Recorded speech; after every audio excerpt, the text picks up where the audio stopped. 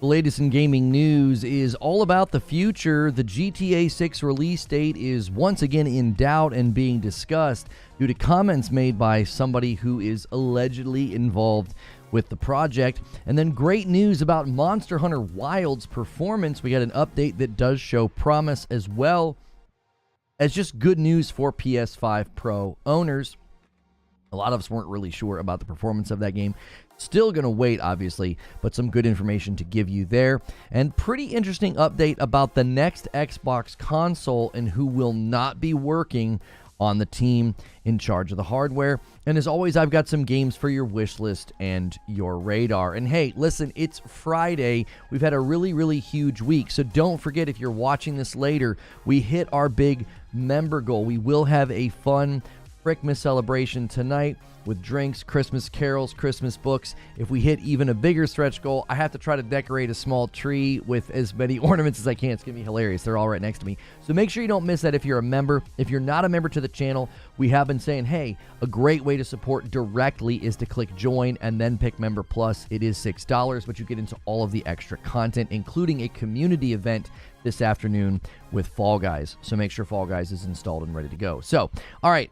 This GTA 6 thing is probably going to continue to be something that we have to visit every now and again, literally leading all the way up to when the game finally comes out. So in case you missed it, one of the actors from both GTA 5 and Red Dead Redemption 2 made remarks that got the rumor mill churning once again about the GTA 6 release date. Insider Gaming reported the following. In a recent interview uploaded to YouTube, Johnny Ray Gill, a veteran actor and performer who had roles in GTA 5 and Red Dead Redemption 2, makes a thinly veiled suggestion about his involvement in Grand Theft Auto 6. And obviously, if anybody's talking about Grand Theft Auto 6, the question is, what is the GTA 6 release date? And this is what he said. During the interview, the American actor and producer explained that he worked on what he worked on when GTA 5 was in development, and then heavily referenced being involved in, quote, another situation in that world that may be coming out in 2025 or 2026. Obviously, he's talking about, yeah, I'm going to be back in that world. Now, I don't think he's talking about like DLC or anything, right? But it's the 2025 and the 2026, it's the whole it may be coming out thing. This is pretty fairly normal in my mind. I think he knows his involvement's going to draw speculation, so he doesn't want to come out and say when the game is coming out, since they have not given a hard release date. He's also making sure just to make, let people know, like, it may be coming out in 2025 or 2026, which is pretty much what everybody has been saying up to now. This likely is not because he knows anything. I don't think he's, like, heard anything, and he's like, oh, I better say 2025 or 2026. I think what he's saying is like, he kind of knows how these things tend to go, and this is a pretty big project. He was involved with two other gigantic projects with GTA 5 and Red Dead Redemption 2, so he knows that the release window is somewhat in flux. Now, just a month ago, Take-Two picked the fall of 2025 as their more specific release window. So that was very recent in an earnings call, and Strauss Zelnick said they picked that window because they are confident in that timing. So the continued, rumors about, oh, it's been delayed or, oh, something happened doesn't really line up with what they're telling on their, shareholders calls, what they're telling on their earnings calls. So I would say that it's likely not moved, it's not slipped, it's not, it's not been delayed or anything like that. In my mind, it would be still on pace unless we hear anything specific.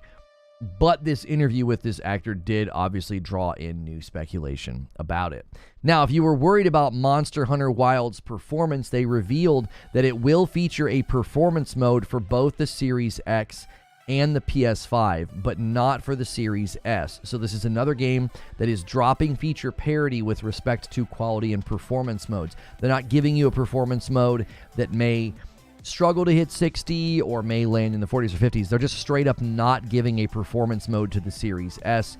This should not come as a surprise given the way things have gone this generation about the power of the Series S, which is actually related to our next story that I'll get to in just a moment. There will also be a PS5 Pro patch day 1 for Monster Hunter Wilds, so I'm actually interested to see where this game lands with performance. Dragon's Dogma 2 was notoriously bad with respect to performance, but the one patch did help a bit, and then the Pro got pretty big jumps in frame rate in some of the more troublesome areas. It was landing in the mid-50s, which was actually pretty impressive. Now, keep in mind, these performance mode for the performance modes for PS5 and the Series X are targeting 60 FPS, as all performance modes do. I really don't think, given everything we've seen, that you're going to get a lock 60 or a stable 60 based on what we've seen of monsterhunterwilds performance and issues with optimization. Now, maybe as time goes on, they can patch and get things to a better place, but I would not hold my breath. If you're really, really wanting this game to be in a lock solid, stable 60, I would say wait. Wait for the reviews to come out. If that's going to be a huge turnoff for you, they have been having issues with this engine in larger, more open world games with respect to performance. So I would hold off and wait. But I'm obviously hopeful that it can hit good performance. That's definitely something that I'm always considering when I'm buying games like that. I'm not a Monhunt guy, but if it was, you know, they added something or there was something fun I wanted to try, or maybe just some co-op events or something with the community, I would certainly want to have the game running well. Now, given what I said about the Series S and it not getting a performance mode, it's actually related to the next story. The next Xbox is seemingly not going to involve the person that you see in this video. He was heavily involved in the marketing of the Series S. This is the infamous video right here called Inside the Xbox Series S. It's a 4-year-old video that Xbox set to private on their own YouTube channel, largely because everything in this video turned out to be pretty false with respect to promises about performance, how closely it would be to the Series X, and how really all you would do is get 1440 instead of the 4K, and you would get all the rest of the great performance and all the rest of the great features. And that has turned out to be basically 100% false. Now, The Verge reported about an upcoming Lenovo event.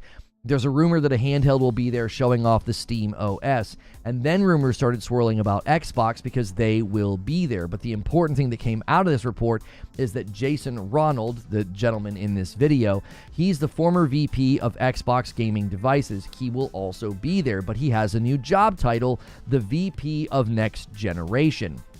Now, obviously, I found that initially pretty concerning. He was the one in this video. He was seemingly the one sort of at the spearhead, at the front, at the center of the Series X and S, as well as all the promises made about it. And he either was extremely over-ambitious or overconfident in what this thing could do, which I would imagine if you're one of the people working at Xbox in the higher-up position, they're probably pretty disappointed with where the Series X and S hardware landed, specifically with performance and sales. So he has seemingly been moved from that team because we heard then in the follow-up of this report that he was actually replaced. Nick Baker from Xbox Era said that Jason Ronald, the person responsible for the Series X and S hardware, will not be in charge of Microsoft's next gaming device. His team was replaced by the Surface team. Now, this is interesting for two reasons. First, it appears that he was given a lateral move to get him away from the next hardware project. The VP of Next Generation is a pretty vague title. Secondly, the Surface team being involved points to a handheld being the next device, or at the very least, it's attached to or central to the device strategy of Xbox going forward. I've said for a while that I would love the Surface team to be in charge of the handheld that they eventually come out with, because Phil Spencer made it very clear that that's where things were headed, and I think they could bring something very good to the market. So we're going to have to wait and see if this event on January the 7th with Lenovo brings any new announcements from Xbox. We'll have to wait and see. I'm genuinely surprised that they are sending Jason Ronald, though, because having him represent Xbox hardware at this point, given how poorly the Xbox Series S and X marketing turned out, having him at the center of anything related to hardware seems like a misfire.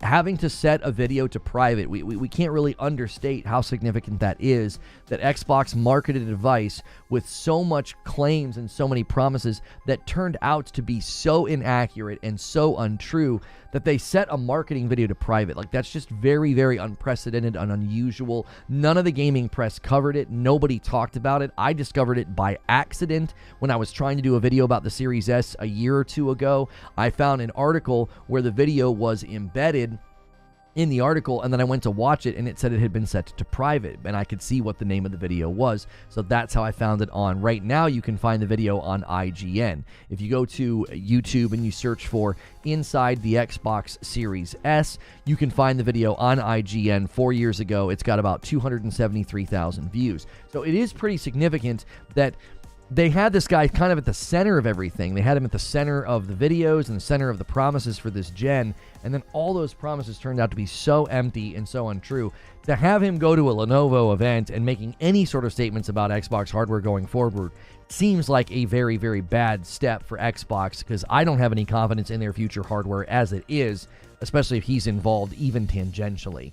So that's pretty much it for the gaming news. Gaming news is slowed down a teeny bit, but we got, GTA 6, monsterhunterwilds, and this things with Xbox. So now I've got some games for your wish list and your radar, and I wanted to circle back on some games that I had already kind of put on your radar, and I wanted to see how they were doing. And this is linked Banner of the Spark. It launched into early access in October. It currently has a 94% on Steam. It's a fast and frenetic co-op roguelite, and it is currently on sale for $18.74 as opposed to $25. Now, I'm not seeing any plans or comments about this coming to console, but I would love to see this come to console. Definitely worth checking out if you are on PC and this is your type of game, given the score and the fact that it's been in early access for only 2 months, and it has such a good score. Staying in the 90s is very impressive, so the 94% is great to see. I was actually going to try this one out, but again, the family sharing on Steam means I have to buy a game twice, and I'm just not really wanting to do that and then risk having the game not be all that enjoyable. So I would love to have this one the console. So that one is definitely worth checking out given the review score. And another one I put on your radar is called Realm of Ink. This one is currently in early access on Steam, and they do have plans to come to all platforms, including the old-gen consoles and the Nintendo Switch. It's $15 on Steam, and it currently has a 92% user score, so it is currently in early access on Steam and nowhere else. It's obviously very Hades-inspired. It is a roguelike. I felt like it was a more approachable game than Hades. Hades, the first couple of times you get to that first or even sometimes that second boss, it can be very, very tough. This game seemed to be a little bit more approachable. And there is also lots and lots of characters to switch between. And the various characters, they really felt unique and very distinct from each other, having very different strategies of movement and attacks, and the way that you combine all the various things to make your abilities different and your stronger abilities different. It was actually really enjoyable. So check out Realm of Ink right now. Again, $15 with a 92%, not bad. And again, it is headed to all consoles at some point. Now, this game has been actually out for a while. Biped is a co-op action-adventure game, and it's been out since 2020, but it recently hit PS Plus, so those of you that had PS Plus can check this one out. It's a co-op action-adventure game, and it's on sale right now on Steam for $4. And they actually just recently announced a sequel, so it's definitely worth checking this game out right now with knowing that a sequel is on the way. PlayStation just put this trailer up 2 days ago. I believe it just recently came to console, to PlayStation. So on the... Actually, no, it came on the 17th. It didn't just come. It's been on PlayStation just for a couple of days now. The trailer says right below it. I didn't realize that. Figuring that out right now. But it is on PS Plus. So it's always fun to have a good couch co-op game for the holidays, so be sure to check out Biped. It looks fun, and also one for, all ages. It doesn't look like one where you'll have to, sit out if you're younger or, older. They did have a lot of people there sitting on the couch and having a good time with it. So those are games for your wish list and your radar. And just a quick recap, the GTA 6 release date sort of in doubt as one of the actors speaks out. The Monhun performance modes are looking promising, and then there will be a PS5 Pro patch day 1. And then the next Xbox is not going to include one of the central figures of all the marketing from back then, so the Surface team seems to be stepping in to work on that next Xbox console. And so that's the news, and now it's time for the discussion. Guys, happy Friday to you. Thank you for already going crazy with gifteds while I was doing the show open. And good news, feed finally got a membership. We're not quite sure when it happened, but he showed up in morning coffee this morning, so happy to have you back. Feed Mike on the mic. Han shot first, and so did you, with the first gifted member of the day, and then one from Jazster, and then one from Joker Quinn. Thank you guys for those 3 gifted members, and that takes us to 624. We have everything set up for this evening's celebration, and I overestimated. That's actually a really small tree, and I have way too many ornaments, so we actually thought it would be really funny tonight. If you guys hit the stretch goal, I will not just be singing and reading books to you and laughing and having a good time. I'm going to have to try to decorate and get every single light, every single ornament on the tree. So don't miss that tonight if you are a member. That'll be a fun celebration. And this afternoon, don't miss out an opportunity to play Fall Guys with the community, with me and Hilly. We're really, really grateful for everybody who continues to come back in and renew their member and become a member or gift members to make those things possible. The Leninator with 4 months of memberships. Merry Christmas from Scotland. Rockstar Games should give fans Christmas gift trailer number 2 on Christmas Day. Nobody would expect it. That would be hilarious. And then Zero Connection with 13 months as a member says, have you heard any update on Death Stranding 2? Is the 2025 still on the table? I believe it's still on the table because PlayStation pushed out a blog not too long ago, maybe a week or 2 ago, and they have it listed as one of the games coming next year. As a reminder to both the Leninator and Zero Connection, if you're paying for your own membership, you're going to want to bump up to Member Plus. We're trying to get that Member Plus number to 600 or more, and I can't tell the difference between members and gifted members until you bump up to Member Plus, so I can't add you to the total because that would be counting you twice if you are on a gifted. There's no problem with that, but I just don't want to count you twice. Wolf Saints with a Member Plus in 15 months. Happy holidays. And then a single gifted from Soldier comes in. That's 2, taking the count to 626. Thank you guys so much for doing that. Excuse me. So, yeah, the as far as like Death Stranding 2, yeah, I think Death Stranding 2 is still on pace because, again, they just included it in that PlayStation blog about all the games coming out next year. So, what was the first game you showed? I remember seeing it earlier this year. It's called Linked. You spell linked with a Y. Lynked. Linked Banner of the Spark. Linked Banner of the Spark. So, again, it went into early access on Steam late October, and it's got a great score. People seem to be really, really enjoying it. Do you know what Xbox Inside guy who say that Indiana Jones coming to PS5 just confirmed last night that Gears of War E-Day and Halo and all future games will be day and date on PlayStation?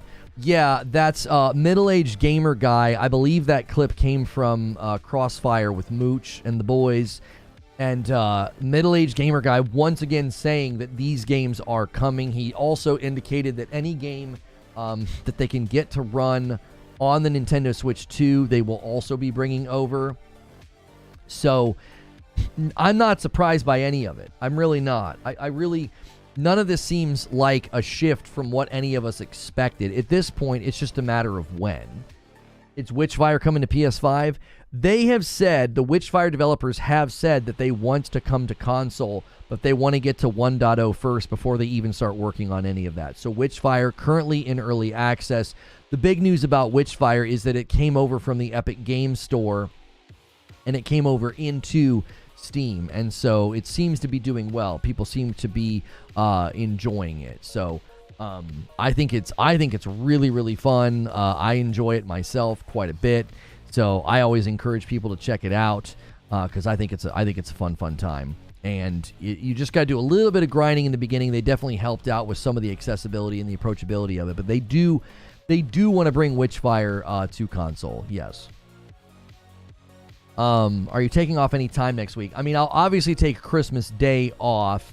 I think the day before Christmas, on Christmas Eve, we'll just do a morning show. I don't think I'll do an upload. I won't do any members content in the afternoon or anything like that. And then the day after Christmas, I'll probably just boot up and do a member stream that day and just like play video games and hang out or something, just to like make sure people that are members and don't have anywhere to be or travel have somewhere to hang out. The question is not for you, Lono. Does the Switch play nicely at all with... Yeah, I don't know what you're talking about. I'm surprised about day and date. I thought they had more timed exclusive. Xbox just give up on the exclusives anymore. Well, what's interesting is is that Mag, middle-aged gamer guy, Mag is basically saying the same thing that Jez Corden just started saying on Twitter. And we theorized, good morning, Dark Taco, we theorized that Jez got like a nudge from an insider that said, listen, exclusives are done. We're not doing them anymore. It's not happening anymore. Because Jez said that, Fable was monstrously expensive. It's going to be coming to PlayStation. He also said that, like, the era of exclusives is just gone. Right? I said it wasn't for you. Why are you reading my private things? And so I think this, if you want my theory on what happened, Microsoft kicked the door in earlier this year and said, we're making significant changes to all of these plans. All right. And I think because of that, that's why you had guys in the position where, like, where Mag is and Jez is along the chain link of communication. It's going to take changes some time to get to them. The reason I think Mag heard first is he indicated on the podcast, he talks to like executive level people. He talks pretty far up the food chain. Now, some of these journalists, some of these people who write blogs, some of these people who create content, who have contacts at Microsoft, it's very likely their contacts are a little bit further down the food chain. Okay, that's not a slam. I just think that's the reality. And so I think the reason that guys like Mag were saying things first, and then eventually now you've got everybody saying, oh no, I've heard the same thing, is it takes a long time for that to like permeate throughout. So I think you had a lot of Xbox insiders and people who had contacts at Xbox and Microsoft who were like, I don't know why people keep saying this. I'm not hearing it. Or I heard the opposite. Or I heard plans aren't changing. Well, it's the end of the year. So I think now, everything has permeated down through, and I don't care who you are, right? Doc Dark's janitors. I don't care if it's Doc Dark's janitor or if it's one of the C-suite employees. Everybody's on the same page. And the same page is, we're not doing exclusives anymore. We're not. We're done doing exclusives. And I think the reason that is I think Satya basically stepped in the room and said, we're doing this my way now. He said during the FTC trial that if he had it his way, there'd be no exclusives. The reason I think it took so long for certain persons to kind of like get the memo and get updated info is because that's just how long these changes took to kind of permeate through all the different departments. But I think earlier this year, that's what they did. They kicked the door in and said, this is what we're doing and this is where we're going. That's why I think there were all those leaks and rumors. Think about it. That podcast with Phil and Sarah Bond and Matt Booty was so reactionary. That did not feel planned. It felt very awkward. It felt very strange. And even the verbiage and the language that they used, it's just a bunch of damage control. Right? Go back and watch that podcast now with clear eyes.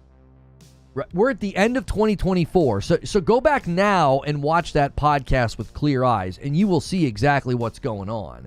They are 100% doing damage control because it's Microsoft's bidding. Microsoft basically said, this is where we're going, this is what we're doing, and so get your teams on board. And more than likely, the Xbox team, the executives were like, we're going to have some kind of a PR stunt here where we go out and calm everybody down because of everything that they're hearing. This is going to bubble over. These announcements are coming. They knew that Sea of Thieves, Hi-Fi Rush, Pentiment, and Grounded, they knew those were coming. But I don't think they anticipated it leaking. I also don't think they anticipated Microsoft saying, yeah, we're doing all of it. We're putting this into high gear. Clear eyes, full heart, can't lose. That's right. Rockstar just posted on Instagram, Happy Moon Festival. Are you trolling? Did they actually do that? Or are you getting trolled? Is it the official Rockstar account? Because I feel like there are some fake ones out there. Yeah, I'm not. Are you sure they even have an official account on Instagram? What would it be under? I don't even see them. I don't see an official Rockstar account.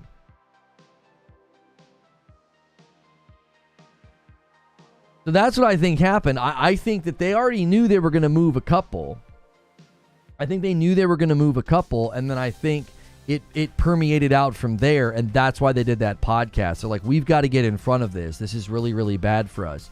And you can see the results.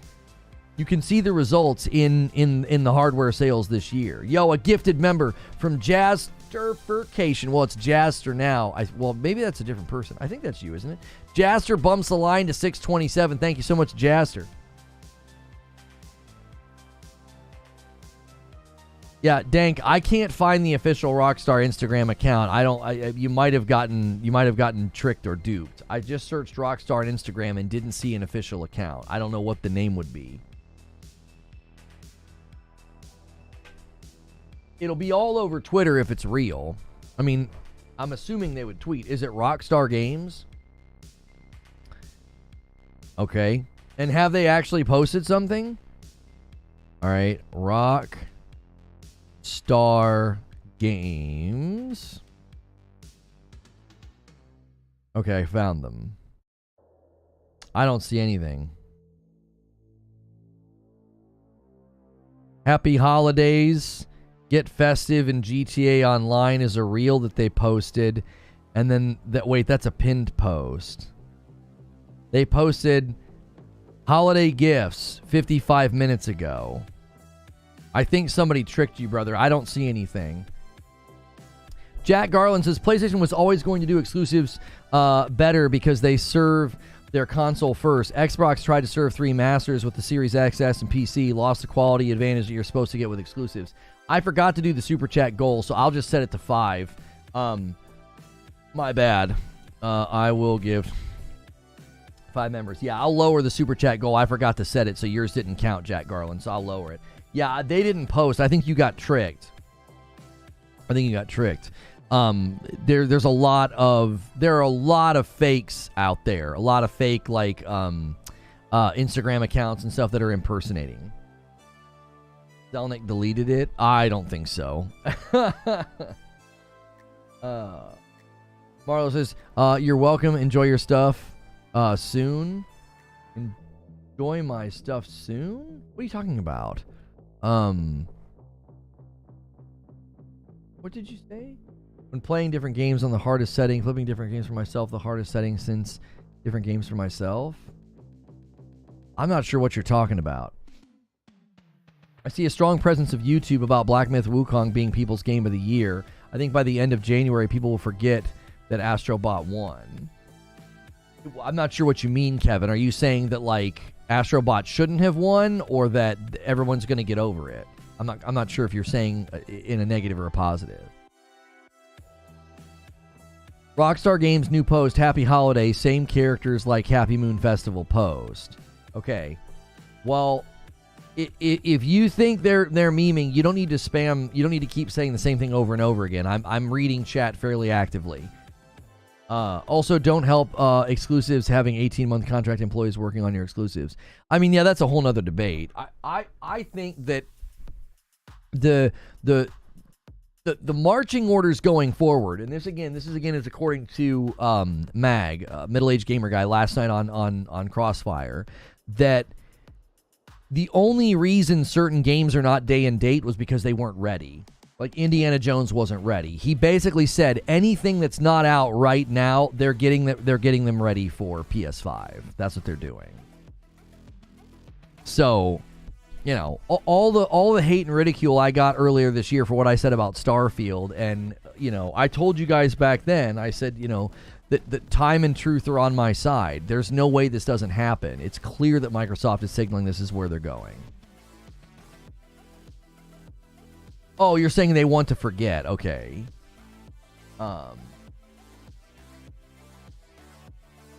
So, I think, Zubair says, I think if Xbox dropped bangers, none of this would have mattered. It's the lack of games that magnified all the other issues.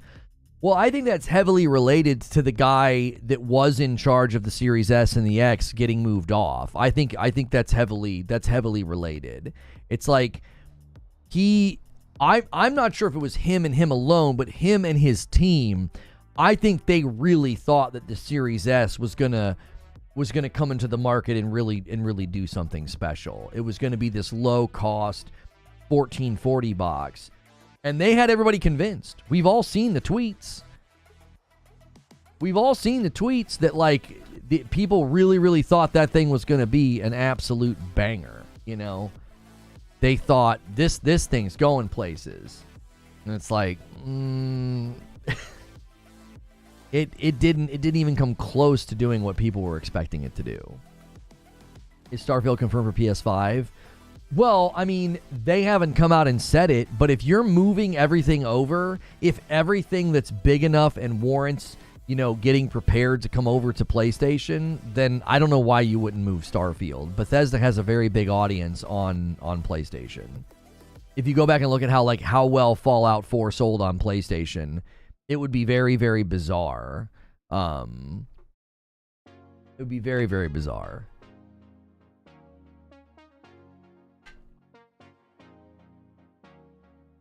You may have missed this earlier, but I really think the exec saw old games running at 1440, 120 on the S and thought that's how future games would be too. I mean, it's very possible that they saw that, and it's very possible, Zubair, that internally that's what they were using to demo the S. They were showing executives or higher ups, like, look at what we're going to be able to do with this thing, but it was running old games. Because you remember the dialogue when the S came out. I constantly had guys coming in and telling me, well, the Xbox Series S has more 60 FPS games than the PS5. And I'm like, I don't know why you're saying this. It was insane. Well, that's what the marketing fixated on. The marketing fixated on FPS boost and old games and backwards compatibility because they didn't have this bang-up lineup of games, and it was not going to hit that level of performance, so they focused on the old games. What's crazy is, if they had just given the Series S 12 gig of RAM, we wouldn't even be bashing it. I mean, I think it's more than that, though. I mean, I know the memory is a significant bottleneck, but I still think it would have caused issues.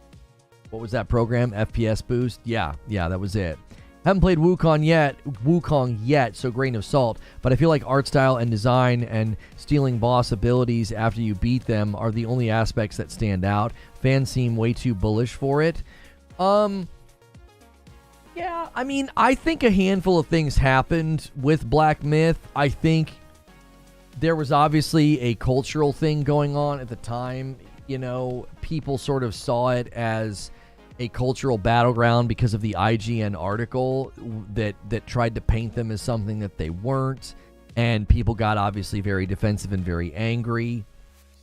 So I think there was a layer there going on with wanting to support and play it because they felt like they were supporting a movement, like a cultural thing. But then I also think it just delivered a very good-looking game, and people liked it. I think that's why everybody, when I was saying performance was poor on the PlayStation, I was getting a lot of disagreement from guys, because there's a whole other layer there of, like, ponies who were celebrating it as, like, a inadvertent, you know, PlayStation exclusive. So they wanted to make it seem like it was way better than it actually was, to rub it in the Xbox guy's face. And I was like, this runs like crap. I'm not going to play this, you know? Do you think the delay for Avowed is them buying time to port it to the PS5? I mean, if that's what's going on, Ghost, and they announce that, I think that would be crazy. I also think they'd be crazy to bring a game to PS5 capped at 30 FPS. I mean, good luck with that. I think that'd kill any chance of it doing well on PlayStation. I mean, unless the name alone is enough. I don't know if that's why they delayed it. I think if that's why they would have delayed it, that would be... Well, maybe they'll wait and they'll announce that when it comes out. They'll have it at the Developer Direct. They'll give us an official... Well, no, we have the official release date. They'll re-emphasize the release date, and then, you know... Did you see Alana's dev about her seeing the Black Myth Wukong devs actually crying that they didn't win Game of the Year? She said that she saw somebody in their group crying, and then somebody from IGN China got in a big spat with her about it and said that that wasn't true. You can clearly look at the screenshots. They're not clapping when Astrobot won. I really think they thought they had it in the bag, and they were probably devastated. A VIP renewal from Rogue Necro. People were really having a go at her and, like, saying that she shouldn't have said it, and it was like a betrayal of trust. And I was like, man, y'all are taking this way too seriously. All she said was that she saw somebody in that group crying when they didn't win Game of the Year. You know what I mean? I don't get the response to her saying that. People were really nasty that she like shared that information. What trust? I'm not sure what you're responding to. Not blaming you for anything past the morning to you then. Marlo, I'm not sure if you're talking to us. Your interaction with chat doesn't make any sense. You're saying things that don't make sense. You just keep saying you're welcome. You said hilarious to have Scottish peeps doing it. Are you talking to us? I'm not sure who you're talking about. At least Prince of Persia: The Lost Crown won a Game of the Year nominee for IGN, and then it won Best Action Game. Oh yeah, Metaphor got IGN's Game of the Year, which I actually was kind of thinking. I was like, dude, Metaphor could have swooped in and stole the whole thing. They had won a lot of awards up to that point. Why would she bring it up though? Was she trying to cause drama? She betrayed their trust. Why did she have a duty to them? What trust did she betray? Wasn't this in the public? Yeah, they were all in the public and on camera. It wasn't like a closed meeting. Dope shirt. Thank you. It's my Punisher Christmas shirt. I don't feel like she betrayed any trust. It was just like she was just having a conversation. I think it just came out in one of her streams. I literally think she was just like having a conversation with chat about everything that had transpired. And that was it. Like that was all she was doing, is being like, well, yeah, they got pretty upset when they didn't win. Any news about Black Myth coming to Xbox? No. I got news for you. Y'all don't want it in its current state. They're out here trying to make it run better for the pro, and I don't even think they achieved that. They didn't remove frame gen. They did some stuff for quality and balanced, but it's a not so ugly Christmas sweater. That's right. My bad. I forgot the internet likes to use words and phrases without any attention to what they actually mean. Yeah, it was like, oh, they broke trust. And I'm like, what do you mean broke trust? Like, I agree with you, Zubair. It was like, it wasn't a private meeting. It wasn't a private event. And then she like betrayed, like if you go to a private event and they like make you put your cell phone away, right? And they're like, hey, you're signing NDAs and stuff, then sure, you could be upset that she shared it. But like, as far as I could understand the context of it coming out, she was literally just sitting there talking with like, I think she was just like streaming and like just let it be known that they were really upset. And obviously that game, for whatever reason, has become like this big battleground for a fight because everybody thinks it was robbed. Everybody thinks the event was rigged. I've seen people say things like, screw the Game Awards, what a joke. And it's just like, I don't understand why you would care about a Game Awards event if it's only good when everything goes your way. Like, that's not an event worth watching then. Was so close to having you play Metaphor. Foiled again, right, Omar? So it's not happening. Maybe we should just get PlayStation now. I'm not going to tell you that Black Myth coming to Xbox isn't happening. I'm just like, dude, I wouldn't expect it anytime soon. I wouldn't expect it anytime soon. They're still not getting it to good performance, in my opinion. They're still not getting it to good performance on PlayStation. Black Myth didn't win because of performance issues, period. The Game Awards Game of the Year guidelines, the game that excels in creative and technical fields. I don't know if that's why, but I also think it didn't get the greatest score from a lot of the outlets, so they probably didn't vote for it. It's 117th on OpenCritic. A lot of the outlets that took part in the voting probably did not vote for Black Myth Wukong. They voted. It got nominated. It got nominated. But I don't think when it came time to vote for the actual Game of the Year, I don't think a lot of outlets voted for it. I think Metaphor was in second place. I wouldn't even recommend Black Myth on any console. Yeah, with its current state and how it runs on the PlayStation 5, if it finally comes to Xbox, I would be like, dude, I wouldn't buy it. I would wait.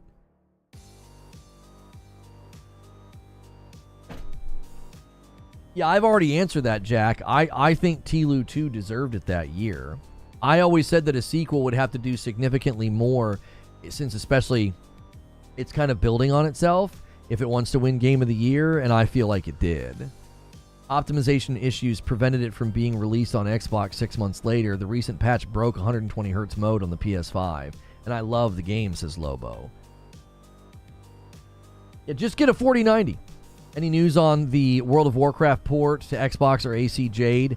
I've not seen anything on either of those titles recently, no. Why care so much about what critics think, or awards for that matter?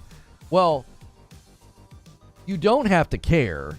Nobody's saying that you have to care, but in the context of the discussion, if we're going to be talking about the Game Awards, you have to consider what the critics say.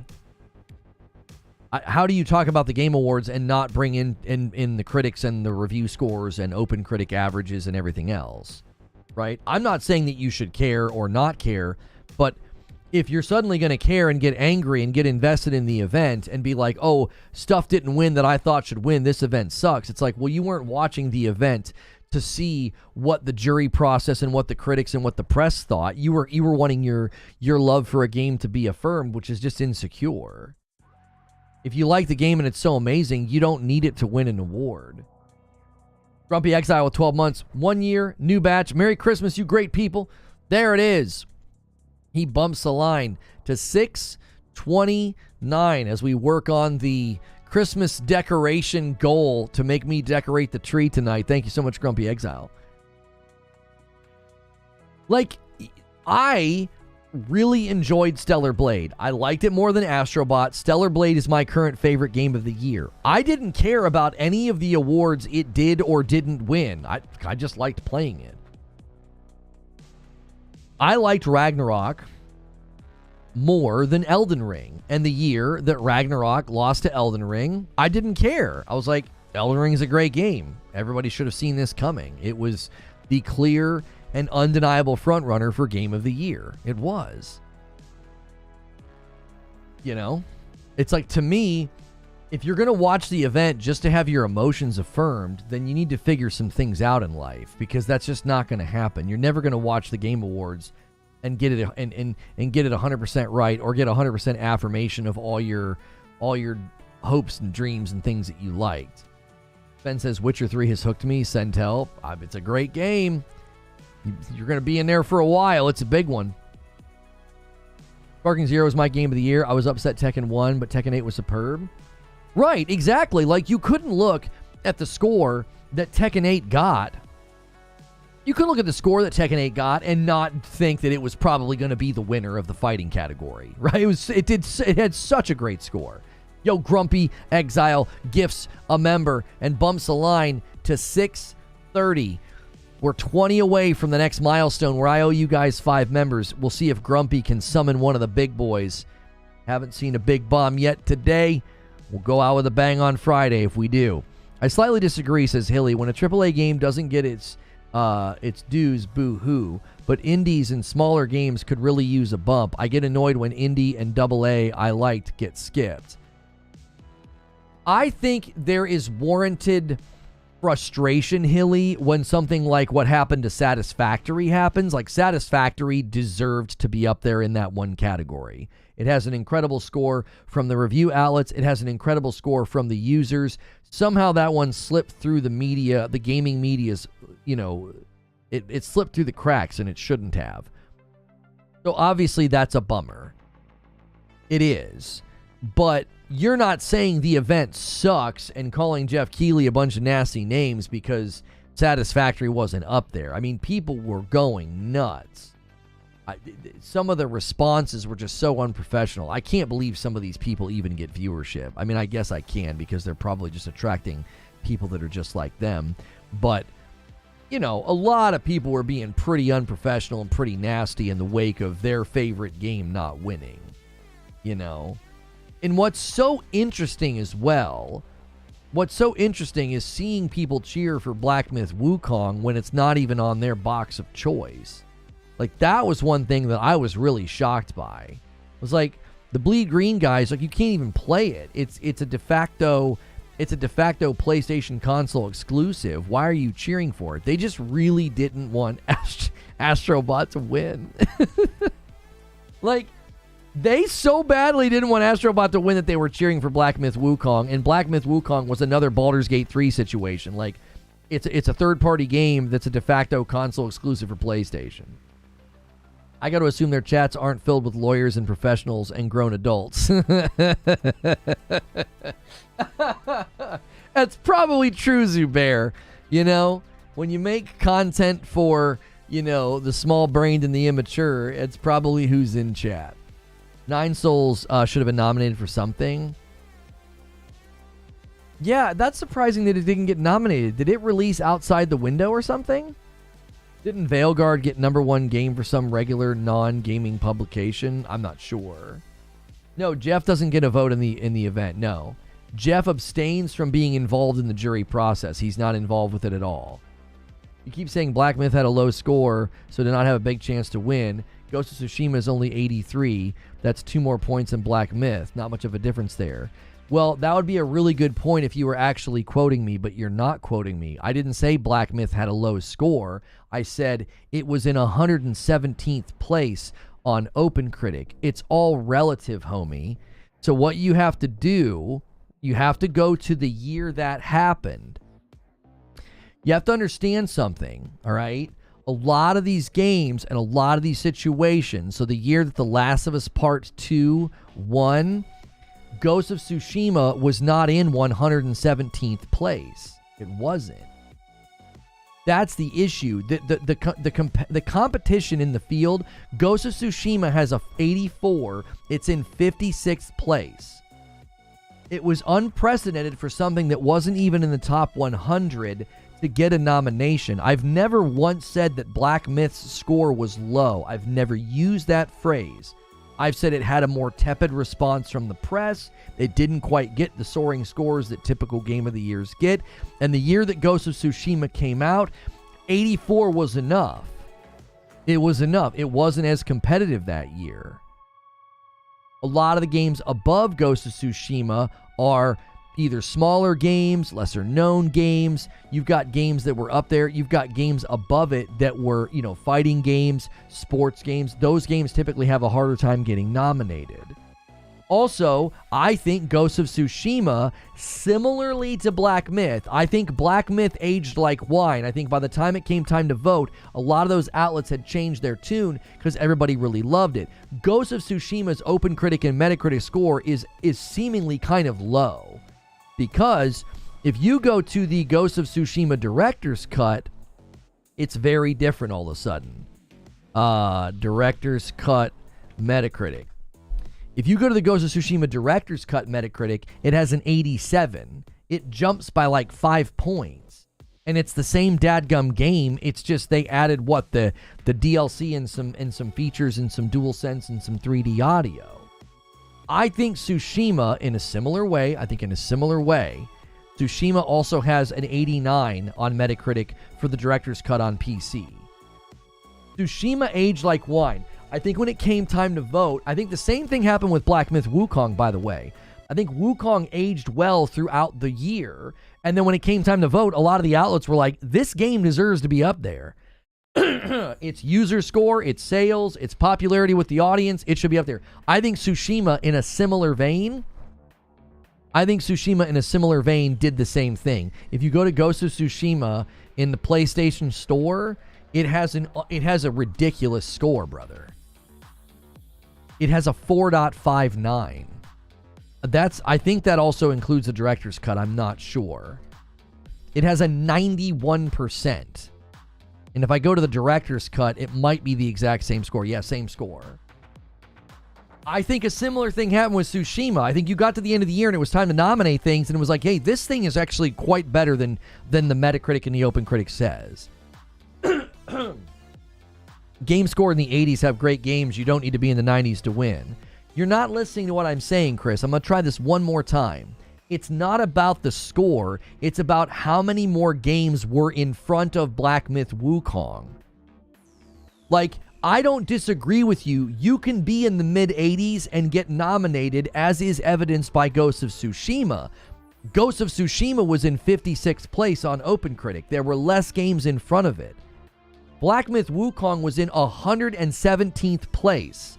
Yeah, I think Ghost of Tsushima Legends coming out for free and adding more content to the game, I think that changed a lot of people's opinion about the game. I think they thought, this game is quite good. These developers really deserve some credit here. And I think Black Myth Wukong, I've never once been like, oh, the score was too low. It was always, it's not high enough in the ranking. It's not going to get enough votes from the outlets. I have been completely misrepresented, as is typical with liars and grifters who can't make content of their own, insight and creativity. They have to hate on other people and lie about them. I have never once said that Wukong didn't deserve it because it was bad or that its score was bad. It was always a mathematical prediction. I was always making a mathematical prediction. You're in 117th place on OpenCritic. The outlets and the people in the jury process gave so many other games higher scores, it's going to lose according to math, is what I said. And I ended up being right. I was like, it still isn't going to win. I was like, I said the same thing about Erdtree. I said, I don't think enough of these outlets are going to vote for a DLC to win Game of the Year. And I don't think enough outlets change their tune about Wukong. I said Astrobot took the world by storm. It's pure mathematical probability that Astrobot's going to win. I'm not disagreeing with you on that part at all. With Black Myth, it had great games out in the same year as Ghost. There were just more games in front of it, Chris. I'm not talking about how good the games were, how bad the games were. It's mathematical. It's like if you have 116 games in front of you and you have 55 games in front of you, one of you has a greater probability of getting nominated than the other. This is just basic math, probability, and statistics. If I've got 55 people in front of me in line and they're doing a raffle and you have 116 people in front of you, you have less chance. You're too far back. There's going to be so many more games that are likely going to get voted. That's all I ever was talking about. And when it came time for the winner, the reason these people are butthurt and angry and seething and yelling and all the clips and salt that we saw about when Black Myth didn't win, the reason they're feeling that is they weren't being logical about it. I wasn't surprised. I told you guys that entire day leading up to that event. I said, Astrobot is going to surprise people. They forget just how well the game did, just how much universal praise it got. That's a mathematical prediction. It's like there are too many outlets that thought Astrobot was the best platformer they had played since Mario Galaxy. And because of that, they're going to vote for it. It's that Nintendo effect. It has that element of joy and mirth. It makes it memorable. It makes it fun. It makes you want to cheer for it. People wanted to cheer for Astrobot. They're like, yeah, this thing needs to win. Ghost was probably my personal game of the year. I had no issue with T-Lu 2. Did a grounded playthrough last year and really elevated it in my eyes. Top 10 games of all time for me. Excuse me. I feel like Ghost in the Garage Gaming came in and said something. I don't know if I acknowledged him. Oh, Mike on the mic. I'm sorry, I missed your super chat. Mike on the mic with a $5 super chat. I feel like Final Fantasy VII Rebirth got robbed. Merry Frickmas. Merry Frickmas, Mike! It did seem interesting that FF7 Rebirth walked away with such a small amount. It seemed like they were going to have a lot more at the start of the year. They were like the front runner in I think many people's minds. So I don't think like recency bias or anything like that got them. I just think there were just so many games. Oh, I did answer Ghost. Ghost asked me about Avowed and the delay in PS5.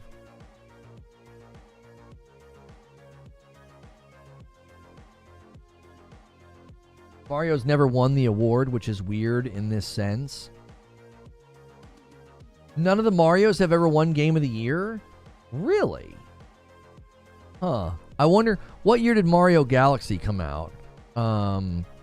Mario Galaxy release date. 2007? What was the Game of the Year in 2007? Well, that back then was when it looks like it was the DICE Awards. Call of Duty Modern Warfare. Call of Duty 4 was pretty dadgum tectonic. That's a rough year to come out. That's like hailed. Call of Duty 4 Call of Duty 4 is seen as like one of the most pivotal moments in Call of Duty's history. So 2007 was a tough year. There's probably a lot of other games that came out that year that were pretty big, right? 2007 biggest video games. What'd you have that year? You had Halo 3, Call of Duty 4, God of War 2, Portal came out that year. That's a tough year for Mario Galaxy. Now, 2010, right? 2010 game of the year, Red Dead Redemption. That was when Mario Galaxy 2 came out. So Mario Galaxy 1 came out and went up against Call of Duty 4. And then Mario Galaxy 2 came out in 2010 and went up against Red Dead Redemption. Well, sorry. Sorry, little buddy. Sorry, little Italian plumber. Those are tough years to come out, bro. If you're hoping for Game of the Year, you know what I mean? That's like coming out the same year Oppenheimer came out. You're like, well, we're not getting the Oscar, you know? That's just the way that it goes. That's just the way that it goes, bro. Sometimes you come out at the wrong time. Dragon's Dogma 2 was 30 FPS and sold 3.3 million to date. Roughly 25% of the sales were driven by the US. And I can assume somewhere between 30 and 40% of the sales were on console. What are you driving at, Lobo? That's crazy. The Switch had Odyssey and Zelda as launch titles. I didn't like Odyssey as much as Mario Galaxy 1 and 2. I kind of wanted a Mario Galaxy 3. I really did.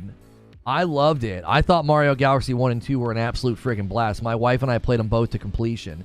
That's why Astro Bot, I think, hit such a chord with so many people.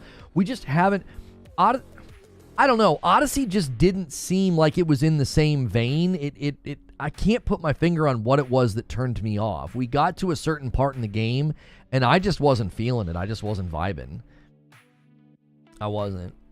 I was like, yeah, I don't think so. This isn't for me, you know? What's somebody saying? Woman bad. Oh, what's with the intergalactic drama? I thought it looks good. I mean, it's going to become a pretty common thing now when the lead character, if the lead character is a muscle mommy or is like a tough looking woman, people are going to have an issue with it. Yeah. Kevin George says chemo girl. Why would you say that? Golly goodness. Because she shaved her head? That's gross, bro. I didn't love Astrobot because I'm dead inside. I'm hearing reports that, you know, Asmongold's really enjoying it. I do. I think if you've grown up playing video games, I don't know how you can't. Someone else did? Oh, someone else in chat said that? Well, who said that? That's kind of offensive, isn't it? I don't know. I'm not trying to, like, police speech here, but that's not very nice to say. I finally tried Breath of the Wild, and the controls are keeping me from vibing hard. What specifically in the controls are messing with you? That's not my opinion. It was a joke. I'm not sure. What did you say, JG? Oh, woman bad. No. I knew what you were saying, JG. You were answering him what the issue is. You were saying woman bad like a caveman. Yeah. I think anytime you have a game come out now, if the character is not if it's not a white guy, right? If it's a black guy, people are going to claim DEI because they don't have the ability to say anything other than something that's rehearsed and parroted across the internet because their brains aren't big enough for it. So they'll just say DEI if it's a black guy. If it's a woman, well, it's a flowchart, right? There's the grift and hate on video games flowchart, okay? So it's like, is it a white guy? We're good, all right? They should just start making them all like fat and derpy, and be like, this is a realistic representation of a lot of men in the world. We're just trying to, you know, we want you to be seen, you know. Anyways, the flowchart is it a white guy? Yes. All right, cool. We're good. Boom, come over here. Is it a black guy? Well, just assume that it's DEI and say something, you know, say some loosely veiled racist comment. Is it a woman? We're on a different flowchart now. Is she hot? Is she scantily clad? Yes? Oh, then we're good.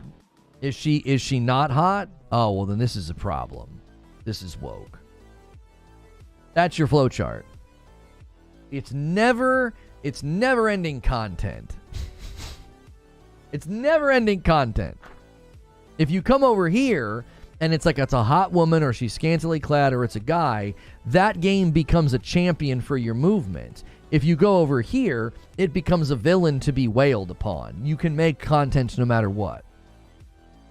It's a foolproof plan of content. The gaming tourist grifter flowchart. That's right. That's it. That's the formula. That's how you make content now. You can double your channel size if you have a decent microphone, camera, and setup and can speak in full sentences. That's it. Yeah, it's the infinite content glitch. Yeah. Never have I been more offended. Stop calling me out. What's good, Mitch? Oh my gosh. I'm sure Astrobot is nice, but it's not my type of game. I don't know what all the hype's about. I'm a Metal Gear kind of guy. Well, it's possible that you and I are very different. It's very possible. For me, I grew up with, I went from Coleco, all the Nintendos, to PC, back to console, back to PC, back to console. I've kind of ping-ponged around. I missed out on the era of PlayStation with Metal Gear. Like Metal Gear, Uncharted 1 through 3, Devil May Cry. I think Devil May Cry was an exclusive for a while, wasn't it? I can't remember. Metal Gear is in Astrobot. That's correct. In any case, when I saw Astrobot, I saw everything that got me into gaming in one really shiny, charming package. It was everything. It reminded me of when we got Mario 64. I still remember the trailer where Mario jumps on the flower, goes up in the air and spins around, and the trailer timed it with the guy saying, "We will take a look around." I still remember that moment. I remember that trailer. I remember that commercial because Mario 64 it seemed insane. It was like, what? We're going to be able to do that? And so Astrobot signaled Mario 64. Astrobot signaled Mario Galaxy. Astrobot signaled just any platformer I've ever played that's been enjoyable, fun, and exciting. It just was everything. It was everything that sort of was there at the birth of my enjoyment and my love for video games. I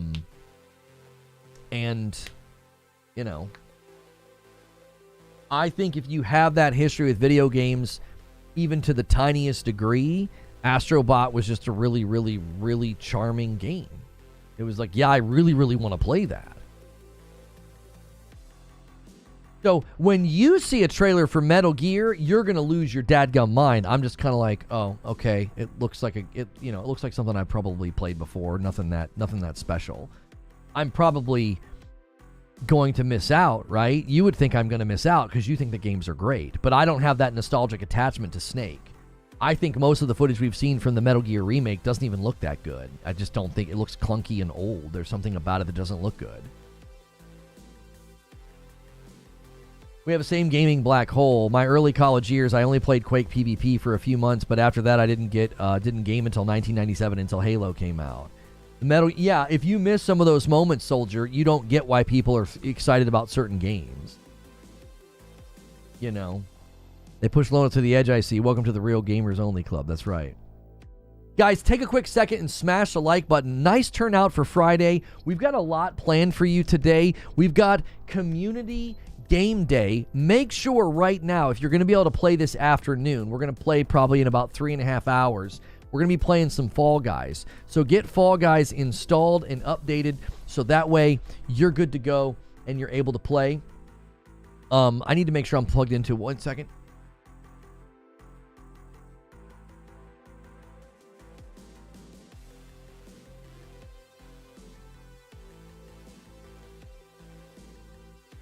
Okay.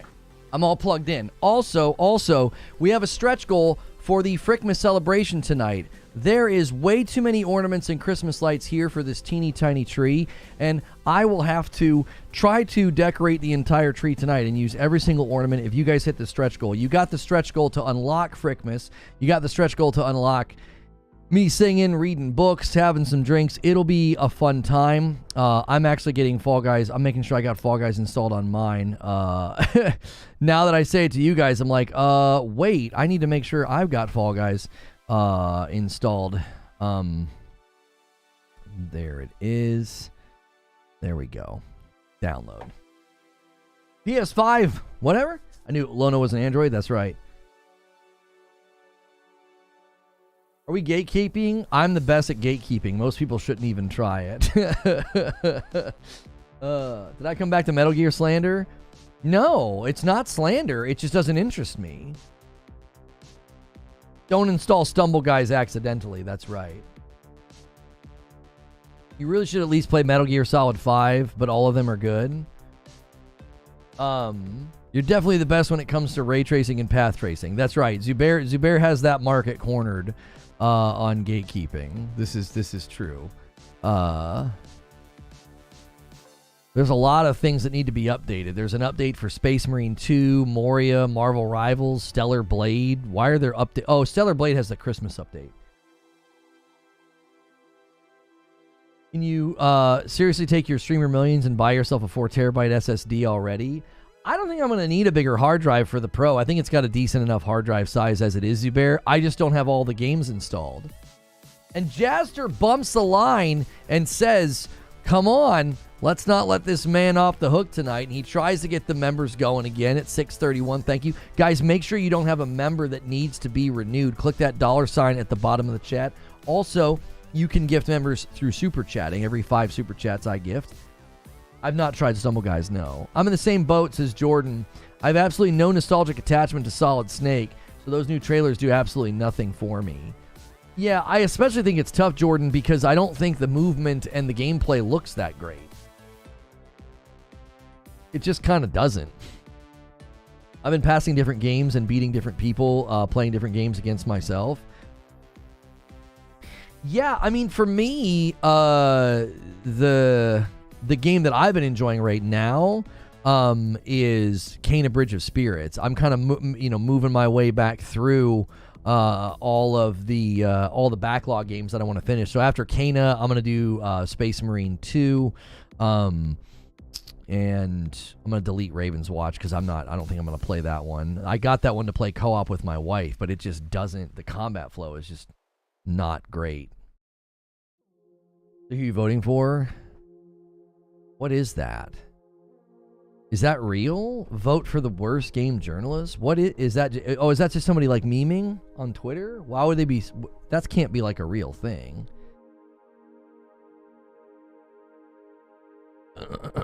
Metal Gear Solid's your favorite franchise? I'm holding out for Metal Gear Solid 3 Remake and Metal Gear Solid 4 Remaster, Metal Gear Solid Remaster Volume 2. You're just listing every game they've ever made and you want them all to be remade or remastered? It's a joke. Oh, they're just joking around. Okay. How is Kena? I like it. I still think they should have gone back and made some changes to the combat. I think the combat can be really, really good. There's moments that I really, really like. I still think having the perfect parry trigger and like an animated little video, I still think that was a bad idea. It doesn't seem to work consistently.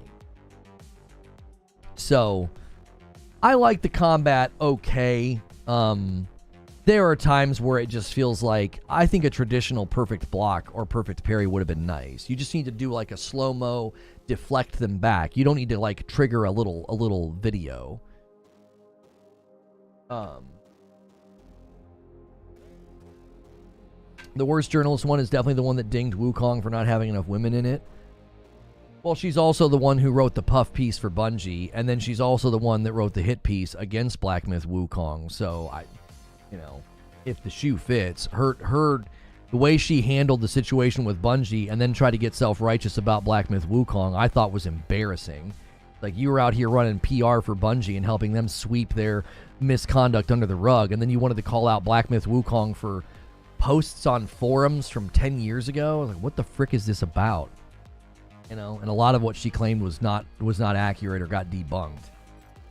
I'm thinking about setting up a cache on my network attached storage with my entire Steam library. So if I want to reinstall a game, it'll be super fast over my local network. Yeah, controlling the spirit slug in Kana is a little... Yeah, it's not great. It's not great. I think they should have just made you become the thing instead of like making Kana control it. But there's times where you have to control it and there's people shooting at you. So I get it. That they were trying to create an environment where you're trying to do two things at once. So anyways, if I had streamer money, I would just buy a bunch of 4 terabyte SSDs. Streamer money's not what you think it is, Zubair. Why do you think I haven't upgraded any of my equipment? If I had streamer money, I have streamer money, and I'm not upgrading anything. My gaming PC arc is pretty much the same. You left around the Dreamcast, no PlayStation 1. Years later, you walked into Funko Land and saw Halo on display, OG Xbox, and was right back in. Never understood Metal Gear Solid or Kojima. Why are you telling Old Man Gaming to leave now? Oh, because he missed out on all those. Xbox Loyalist made sense. Why? Yeah, Black Myth. I don't think it had anything to do with Xbox, Hellstorm. I just think it's another, virtue grab. I don't think it had anything to do with Xbox. I don't. I think a lot of the people that got all self-righteous about Black Myth's devs, I do. I literally think they were just doing the chintzy virtue grab. I just think all that's just run its course. I just don't think nobody cares anymore. Nobody wants to hear from you about I don't know, judging what some other people did or said in some other culture in some other time, Lono's investing all his cash into precious metals. No need to waste money on electronics. Lono, stop that. That one day in chat, the guy told us you have a lavish lifestyle. Yes. My lavish lifestyle with a cracked iPhone screen. What, it was an iPhone 11? So lavish. You mean hideous Kojima? That was so funny, that joke that day. Melinda Juergens. Oh, man.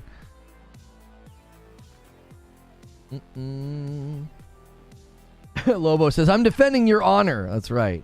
The later boss fights in Kana broke my patience, so no shame if you have to beat it on easy like I did. What about them frustrated you, Adam?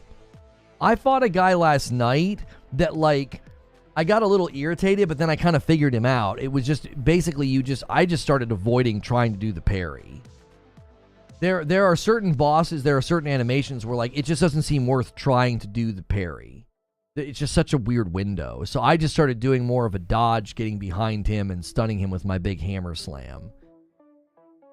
We know you are poor. You only ever wear free t-shirts. Can't even afford adult shirts with collars. You and your 10 vacations a year. They're not vacations. They're family trips. I don't need cinematic deaths and retry screens in Metal Gear Solid. Just let me iterate over deaths quickly. I've never been a big fan when you lose a boss fight and then you've got to run back to the arena, and when you get back to the arena, you have to skip through the cutscene again or watch the cutscene again. I hate that. Let me just retry. You know what I mean? Lono fronting like he isn't in the top 1% of based streamers. I thought the boss fights in Kana were the worst part of the game, says Zuth. Adam says the timing in your attacks versus theirs. Some of it may be dexterity issues from my cerebral palsy, so grain of salt. No, I definitely think there are some elements to the boss fights, like what Zuth is saying. They're not the best.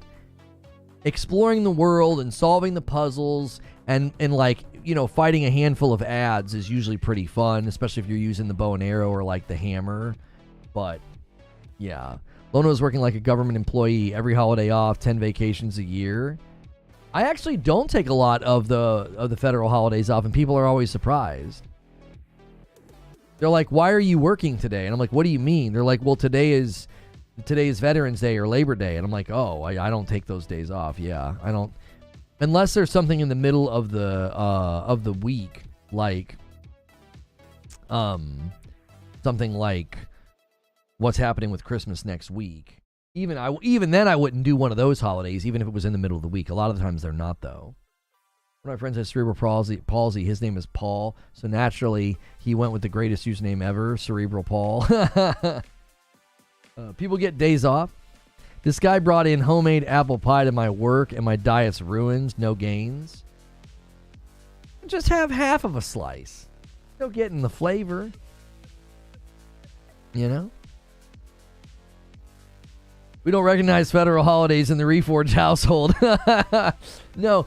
Usually, I only know if it's a holiday because Madam, my wife, is like, the trash isn't going tomorrow, it's going Tuesday. And I'm like, oh, okay. They'll bump it by a day.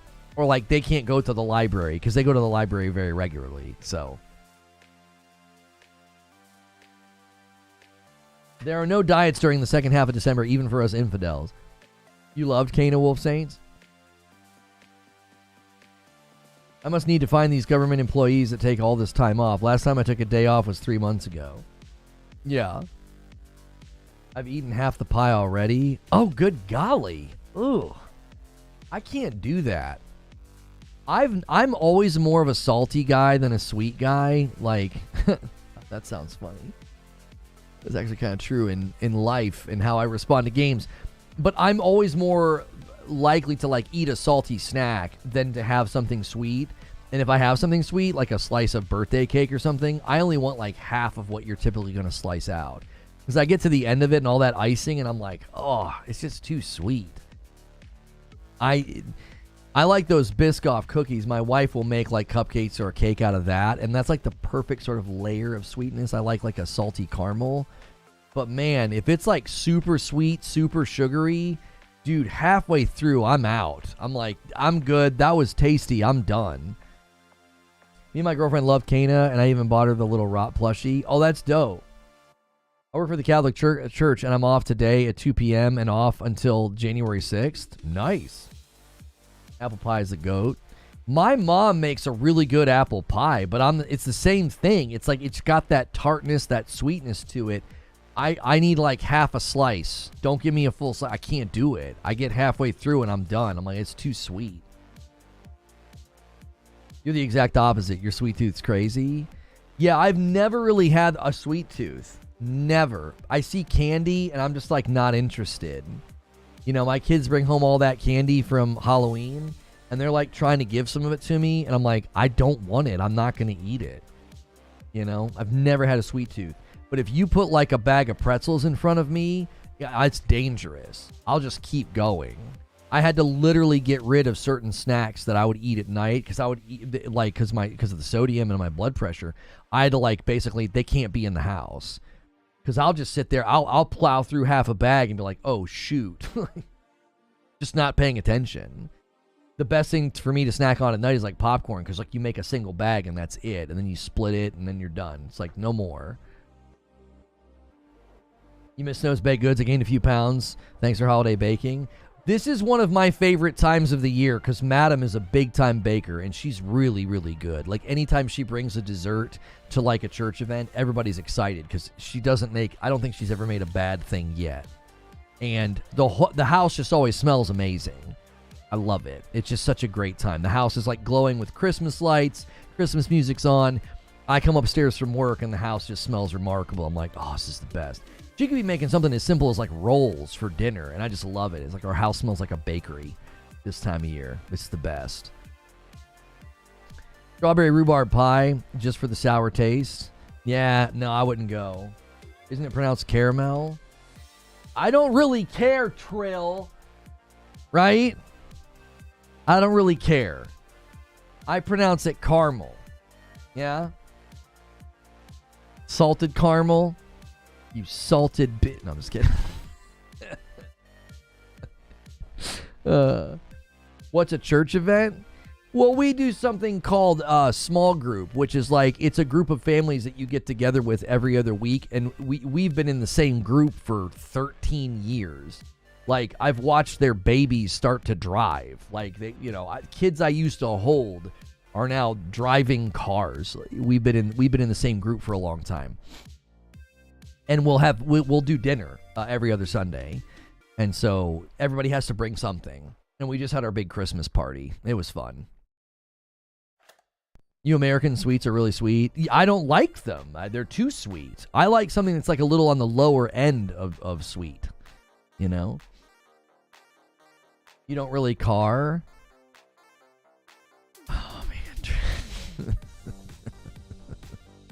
Here, frick you. Frick you, Trill. Baby's driving? That's crazy. Isn't it dangerous for you to hold a baby that's as large as you are? Well, as good as they smell, Zubair, it'd be dangerous for them to be around you, right? You might mistake it for like a dessert. Kind of your church to gather other small people so you don't feel isolated during the holidays. Yes. Yeah. Are you guys this cruel to people in your circles that are under 5'9"? You know what I mean? Like, I'm 5'6", and you guys treat me like I'm shorter than a yardstick. Like, are you guys this cruel, or do you just not have friends that are under 6 foot?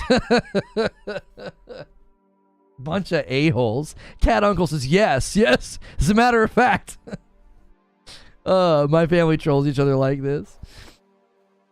Are those kids taller than you now? Yes, Wolf, they actually are. Virtually every teenager I know is taller than me. They always get really excited when they're taller than me. And I'm like, it's not an achievement. It just isn't. That's like saying you're faster than a turtle or a sloth. You haven't achieved much when you finally get taller than me, okay? They're always like, oh, and they come up to me and I'm like, you've not achieved much just yet, all right? I'm pretty short. What did Sneaky say? Check my last, hang on. The funny thing is I ate half the pie, closed the box, and on top it said edible pie. I freaked out for a second. Turns out his name's Eddie, and it's just a clever name for his business. Oh my gosh. If that pie was basically an edible, whoo, you'd be in another dimension right now. You would be seeing the seconds pass in shades of color. You know what I mean? Sorry, bro, but I'm 6'3". That's fine. Hey, man, I'm 5'6", I'll come out in solidarity with you. Yeah, man. Us short kings got to unite here, you know? We don't ever need legroom on an airplane, so we've got that going for us, you know? Vehicles in Borderlands 4 are confirmed to be summoned from almost anywhere in the map, like sparrows in Destiny 2. We've added the ability to generate vehicles. We call them personal vehicles, and you can call them almost at any time. Well, that's a good change. I would say that's a good change. Don't bring up the Todd Howard, Troy Baker picks from the Game Awards. Be nice to Lono. That was cruel, man. Making him walk out there with Troy. That was cruel. Can we get a look at that cute little tree again? No, Trill. You guys might not even hit the goal. So no, if you want to see it, you gotta pay. Frick you, Trill. You better hope MASH shows up today, or y'all aren't getting any decorations. I will walk over that tree and shove it over. I'm 5'8", and when I came time for the all-staff photo at work, a place with a lot of women and Latino men, I realized I was one of the tall people. At 5'8"? Jiminy. It's like a horse that you whistle and the car comes. I don't think so. I think it probably just appears. The tree will look larger next to Lono. You guys are so freaking mean. You're so mean. You're like, Merry Christmas, shorty. You little short idiot tiny guy. Little munchkin. Girl sure has been bold since he got his license back. Can't wait for him to lose it again. Don't worry, I got MASH on speed dial. He's Canadian. You'll put out the Canadian bat signal for MASH. 5'8's considered tall. That's what I'm saying, Hex. Where are all these short women? My wife is short. None of the rest of the women I know are short. They're all a little bit taller than me, dude. You know? Just the way that it goes. Merry Christmas, you gnome. Lono will have to climb to the top of the tree to put the star on top. You'd be able to wail on me for the white in my beard. I'm getting white in my beard. I want it. Look. Oh.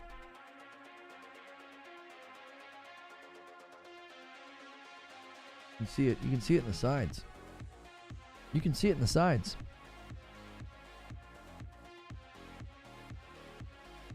Lono has at least 5 inches of hair stacking up on his head, so he's really like 5'2". Why did you just subtract from my height? I'm 5'6". I'm 5'6". It's the worst, and they all pat you on the head. I've never been patted on the head by another adult, bro. I have never been patted on the head by another adult. I can assure you that. You've got no white in your beard. It's just not showing up. No, it's there. It totally is there. It's just not showing up. There's a lot over here, actually. More in the sides, and then I have a couple up here. Sometimes I'll get one up here, and it looks like I have something in my mustache, and it's just a white hair.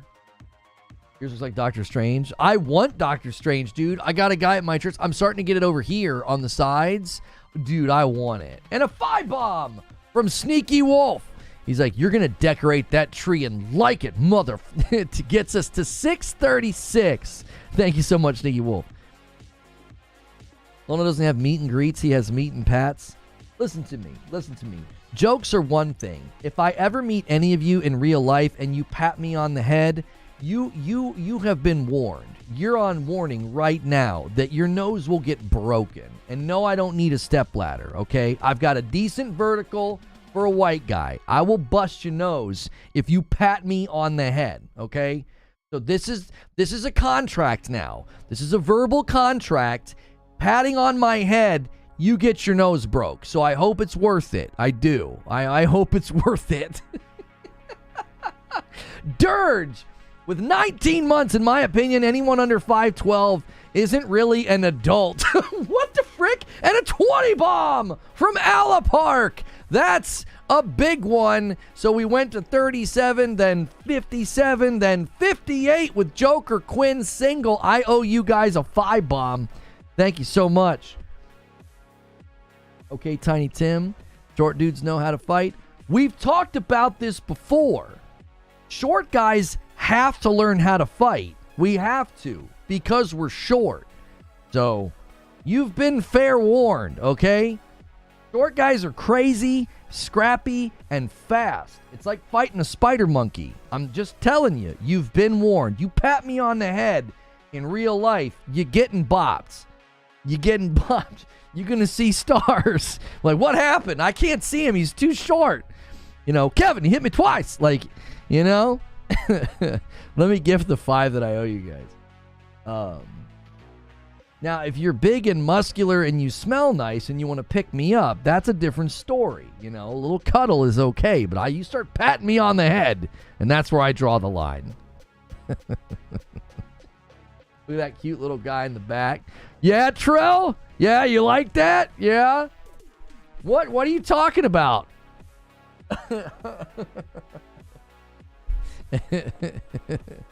Actual footage of Lono fighting the haters. Stop that. Tinkerbell's got hands. You better watch out.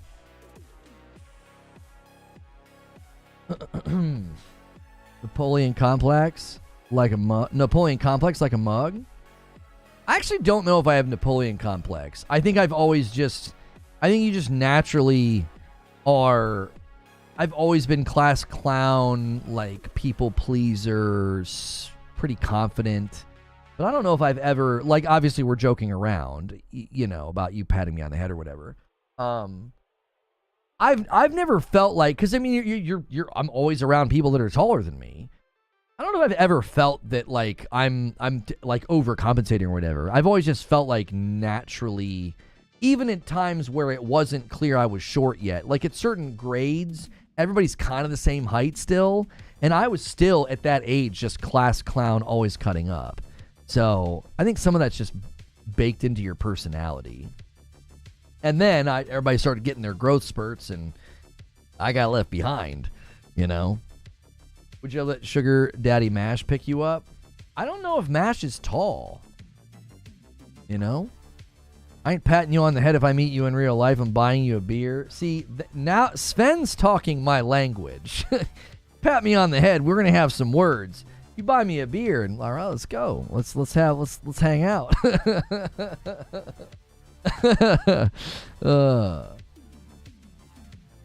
Mash carrying Lona around in a purse like Paris Hilton.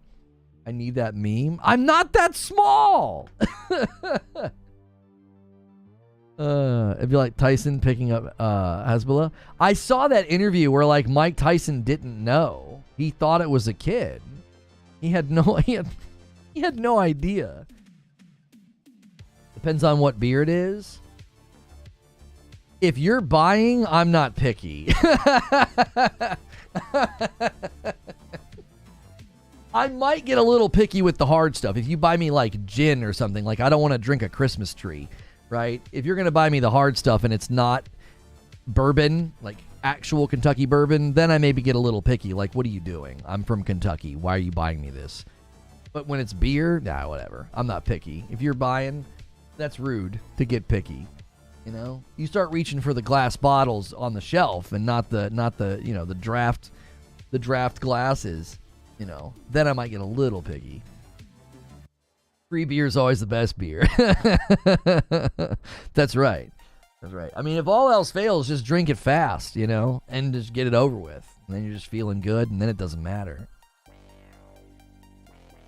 I've been passing different games and different things for fun. Marlo, I'm still having a hard time understanding what you're saying. What do you mean you're passing games? Dropping into wish everyone a happy holidays. May Satya Claus bring everyone the whole slate. I appreciate your commitment to the... You have had that name, whoever you are. I don't know who you are. I don't know. I feel like you've been around for a long time, but you have just so fully committed to Satya, whole slate, and Adela as your name. It's remarkable. Remarkable. You're still out here doing it. Let me pull up some questions. You guys have been submitting questions, and let's pull them up here. We're just kind of having a free flow day. We don't have any agenda, and we started talking about my height and people left. So keep gifting members and hit the like button. We're just gonna do our own thing now, right? All right. So Pac-Man on a Bike says, with the change in Xbox games launching multi-plat, do you think Microsoft and Sony will improve the crossplay situation? Currently, Xbox and PS5 don't typically have crossplay. Xbox is going to rectify that with the rumors about their baked-in UI, I think. Lono, that's actually Satya. If that's actually Satya, then I expect a ton of gifted members and super chats from you. I know how fat your bankroll is, Satya. So start dropping the bombs, all right? Ain't no way that's really Satya. I can't remember who it was. I thought they told us who they were. It's somebody on an alt. It's somebody on an alt. In any case, I think the rumor about what Xbox is going to be baking into their games, they're going to basically bake in their own UI. So do you remember when Fall Guys relaunched? They relaunched Fall Guys, and Epic basically helped them. And they baked in that like friends list UI. It like pops out from the side when like you want to add somebody to your friends list. Well, when they did that, it makes it really, really easy to play with like anybody, right? You don't have to do anything. You don't need PSN, any of that. They also have like the when we're gonna do private matches later, you just need the code. A $5 super chat tip from Perfect Image. I saw Mark Cerny with Digital Foundry, explaining that a strong GPU matters more than a high CPU. With Project Nema, he's going PS3 to PS6 and Portal 2s. I don't understand the last part there. He also talked about, which I thought was rather helpful, he talked about how we need to start thinking about resolution differently, which I thought was actually pretty insightful. And that's the second super chat on the goal. Thank you so much. I'm getting tangled up here. Hang on a second.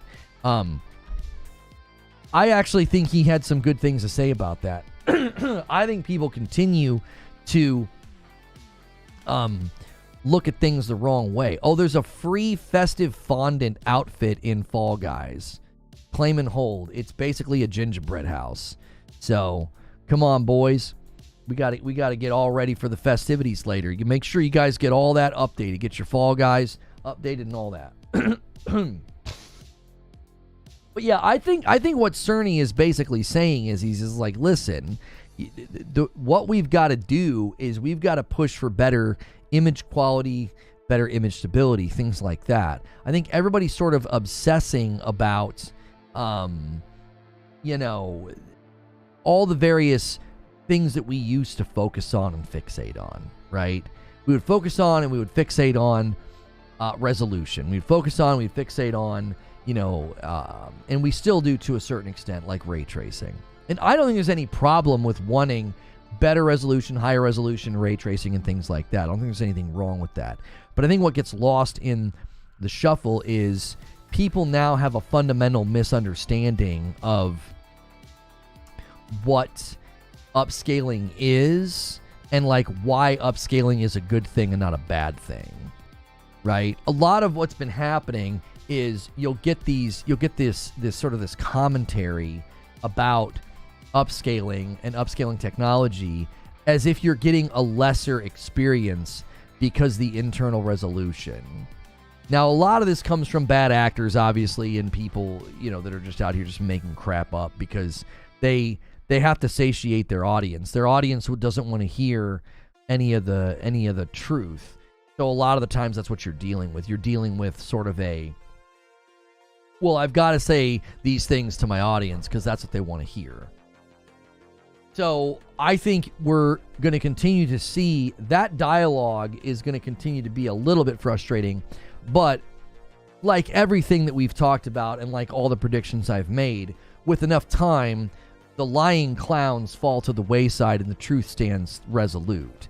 And I think it's clear that the technology is advancing and changing, and the naysayers and the grifters and the obfuscators, they're just all going to run out of steam. Like, you can't just keep lying and making things up. Eventually, somebody's going to realize that, like, you can't say PSSR is a failure and a flop because 4 games had bad patches out of 70, and they're already fixing the issues. You know what I mean? That would be like when a game launches and has poor performance, like, let's say like when Dragon's Dogma 2 launched and it had poor performance. That would have been like saying, well, I guess your PC sucks, bro. Guess you better buy a new one. Guess your PC's not strong enough. Well, no, you would say, no, the game's not optimized well. It's not my fault. It's not the console's fault or the PC's fault. So the minute somebody runs to that type of narrative, you can clearly see how sort of empty, vapid, and stupid it is when you compare it or try to apply the same argumentation in another arena. We've seen this before. We've seen plenty of games get patches or updates that break things, and you never blame the tech or the hardware. You always blame the devs. But in this situation, you're dealing with liars. That's just what they do. They don't tell the truth. They do, because on the Digital Foundry video, they said, oh yeah, what power 1080 on the new Space Marine 2 update patch for the Pro. Yeah, somebody said, did they do a breakdown? Somebody came in this morning, and I didn't get to respond to it, but somebody said that Digital Foundry, did they finally do a breakdown of the Space Marine 2 update? Did they put it on their main channel? Let me see here. Warhammer 40K Space Marine 2 PS5 Pro and post-launch upgrades. It says here the title is A Success for PSSR and Performance Boosts. What did I tell you? I told you. I said wait for these guys to break this down. And here you go. Within a week's time of people saying, you know, PSSR is a failure, PSSR is a flop. No, it grabbed your question, Lone Wolf. I'm pretty sure I saw it on the spreadsheet. Right here, they're basically saying with their title, it's a success. And this is right in line with what I'd already reported and what I already told you the other guy was saying. I was like, I can't wait for them to do their breakdown. Like clockwork, it's always the same pattern. It's always the same pattern. The same people and the same outlets or the same, you know, creators. They'll make a bunch of claims that are false, trumped up, or absolutely slanted and biased or obfuscated. They'll accuse people like me of being like a biased, grifting, liar pony. But then the truth always comes out and it's like, when is anybody going to catch on? Like, what? From the beginning, I was like, well, yeah, there should be quality control. Those games shouldn't be allowed to do that. They shouldn't be allowed to push patches out like that. I didn't do a video decrying it. Do you want to know why? Videos like that are not videos I'm interested in making because they have no shelf life. I knew it was going to get fixed. There's no reason to spend time writing a script and doing an upgrade about, oh, this game pushed out a bad patch. Because, number one, I don't create content like that. And number two, a week or two is going to go by and your video is irrelevant because they fix it. It's not a transcendent video. It's locked in time. Well, for this week, this is a problem.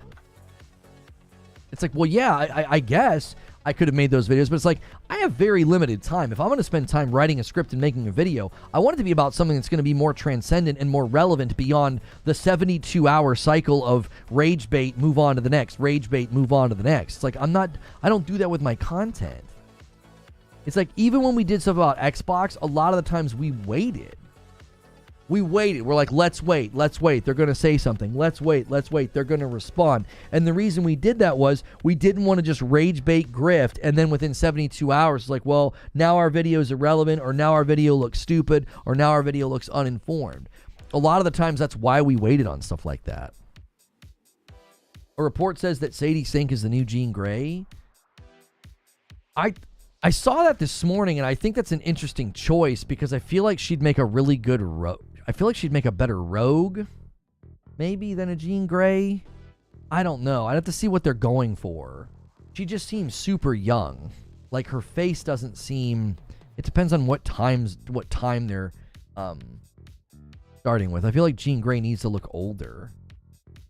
Based just off of my, growing up with the comics and the TV show and then the movies.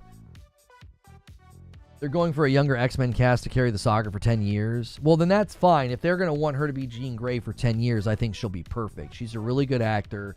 She's got the look, right? I think it'll work. She might be a little on the shorter side. I feel like Jean Grey is supposed to be tall, but they can always do movie magic to make her look taller than she is.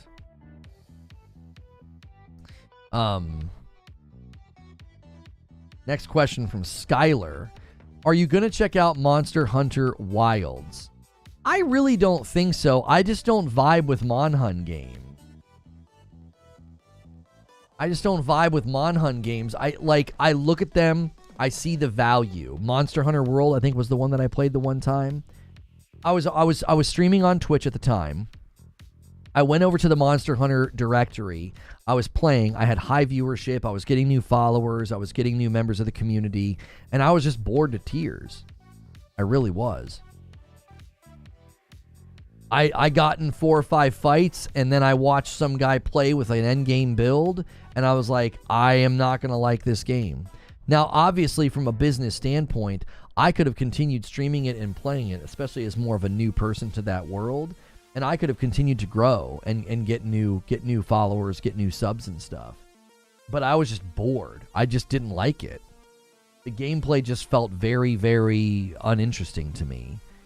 If they had a health bar, I really do think if they had a health bar, it would potentially change my attitude. It's just the lack of a health bar. It does something to my brain. So...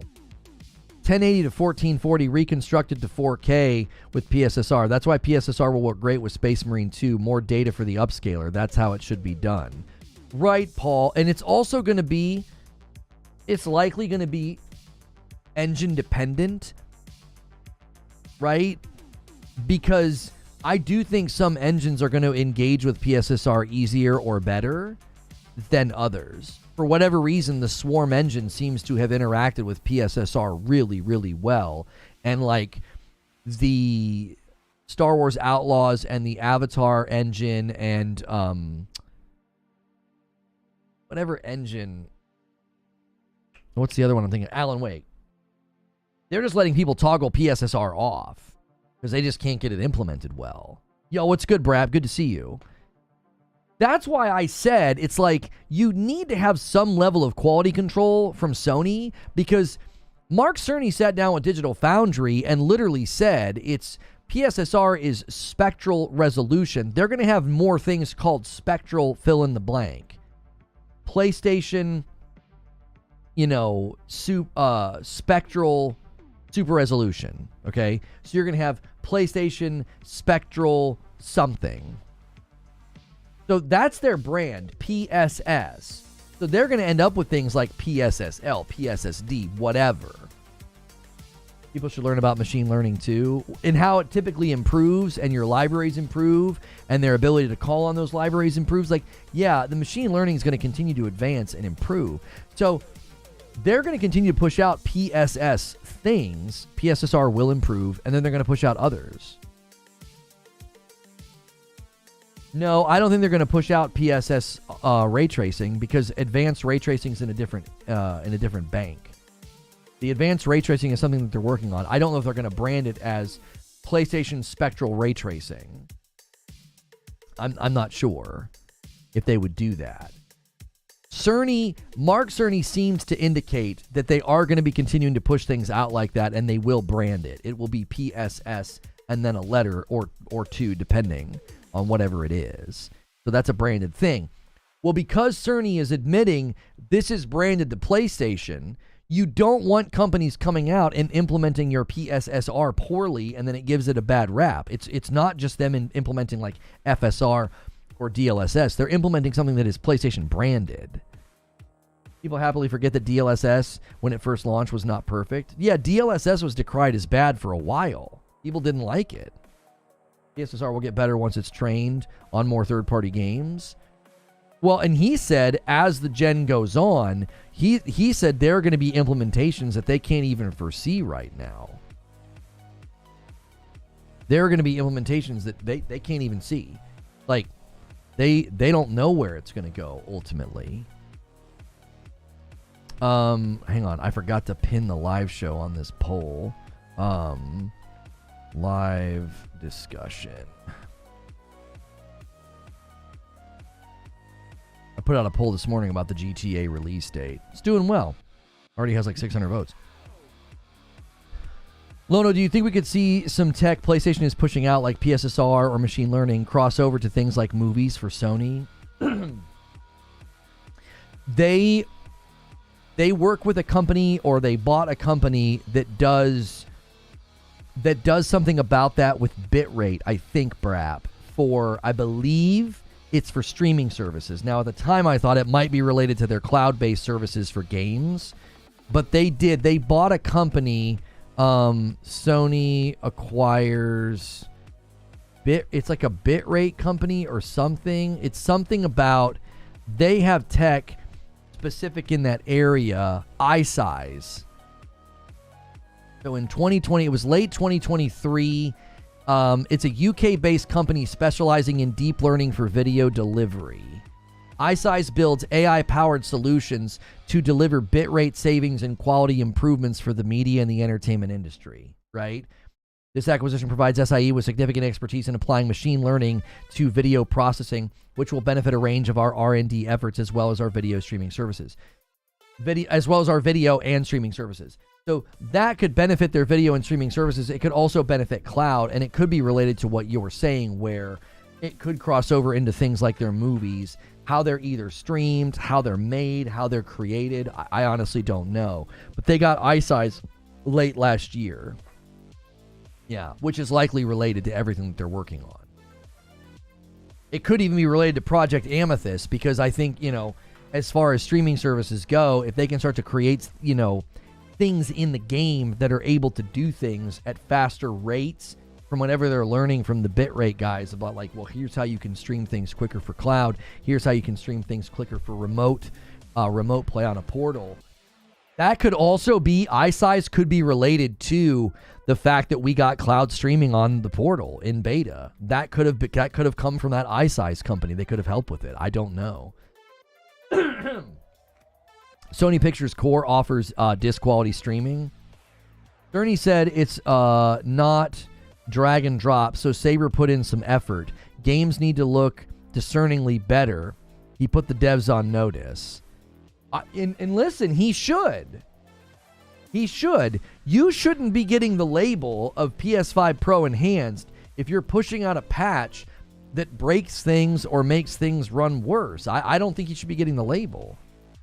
Guys, take a quick second and smash the like button. Let's try to get 300 likes. We're having a little scrappy stream today where it's mostly the core audience and members, and I appreciate you hanging out. You guys are getting really, really close to the last and final stretch goal of the week, which is to make me decorate a tree tonight that's small, and I've got way too many ornaments and lights for it. So, and it seems like chat may be doing that thing where it just dies. I don't know. Nobody has said anything since what Tommy said. There's almost 500 people here. I highly doubt everybody just completely stopped talking. I'll pull up another question. I'm not sure what's going on. This has been happening lately on YouTube where chat just comes to a screeching halt, and I don't think it's accurate. So yeah, the last question was, am I going to check out Monster Hunter Wilds? I mean, it also depends on how that PS5 Pro patch is. Testing, same. Yeah, it just came to a dead stop. I don't think everybody's lurking. I think it's that thing where certain people can't chat again. He gave Digital Foundry the nicest, most polite read I've ever seen. He basically told them, your tools don't matter, and change your speak about the Pro. A deep understanding of English is required. I don't think he was telling them, like, scolding them they need to change. I think he was saying, he was agreeing with Ollie that, like, it's difficult to talk about these things. Like, if you just fixate on the number with resolution, you're not necessarily communicating what needs to be communicated. What's most important is image quality and image stability, not just pushing the resolution number higher and higher and higher. I'm playing PoE 2 and listening. I close and reopen, and it's working. Yeah, it's moving now. This is exactly why we got so upset with FF16. We're leveraging the power of the PS5. Don't use statements like that and then not optimize your game. It just makes your platform look bad. That's well stated, Dark Taco. That was one of the things that frustrated me so much about that. You know, Yoshi P was out here doing these interviews acting like, yeah, we really leveraged the entire the power. I forget how he said it. It was like leveraging the true power of the PlayStation 5. And then we ended up with a game that didn't seem to do that. It was like, what are you talking about? Your performance mode is all over the place. That doesn't seem like it's leveraging the power of the PlayStation 5. Like, that frustrated me.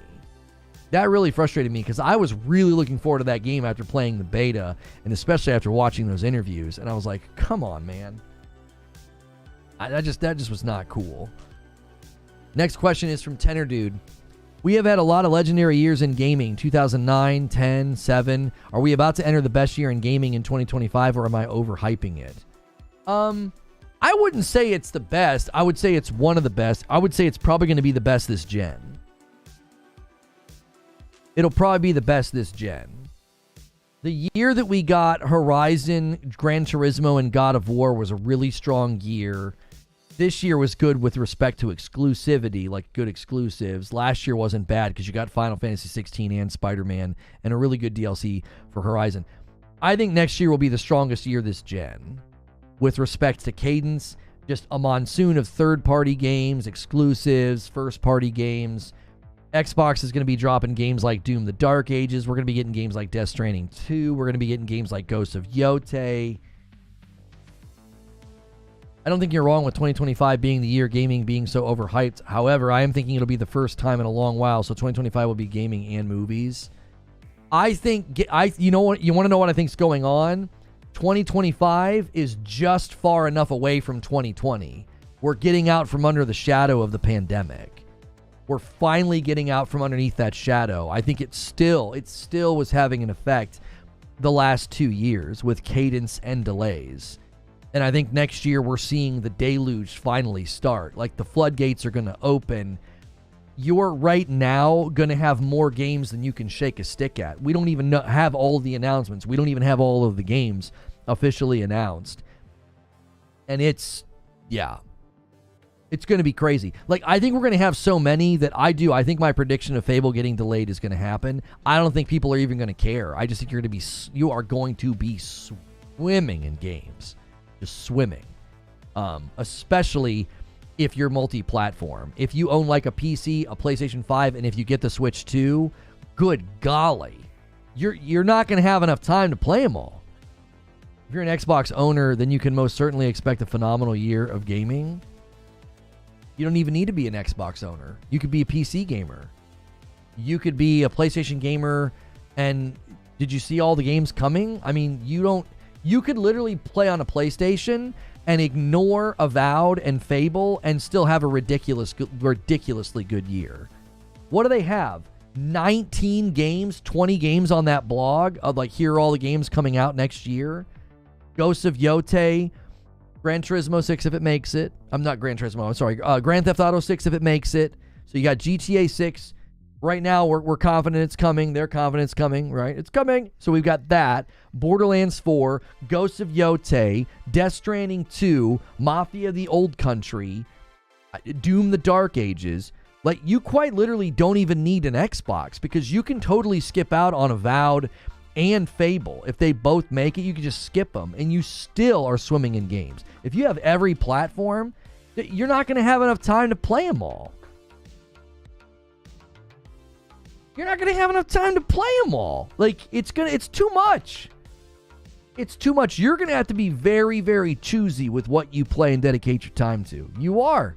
It's going to be really, really difficult to play everything. I got a Fire Stick. I'm set for life. He said Xbox will have a good year. I think Xbox will have a good year. It honestly doesn't matter where you play. He just said if you have an Xbox, you're going to have a good year. It's like, well, you could also have a great year without one. If you are on PlayStation and you buy a Switch 2, PC, buy a Switch 2, like, you're going to have so many games to play. If all you have is an Xbox, you're still going to be set. I don't think Avowed at 30 FPS is excusable, but you're going to have all those third-party games I mentioned. You're going to have Assassin's Creed Shadows. You're going to have GTA 6 if it makes it. We're obviously thinking, I think that it is going to make it. Excuse me. Borderlands, Mafia.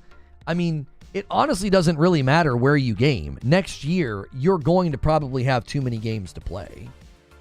You're going to have too many to play next year.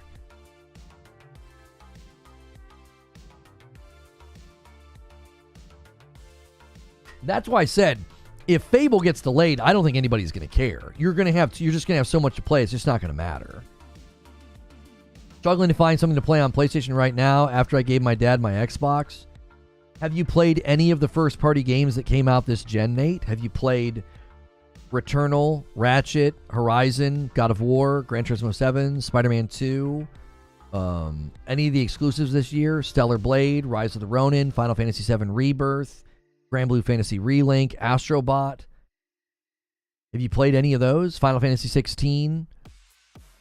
What have you played on the PlayStation? Have you played it all? I mean, have you gone back into the backlog of games that are well worth playing on a PS5, like Ghost of Tsushima Director's Cut, Death Stranding Director's Cut, Last of Us Part 1 Remake, Last of Us Part 2 Remastered? If you haven't played all those games, my gosh, there's so much to play. You always forget about Sackboy. Sackboy's fine. I didn't like it nearly as much as Astrobot. I could be wrong, but it's about that time where we are about to have another Forza Horizon, and it hasn't been announced. But I heard rumors that Forza will come to PlayStation. Yeah, the Forza Horizon 5 is rumored to be coming to PlayStation. I don't know what's going on with Forza because how many of the team is working on Fable? Playgrounds, there's two teams, right? There's Turn 10, and then there's Playground, right? Aren't there two different developers that work on Forza? I'm not actually sure. So Forza Horizon 5 was Playground, was it not? Forza, I can't type. Horizon 5 developer. That was Playground. Yeah, Playground Games did Forza Horizon 5, and then Forza Motorsport is Turn 10, isn't it? Yeah, that's Turn 10. So yeah, I don't know if a lot of Playground is still on Fable, then you might be waiting for a Forza Horizon, and Forza Motorsport just came out last year. So, Playground has 2 teams now, so there could be a smaller team working on the next Horizon. Yeah. Do we have a release date for the Turok game? I think they just did the trailer, right? It's Turok Origins? Is that what it's called?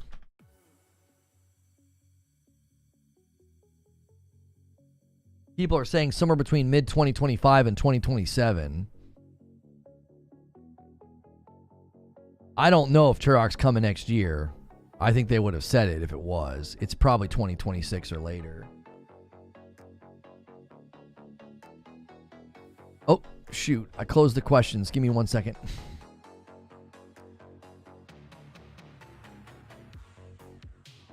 Motorsport is still crappy and bugged. Hang on. All right. Let's go to the next question. Lone Wolf says, so with Avowed, if they get 60 for console, are you going to apologize? Real question. What games do you think we see at the Xbox Dev Direct? I think Avowed is too close to be there. No, Avowed will definitely be there because they want to emphasize what's coming out that year. They want to emphasize what's coming out. Oh, Nate answered my question. Okay.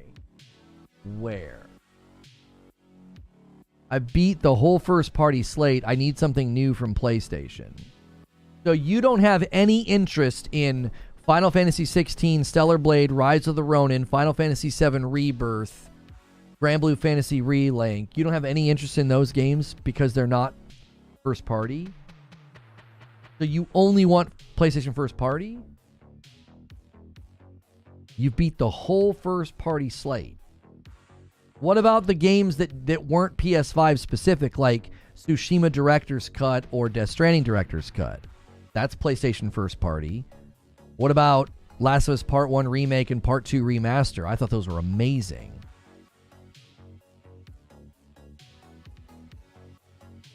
Yeah, Helldivers 2 as well. That's also on PC, but that's another exclusive. Console exclusive. To us, when they mention first party, it's a trap. Yeah, I don't know. I mean, what about Space Marine 2? That's not a PlayStation first party game. Why aren't you playing a third party game? Those games came out nearly a year ago. Wait. Have you played them is the question. I don't care when they came out. Why does that matter? There are plenty of games that I missed, and then I played them when I got to them and I enjoyed them. Who cares when they came out? You're wanting something to play, are you not? Do you want a video game to play? Well, who cares when it came out if it's a good game and it appeals to you? Nearly a year ago? So you're not going to play any of the games that came out? You love Tsushima, you love Kojima, but you're not a fan of Death Stranding. Okay, that's fine. Why wouldn't you play the games that came out earlier this year? Stellar Blade got a ton of great attention and awards and praise. Ronin was good. Ronin was not amazing. Ronin was good. And yeah, what about Grand Blue Fantasy Relink and Final Fantasy 7 Rebirth and Helldivers?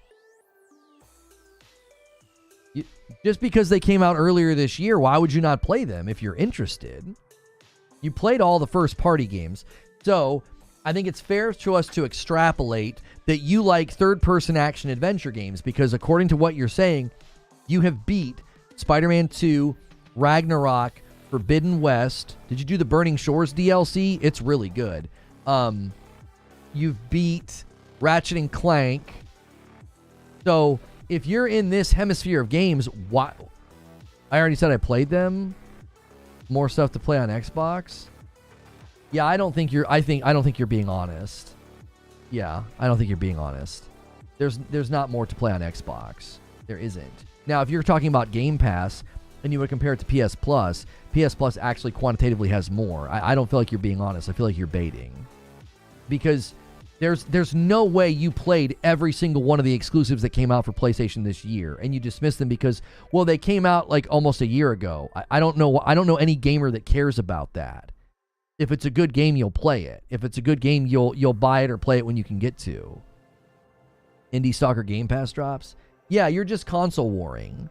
Yeah, you're not being genuine. You've just basically engaged in what I would call like chat subterfuge. Like you came in acting like you wanted to have a genuine conversation and you don't. I don't have respect for people like that. Why would you waste our time faking us out? Like that's just silly. If you genuinely are looking for games to play right now and all you have is a PlayStation 5 because you let your dad borrow the Xbox, I don't think you're being honest. How is having a different opinion not being honest? No. You didn't say you had a different opinion. That's not what you said. You said the games came out over a year ago. That's not an opinion. You're just stating that, well, since they came out over a year ago, I'm not going to play them. So what you're doing is you're doing the, I'm going to fixate on right now and ignore everything behind us. So you're fixating on, well, we just got Stalker and Indie on Game Pass, so I'm going to declare falsehood. There's more to play on Xbox. You're clearly just being you're just being dishonest. You're not even being good at it. Everybody in chat knew what you were doing as soon as you started doing it. You're like, oh, I played every single first-party PlayStation game this gen, but you're for some reason not interested in Stellar Blade and Ronin and FF16. Those games are very much in line with first-party PlayStation style games. Ryan Hare with 2 singles bumps a line to 660. A nice even amount. You guys need 40 more members for Stretch. A lot of people play games when they come out. I want you to listen to me very, very carefully. Nobody here is as stupid as you hope we are. We're not. We see what you're doing. I don't know a single gamer that cares about that. They don't care about when the game came out. If you were being genuine, which I believe that you're not being genuine, and you really were looking for games to play, the release date would be superfluous. You wouldn't care. You'd be like, I'm looking for games to play. What are some good games to play? And people start listing games, and you're like, oh, but those games came out a while ago. We're not recommending you play games from 12 years ago. They're from 6 months ago. You're asking for games to play. We gave you games to play, and your pushback was, well, they didn't come out recently. That's not a reason to not play a game. You wanted to structure this discussion so that you could, nice view bump, by the way. Hi, everybody. You structured this discussion so that you could declare PlayStation has no games, and you wanted to point to Stalker and Indiana Jones, which Stalker's not first party. So you have to acknowledge all of the second and third party exclusives that PlayStation had this year if you're going to count Stalker. So as soon as you count Stalker, you have to acknowledge that there's more exclusives on PlayStation's side this year, and you're refusing to play them simply because they didn't come out yesterday. Because the games didn't come out yesterday, you're not interested in them. I'm saying I'm looking for new games to play. It's new to you if you haven't played it, homie. If you haven't played, I had never played Ghost of Tsushima. I'd never played it. And when I finally got to play it on my PlayStation 5, it was new. It was new to me. I played a bunch of games not on their release date or circled back to them, and they're new to me. We're saying I already played those a year ago. And okay, we're getting our wires crossed here, Nate. You asked for games to play on your PlayStation, and I was curious what games you played. Rather than listing a bunch of games you already played, I asked you. I said, well, what games have you played? You said that you had played every first-party game, every first-party game of the slate. Something to that approximation. So then I have to assume that you're saying you have played Returnal, Ratchet, Horizon, Gran Turismo 7, God of War, and Spider-Man 2. You've played the big first-party slate lineup. So that's when I said, well, what about Stellar Blade? What about Rise of the Ronin? What about Final Fantasy VII Rebirth? What about Grand Blue Fantasy Relink? What about Helldivers 2? And you said something to the effect of, well, those came out almost a year ago. So, it's so hard to take people like you serious because you won't be specific with what you played. You won't. You just declare you've played them all. First, it was, I've played all the first party, and the games we were listing, you said came out almost a year ago, which confused all of us. We're like, well, why does that matter? If you've not gotten around to playing Stellar Blade, if you've not gotten around to playing Rise of the Ronin, why would its release date matter to you? They're good games. Play them. You're being like, you're trying to do that like Jello on the wall thing, like you don't want anybody to nail down your position or like what you've played.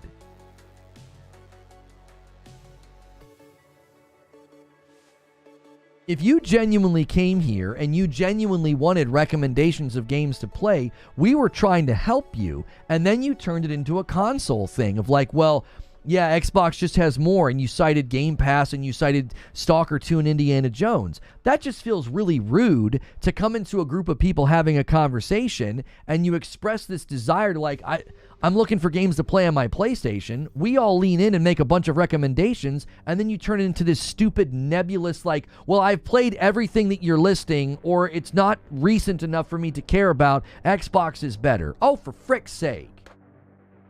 Save us all the trouble and just go trade your PlayStation in and get a second Xbox so that we don't have to have this conversation ever again. Just do that. You understand the frustration? It's like we were trying to be helpful. We started listing games you could check out.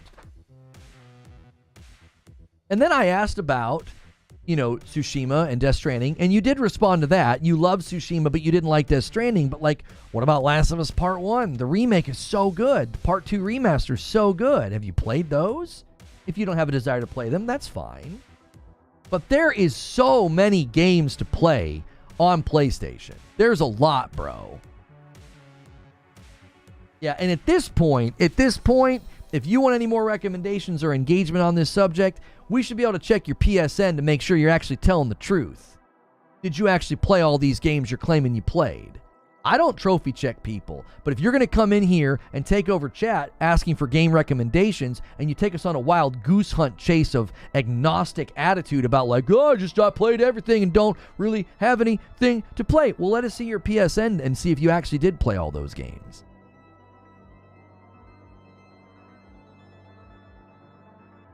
Ragnarok, Spider-Man 2, Last of Us, Silent Hill, Final Fantasy, Stellar Blade, Ghost. I feel like I played them all. When I made that comment about Xbox, I was replying to someone in chat. Well, then what about all the third-party games that came out this year? I don't understand what you're looking for. Listen. If you're being genuine, then let us see the PSN. If you've genuinely played all those games, then you're like in the 1% of gamers that just, you have so much time to play, it's going to be hard for us to find a game you haven't played. You're literally asking for game recommendations, and it sounds like you've literally played every game that's potentially playable. In all seriousness, if you give us your PSN, it'll be a lot easier to give you recommendations. Yeah, we're basically all wasting our time. We're listing all the games that came out, and then eventually you just claim that you've played them all, and it's like, well, what are we doing here?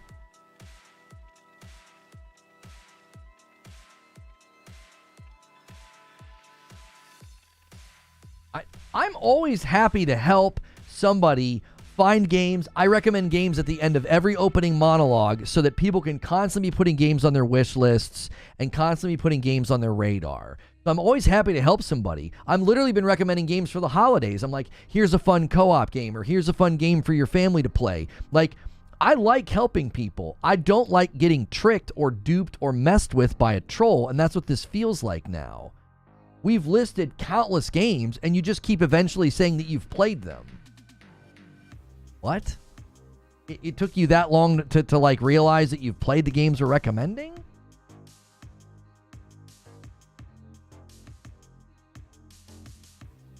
I primarily wait for complete editions unless it's something I must play right away, like Monster Hunter Wilds. Let's get 19 more likes on the video, guys. Let's try to get to 300 likes. There's still a lot of people here, and we're so close to that member goal. Make sure you don't have a membership renewal. Those count too, as long as you're Member Plus or VIP. Also, if right now you can do it, sign up brand new, pick Member Plus. It's $6. Those count as 2. Upgrading to Member Plus or VIP also counts as 2 in the goal. I want a new game that's not a JRPG. I'm a big fan of action adventure. Okay, now we're getting somewhere. Did you try out Kena Bridge of Spirits? I actually think it's very enjoyable. It's very chill. Combat can get a little frustrating because of the parries. The parry system's still a little wonky, in my opinion. I think Kena's good. If you like action adventure, then I think Stellar Blade is not a JRPG. Stellar Blade is very much like a more approachable action adventure Sekiro.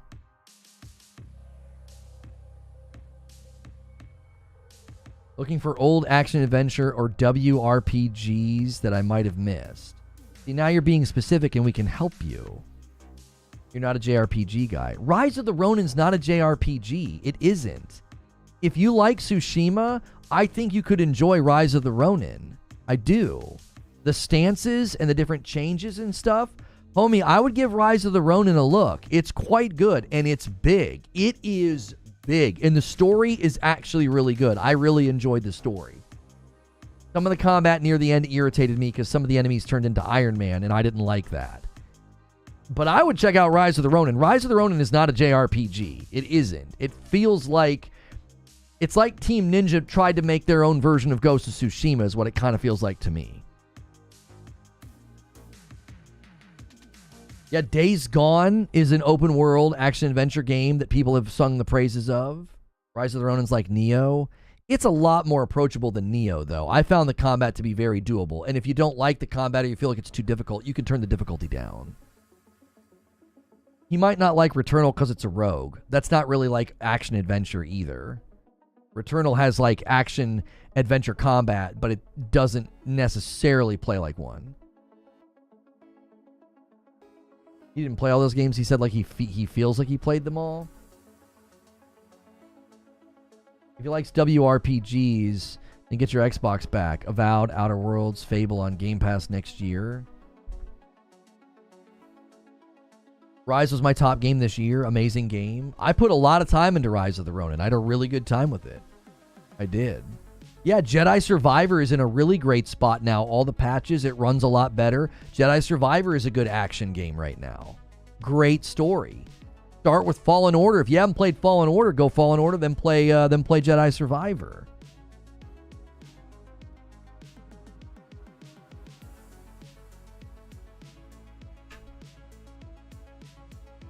Prince of Persia: Lost Crowns of Metroidvania. He's looking for a WRPG or an open, like an action adventure game. Yeah, Hogwarts. Hogwarts is a really, really great game if you're just looking for like a nice action game with actually surprisingly good combat. Very surprising how good the combat was. Thinking about buying the old God of Wars, but I heard the remake was coming. Playing Elden Ring right now, but I'm not a fan of FromSoft. I'm telling you, go watch some video breakdowns and reviews of Rise of the Ronin. I think Ronin's the game that you want right now. It's far more like a Western RPG. It really is. It's very, very much more like... I loved it, and I'm not a big JRPG guy, and I really liked Ronin. I got irritated at the end, but I mean, that was... I don't even know. I was like there like 30-something hours. I got a lot of time out of Ronin. And I wouldn't classify Stellar Blade as a JRPG either. It's far more like Sekiro and other like action games that I've played than like a JRPG. Jedi Survivor is cheap right now. You got a lot of great suggestions right now. So just go watch some videos and watch some reviews of Rise of the Ronin, Jedi Survivor, honestly, maybe even Stellar Blade, and start there. If you were being genuine, it didn't feel like you were being genuine. If you were being genuine, I think you've got a good list to start to. You can go look into those games. Like I said, I am always willing to help people. And I felt like we got debated into a console fight. And it's like, man, come on. We were trying to be helpful. You specifically named a platform you were looking for games for, so we started listing games. I wouldn't go back to the God of War originals right now if he's looking for what he's saying he's looking for. I don't know. I would God of War 2 and 3 are peak. I can't make recommendations because I haven't played them myself. Based on everything he said, I don't know if those would be a fit for what he would want.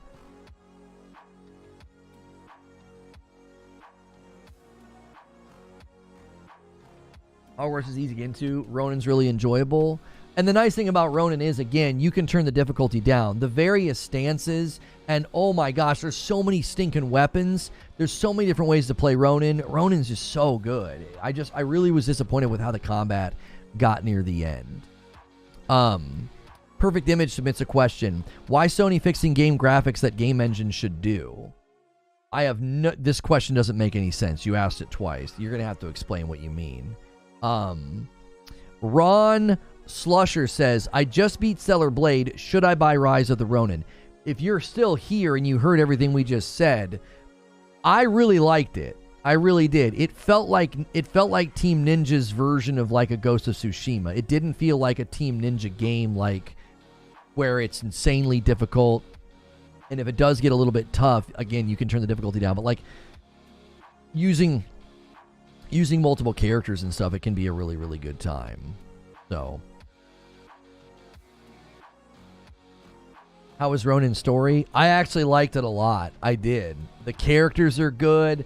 I got attached to at least one character, so it was sad when one or two characters would either leave because of the story or die. So they definitely don't they don't hold back. If they'll make you like a character. They'll make you like a character, and then they might like take them out of frame, take them out of the story, or kill them. So, Mark Cerny is fixing graphics with PSSR. That is a complete and utter misrepresentation of what PSSR and the PlayStation 5 Pro is doing. That's not what it's doing at all. Explain to me what your understanding of PSSR is, and why you think that Mark Cerny and the PS5 Pro are fixing the graphics of other games. It sounds like you don't understand what it's actually doing. Black Myth Wukong just got an update. It got another update. Banisters is another action game that came out in 2024. I would not recommend Banisters to somebody looking for an action game. The combat was clunky and not that enjoyable. The story, the voice acting, and the vibe of the game was very good, but the combat was kind of eh. Have they said what the Black Myth Wukong update is about? I think they would make a huge announcement if they were removing frame gen and actually doing something with like the PS5 Pro. They would do a pretty big announcement, I would guess. After I'm done with T-Loot 2, should I start Ronin or Ghost? Oh, man. My inclination is always to recommend Ghost, but I wonder. My Wukong is got its latest update. I don't think they pushed out an update. I don't think they pushed out an update for Wukong. My inclination is to always recommend Ghost. Ronin is good, but Ghost is peak. It's just excellent.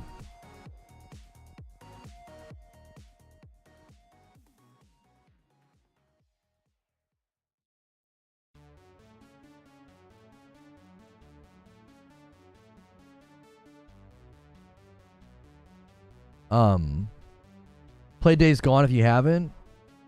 Yeah, you could play Days Gone. I'm holding off on playing Days Gone. I got pretty far in it on PC.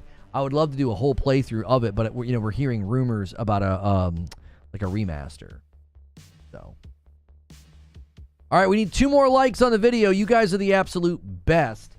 I tell you what, I need to take a quick break. I'm gonna hit some ads. That does support us. We are 40 away, and you've still got some time. You've got 2 hours before we're gonna switch to the community game with Fall Guys. We'll just kind of keep going. There's no reason for us to stop and go to a temporary writer's room. You can also submit some questions while I'm gone.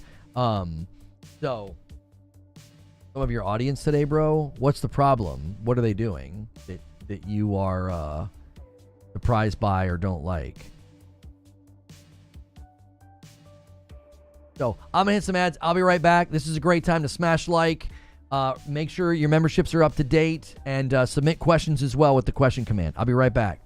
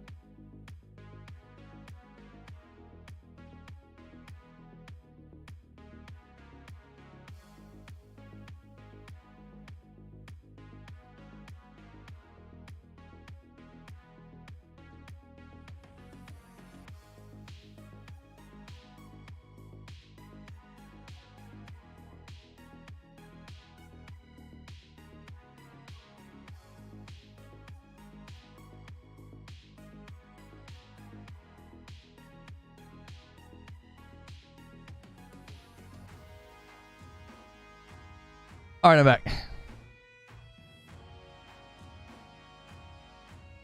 Some of your audience say, did he not specify what he had an issue with? Like, Vince, what did you have an issue with, dude? Some of your audience today? Like, nobody was being mean. We're trying to help a guy, and all of a sudden it turned into a console thing. I think it was fair to pump the brakes on what we were doing. You know? It was fair. Let's go to another question here.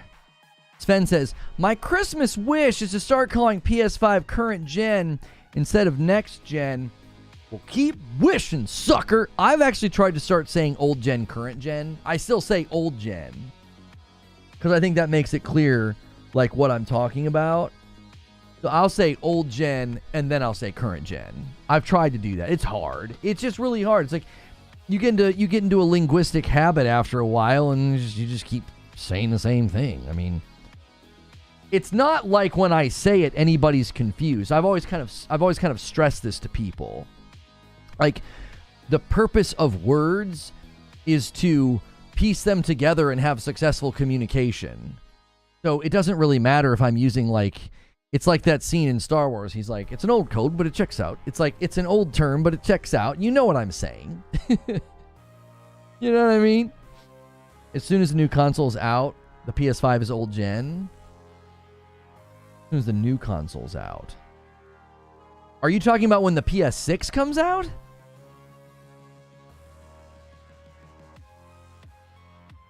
Actually, Lono, the only next gen's on PC. When it comes to game engines that are not capable graphically, so Sony's PSSR is fixing that.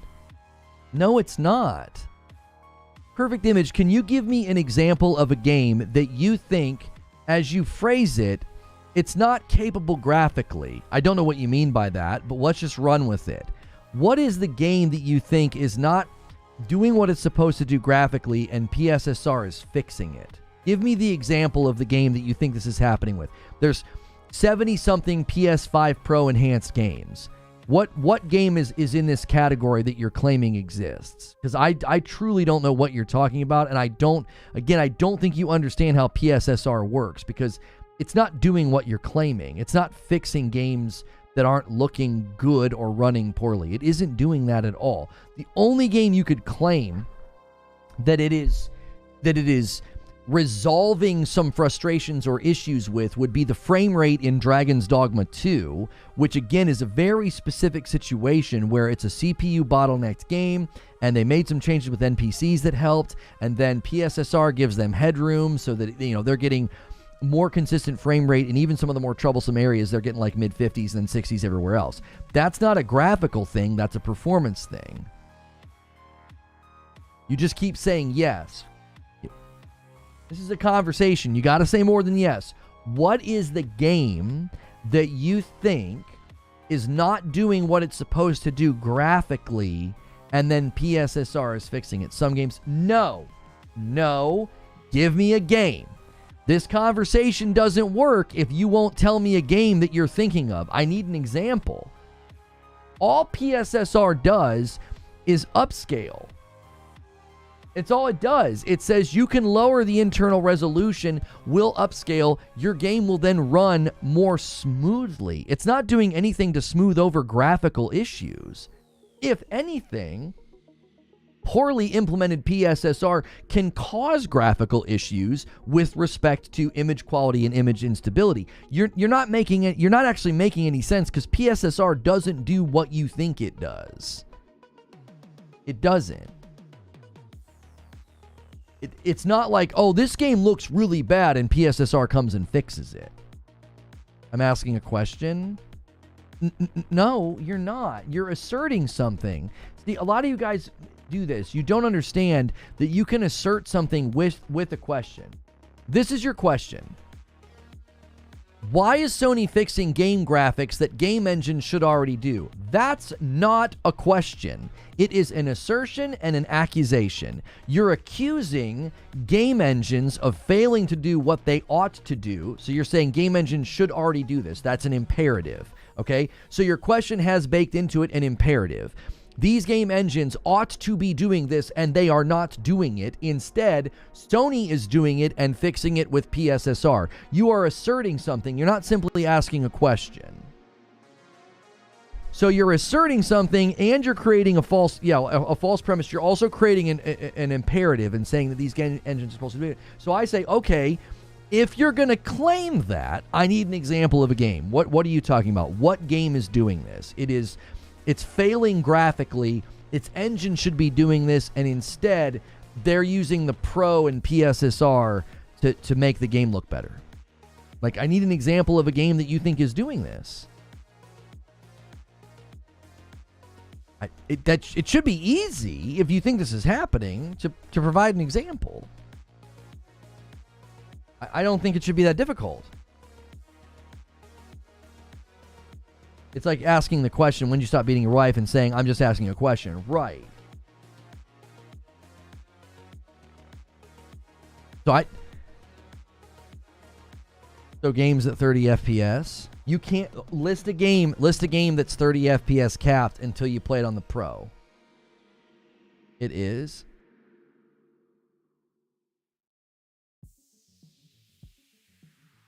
This conversation's so simple.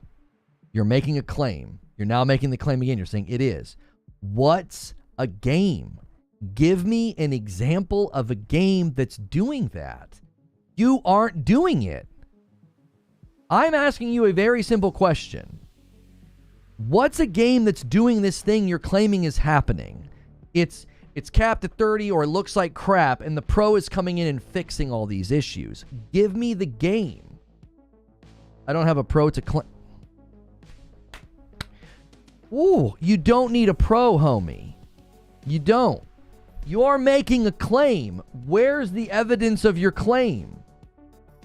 Where's your evidence? Did you watch a video, a blog? Did you see a tweet? Where did this come from? I want to know what has made you think this. Why? You've come to a thought and a conclusion, and I want to know how you got there. What did you see a video, a breakdown? Did your friends tell you? Like, what game is doing a poor job graphically, performance-wise, whatever, and then the pro is coming in and fixing it? I can list one that you might want to use, which would be Final Fantasy VII Rebirth. That's a very specific game and very specific reasons as to why going up from one to the other, it smooths things over. That's not demonstrative of like a pattern in the industry of like, oh, a bunch of games are running like crap and then the pro comes in and fixes it.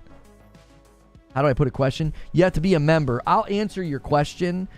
It's just that if you want to do this thing where it pops up, this is a member perk. You do not have to be a member for me to answer your question. I don't do that. You can ask me a question anytime you want. But if you want this cool little thing where your name and your question pops up, you do need to be a paying member.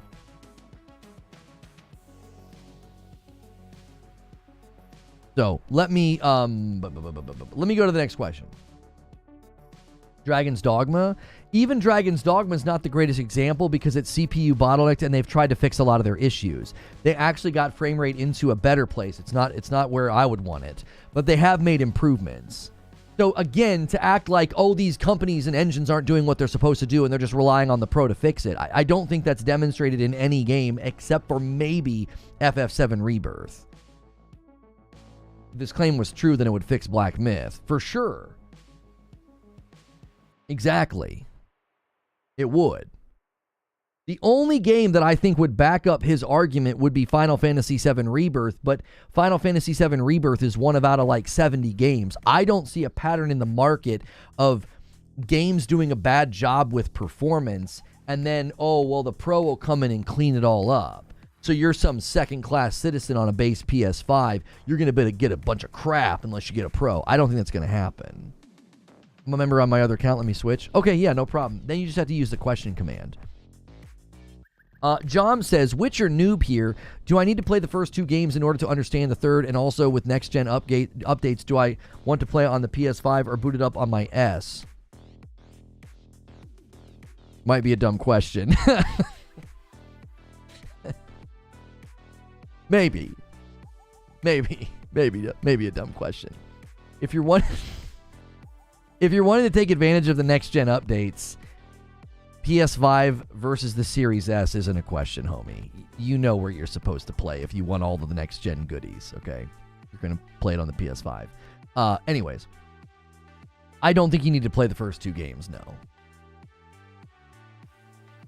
Witcher expert here, you don't need to play the first two. Yeah, I jumped in the third game, and I was having a perfectly fine time, and I never touched the first two, so...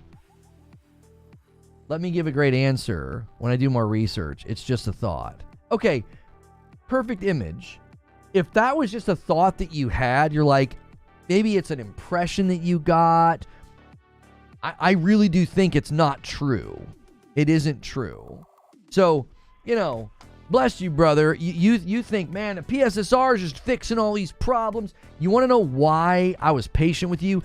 There are a lot of people out there that spread this idea and this falsehood that we're going to get a bunch of crappy, stupid, poorly optimized games. They're just going to lean on upscalers to fix it. And that's a fundamental misunderstanding of what upscalers even do. They don't fix poorly optimized games. That's just a false narrative that people put out there.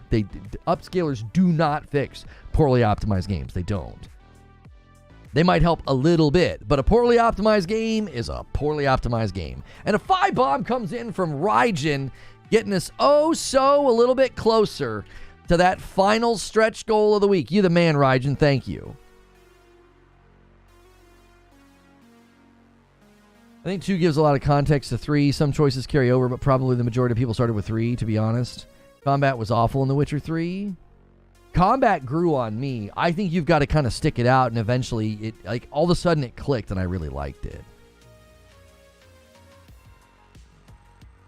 I noticed that a lot of gamers make assumptions about the PS5 Pro without actually having used it or done research on it. I mean, I don't expect everybody to go out here and write a thesis or do a research paper on the PS5 Pro, right? You're just a consumer making your way in the world, and that's what I'm here for, and that's what other people are here for. We go out and read the articles and listen to the videos and look at the breakdowns, and I gather all the information, put it up here in my head, and then you can come in here and ask me a question, and I can try and give you a pretty good and informed answer, and if I can't, somebody here might be able to.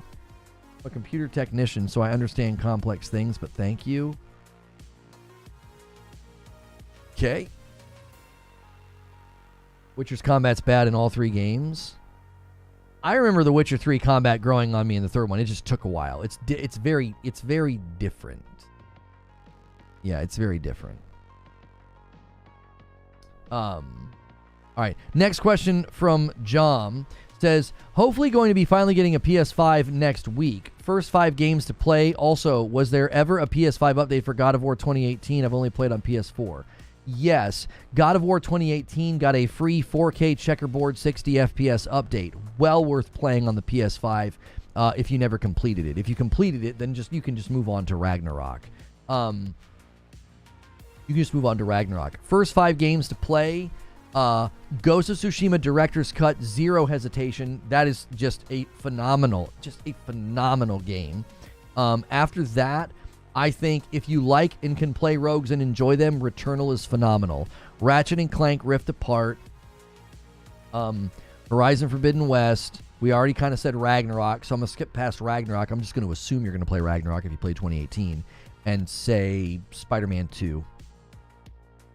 All that you're about to eat real good. A lot of good games for you to play.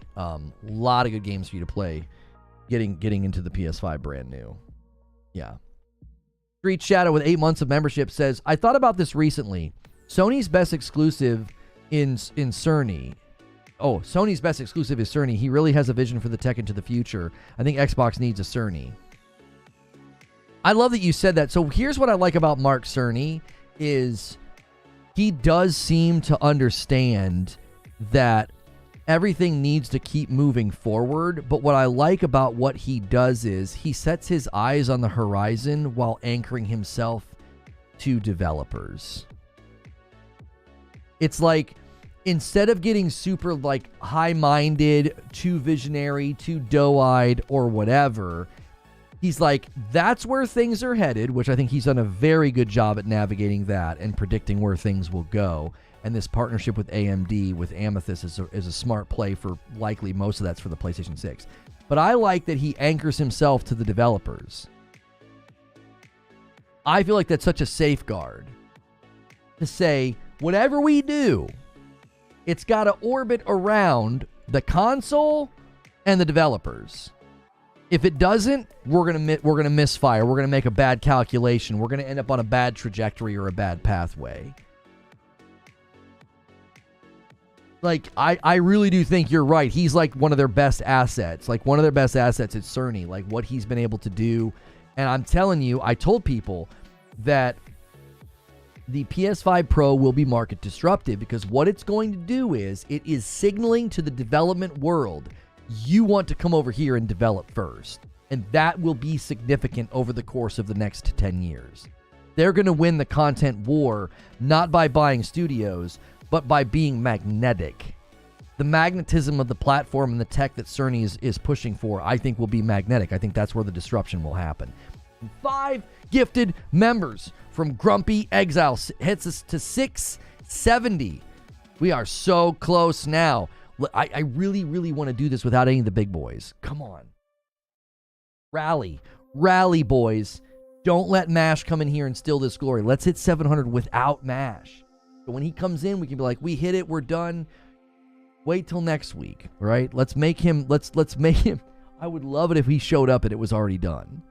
Yo, it's good, Feed. Guys, Feed got a membership back, by the way. I've been looking more into AMD's machine learning and supercomputers. I'm more bullish on this partnership than I was before. Wish it was NVIDIA, but such is life. When you say you're more bullish, what do you mean? Like, you're like, oh, this is going to be good? I'm not sure how you're using it. Doe-eyed, like inexperienced. doe-eyed like a doe, like a deer. Like, doe-eyed like, oh, think of all the things we could do. It's almost like this childish naivety where you're like, oh yeah, we could do so much, and you end up being, the idea being you don't ground yourself in reality. Like you set your sights too far out or too high, and then the developers are like, we didn't need any of that crap. Oh, you think it'll be good? I agree, Dark Taco. I agree. I'm telling you, Cerny's making and placing the right bets. I think he is. I know a lot of people, it's easy to make fun of him. It's easy to sit here and sort of act like consoles are, are peasants or whatever.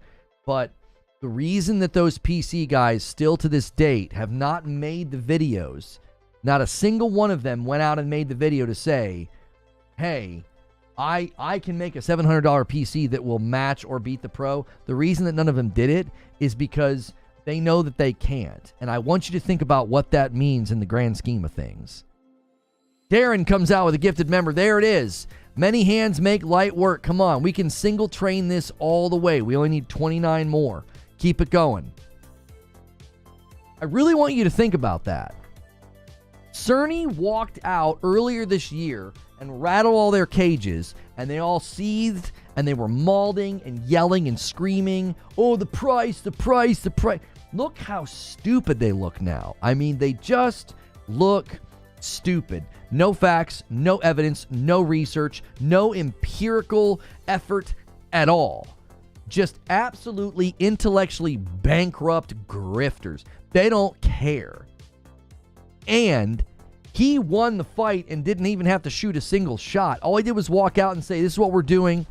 This is the device. This is the price. Walks away. And then the tech experts weigh in and the patches start hitting. And now he's saying, this is just the beginning. This is where we're going. He's signaling where he's going to take the console in the future. And there they sit without a single video proving their claims and a console at $700 that's beating the tar out of the vast majority of the gaming rigs out there. Go look at the reports. Go look at the hardware reports. The vast majority of gaming rigs out there aren't anywhere close. They're getting beat by this thing for $700. Now, yes, the 30% or 40%, whatever the percentage is on the hardware reports of the rigs that are stronger, yeah, good for you. That doesn't matter. What matters is they brought a piece of hardware to the market for $700 that is absolutely just dog walking most of the rigs that you could go and buy at the store. Go to Amazon, go to Best Buy, and buy a $1,000 rig. Buy a $1,400 rig. Go do it. And then run benchmarks and compare games like Horizon and Ratchet to how they run on the Pro. Do it. Let's see how master race you really are. They brought something to the tech world that's actually disruptive, and everybody doesn't get it. They think I'm a fanboy. They'll come in and make... The guy came in yesterday and super chatted about disruption. It's like, you don't even see that it happened. You don't even see that it happened. They brought something to the market that's half the cost of a lot of the pre-built rigs you can go buy at a consumer level store. You go to Best Buy, you go to Amazon, you go to Target, whatever. And this thing's half the price of most of those, and it's better than them. It's more performant than them. These are objective facts. These aren't opinions. $1,400 is a stretch? No, it's not. No, it's not. There's a video out there right now of Mudahar from Some Ordinary Gamers telling somebody, you could buy this $1,400 PC from Best Buy, and it's weaker than the Pro with a smaller hard drive. Do it. The real video and the real test is make the rig that's pound for pound strong enough to match this thing's performance. I want to see benchmarks of Horizon Forbidden West running at the same level of fidelity that it can run on the Pro. Do it.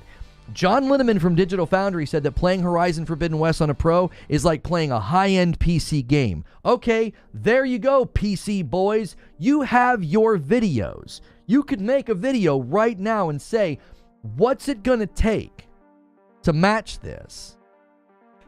What's it going to take?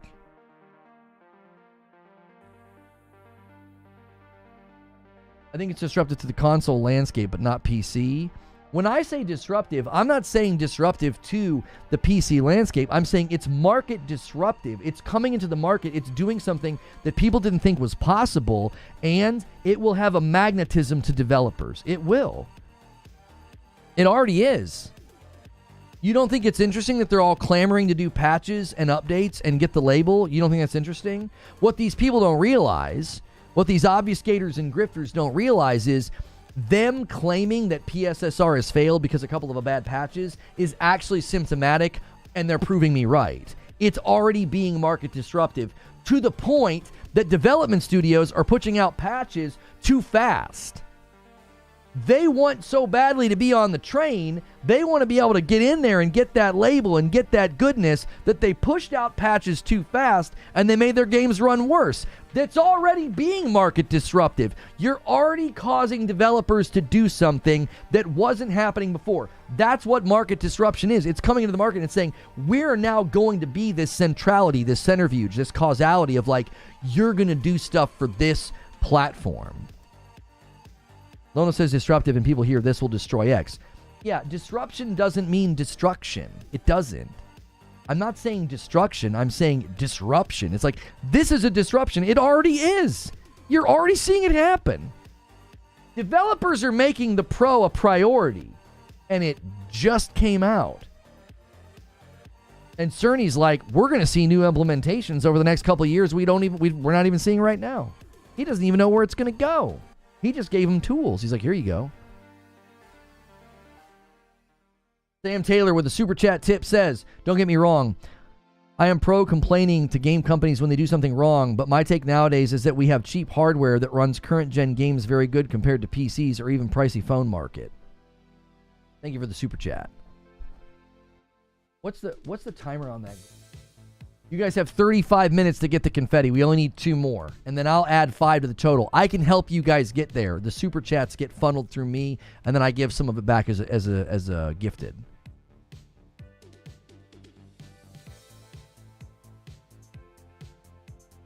Do you see anybody else doing that?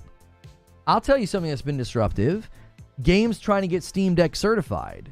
Why? Because gaming on the go is in its infancy. Well, not in its infancy in certain markets, but gaming on the go devices is in its infancy, and people want to get in on it. They want to be like, oh no, our game is Steam Deck certified. That's disruptive. You're coming in, you're disrupting what's happening. You're like, focus on us. Come do what we're doing. And what's happening with the Pro is exactly what I told people was going to happen. I was like, it's going to have a magnetism to developers. Developers are going to want to use this stuff. What Cerny is doing is very similar to how Valve has operated for years. They bring something to the market and tell others, play with this. That's precisely it. That's precisely it. And I don't think people understand necessarily what the loss of Xbox hardware as a major player, what that means going forward. I really don't think that's absolutely the other side of the engine here. There's 2 cylinders firing, right? And the one cylinder that's firing that's really going to bring this to fruition, and it's just going to naturally just shove developers over to PlayStation, it's Xbox just failing. I mean, worse than Xbox One generation, failing to get hardware into the market. That absolutely is having an effect on this. It's why there's 20 million people with PS5s that didn't have a PS4. PlayStation's getting new user acquisition at a time when everybody's saying you can't do it. And Ala Park with a $5 super chat tip. Just one more for the confetti. He says, Merry Christmas, you gnome. Just kidding. Much love. All the best. Thank you, sir. You Silly Moose with 2 months says, last day of work before Christmas break. Merry Christmas, everyone. Merry Christmas, you Silly Moose. And Jaster gifts one and gets us to 673. Thank you very, very much. Guys, as a reminder, in an hour and a half, we're going to be doing Community Game Day. We're going to be playing Fall Guys together. So get Fall Guys updated. Mine's already updated. I already did it. Boot up your systems, your Switches, your PCs, your Xboxes, your PlayStations. Do whatever you got to do so that we can dive in and be ready to go moment one.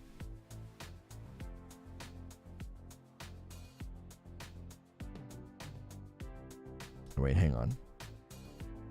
Okay.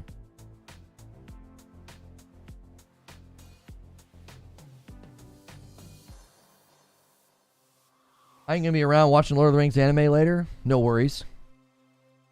How many of you guys will be here and able to play? Are we going to have a pretty good sized group? There's still a lot of people here. When we would do it Friday nights, we would usually end up with about 20 people. No one's excited for Xbox anymore because Microsoft has said that their games will eventually go to PS5, so why have an Xbox? Xbox has been very careful to not say that part super loud, but all the insiders are saying it now. All the insiders are saying it. We got me, we got Hilly, we got Spice King, we got Stone Spire. Tycho says I might be here. Okay. If you guys think you may be able to jump in, boot up the game and make sure it's updated. What gen do you think was less of a gap? PS3 to PS4, PS4 to PS5? I think the smallest leap will be PS5 to PS6, personally. I think it's just, it won't be as noticeable. It'll be there. There'll be big leaps, but it will be less noticeable. I'll play, okay. That's 4, 5, 6. Okay, we've got some people. I have a PS5, LOL. Because you want it and you play games on it. Same reason you buy any gaming device. And a single gift that comes in from Jaster.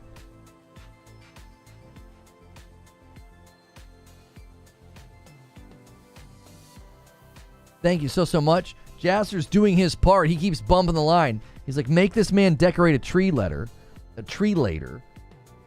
I'll be on to play. We'll update when I get home. Coming for you. All right, Hex.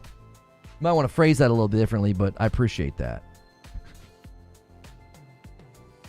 How much is Fall Guys to buy? It's free to play. Is Fall Guys on iOS?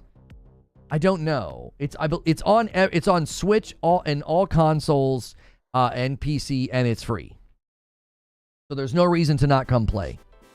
It's really, really easy. I provide you with a code, and you just join the private game. What time am I thinking? In an hour and a half.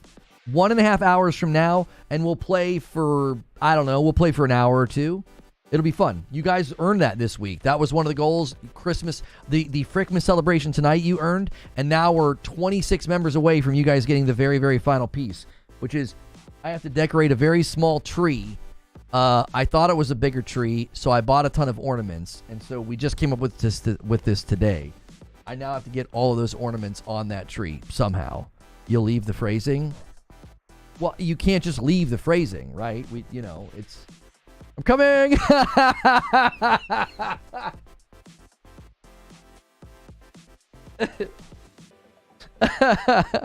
I'm coming! That's perfect. Oh, my lands. You talk about really making your lady mad. Do that the next time. She'll be like, get out. Never come back. Looked big to him. The biggest improvement will come from TVs going to 8K and AI. I mean, I think, listen to me. I think jumping to 4K, from 4K to 8K, I do. I think it'll be less noticeable. I don't think people are going to be like, oh my gosh. Like, I think they'll say, I can see it. When you jumped from PS3 to PS4, it was like, yo. And this gen, it was like, okay, that looks nice. I can definitely see it. But you still had people claiming that, like, Ragnarok didn't look any better and Forbidden West didn't look any better, right? A lot of them were just liars. But the jump wasn't as big. It wasn't. And I don't think the jump from PS5 to PS6 will be as big. I think it'll be more about the innovation within the tech of, like, AI and systems within the games themselves. More than like, oh yeah, we've pushed graphics all the way to 10K or whatever the case may be.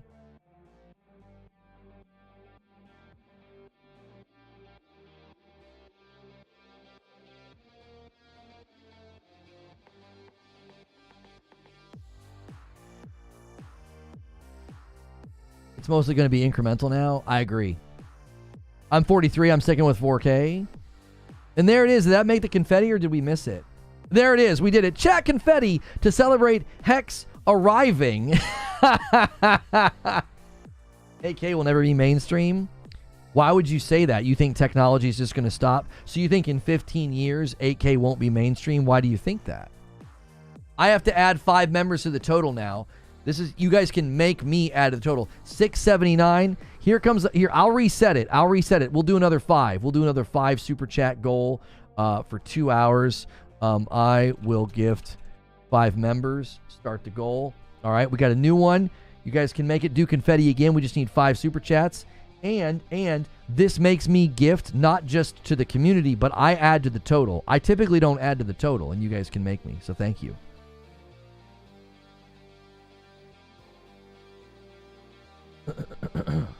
And Stone Spire says, there it is. I know what Stone Spire's doing, man. We need to change the layup member to the, we need to put, it needs to be fish bait. It needs to be a fish. Like, he's out here baiting. Stone Spire's like, dude, let's get a 20 bomb to end the week. He's trying to bring it, he's trying to manifest it into existence. Hilly says, with a member submitted question here. In 2026, can we stop calling microtransactions micro? The name gives the impression they are small, and they are not. This would be unhelpful. To just call them transactions would be unhelpful. I think they have to be categorized. And the reason they're called microtransactions is because they're smaller than the average transaction, and you can, like, do a bunch of them. Right? Like micro machines. Back in the day, if you remember micro machines. Excuse me. So I don't think we would want to change this phrasing, because I think what you would end up with is it would just be confusing. Once something sort of gets canonized within the, like, gamer colloquialisms that are used, it would be confusing to just call them transactions. Be like, oh man, there's just so many transactions in this game. People are like, what are you talking about? Are you talking about microtransactions? See, here's why I never think it's important to worry about this kind of thing. It's just like what we talked about earlier with Sven and stopping, don't call PS5 next gen anymore. Can we just call it current gen? Words are merely here to help us communicate. That's their purpose. The words serve us, not the other way around. So when I say microtransaction, no one is confused what I'm talking about. Yeah, those microtransactions are scummy in that game. That's really pay to win over there. Their microtransactions are pay to win. Nobody's confused. Like, nobody's like, well, wait, you're using the prefix micro. Are you trying to indicate that these transactions are small in number, in quantity, and not that impactful? Like, no one's doing that. I don't think anybody's tripping up on the word. We have an understanding. Jez Corden is saying this is an Xbox messaging blitz, will make a lot more sense after January, probably. Is that because of their appearance at the January 7th Lenovo event? Is that what he's indicating? Buddy's Nerfic with a VIP says, let's get to 700, and he renews his membership and bumps the line to 681. Come on, boys. Let's do it. I don't want to say his name. It'll make him appear. It's like saying Beetlejuice, all right? Let's try to hit 700 without him, and then we'll just go into the member stream. Once we're in the member stream, he can't gift anymore. Once we're in the member stream, he can't gift. We can basically set this up to where MASH can no longer gift. Jez says, moreover, the timing of it, really. I think Xbox will make some big announcements about how Windows handles gaming, Xbox gaming specifically. Okay.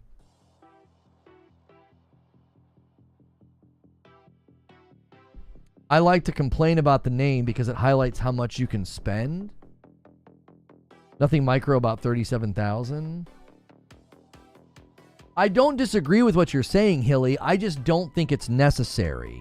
Whenever I think about language and I think about communication and context and nuance and idioms and all these different things, to me, the single most important thing is having communication that is clear, so we're all on the same page. So when someone says microtransactions, we all know what they mean. We don't have to, like, stop and define it. I don't see a point linguistically to change a word so that we're constantly stopping and being like, oh, when I say transactions, what I mean is what we used to call microtransactions. Then just call it microtransactions. Like, what are we doing? Why waste time constantly having to go back and be like, well, wait, what do you mean transactions? What are you talking about? Are you talking about like all the purchases of games? Are you talking about total revenue every month, every year? What do you mean? Base 2012 with a VIP says another month, and Garrett Green's also renewing, and that bumps the line to 683. See, we don't need MASH. Come on, boys. AI, machine learning, and ray tracing will lead the larger leaps than what you're saying. Graphic changes will be small, but the gaming experience will have huge leaps. Well, I'm not saying the leaps won't be large. I'm saying the leaps will be harder to see. I think getting better AI, machine learning, and ray tracing, I think that's harder for people to detect. It is. When you look at a game right now, and you see it side by side where the reflections and the lighting aren't there and they suddenly are there, it's easy to detect. It's not easy to detect when you're just watching game footage of a game. You're not like, look at all those updates. You see what I'm saying, Garrett? I think when they start showcasing games for the PS6 and they start showing off the tech that you're probably correct, they'll be able to showing off. I don't think people are going to be like, this blows the PS5 out of the water. It'll be like, whoa, that looks pretty, or that looks shiny, or that looks more reflective. The leaps won't be hard to see within gameplay. They'll be hard to see graphically. Innovations in gameplay, you're correct. They'll be easy to detect because you'll say, oh, we didn't know this was possible. But yeah, visually, I think that's what I'm always speaking to when I say that, Garrett. I think visually it'll be harder to see them. And a 5-bomb from Darren. Come on. Your mission, if you choose to accept it, we got to get to 700 without MASH. We need 12 more. We're almost there. We're so close. Hilly says, I think the gaming industry likes the term. Not everyone understands, and I think they give the impression that they are small and not a problem. They are not small, and they are a problem. Well, you've got to come up with a new term, because transactions too generic, Hilly. You're like, yeah, there's just too many transactions in this game. And people are like, wait, what do you mean? Are too many people buying it? Too many transactions? What are you talking about? It's like you need something to refer to purchases within the game that you think are problematic, predatory, or whatever. 2 singles from Stone Spire. He's making it real easy for somebody to take the glory and it not be MASH. We just need a 10-bomb or 2 5s. Cash exploits. XCal says, let's do it one at a time. And it goes to Wooly. I hope Wooly's here today. Maybe he can come play some Fall Guys with us. If you're getting a gifted member right now, man, boot up your platform of choice and get Fall Guys installed and updated. It is free. Also vague, but in-game purchases. I think in-game purchases is perfectly fine. And you could literally say, this game has too many in-game purchases. This game leans too much on in-game purchases. They're too greedy with their in-game purchases. It would satisfy what Hilly's saying. It would remove the word micro. I don't think he's incorrect that these studios and publishers, they love the term microtransaction. They love it because it gives this idea of like, ooh, it's small. And Jack Garland says, I'll make it really easy. And he puts us at 696. Oh, we're right there. We're right there, boys. Without MASH. I mean, we got here with MASH. I just wanted us to get this last stretch goal without him. And a single from Ryan. I obviously know that MASH has gone crazy this week. We wouldn't even be at the heights that we are without his generosity. I just thought it would be really cool today to push from the 600 to the 700 without him. Like, you know. Don't at him, Wolf Saints. What the frick are you doing, bro? And Hello Lima lands the plane and gets us to 702, but it's going to be 703 with Jaddix, and then it's going to be 708 with a 5-bomb from Mile High. That's it. We did it. We did it. I can't think of another stretch goal. We're going to have me sing, read books, we'll obviously have some drinks, and then I got to decorate a tree. I think we're good for the night. I can't think of another goal. So we can stop. Save it for next week. Save it for next week. We're going to need it next week because we're not going to be streaming as much next week because of the holiday. So we're good. We are good. And we did it. We did it without MASH. I knew it. I knew it. MASH still gets a star on top of the tree.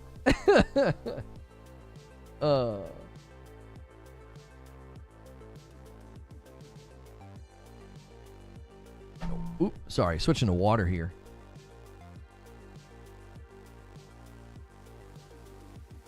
An elf costume? I don't want to run an elf costume as an incentive because I'd be afraid I couldn't get one. I suppose we could try to get one for next week and just make me wear it to, to embarrass me. I'd be really, really worried we couldn't get one in time. Like, I can't go out and shop today and find one probably, right?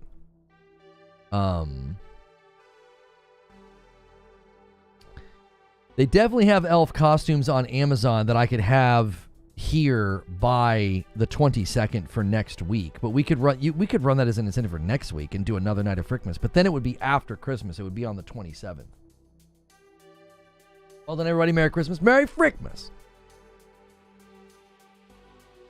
That's a great week. Hit all the goals before Christmas. Well done, everyone. We did it.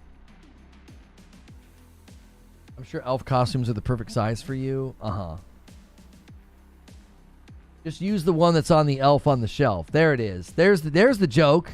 Yeah, I'm small. I can just go steal it off of a doll, a tiny doll.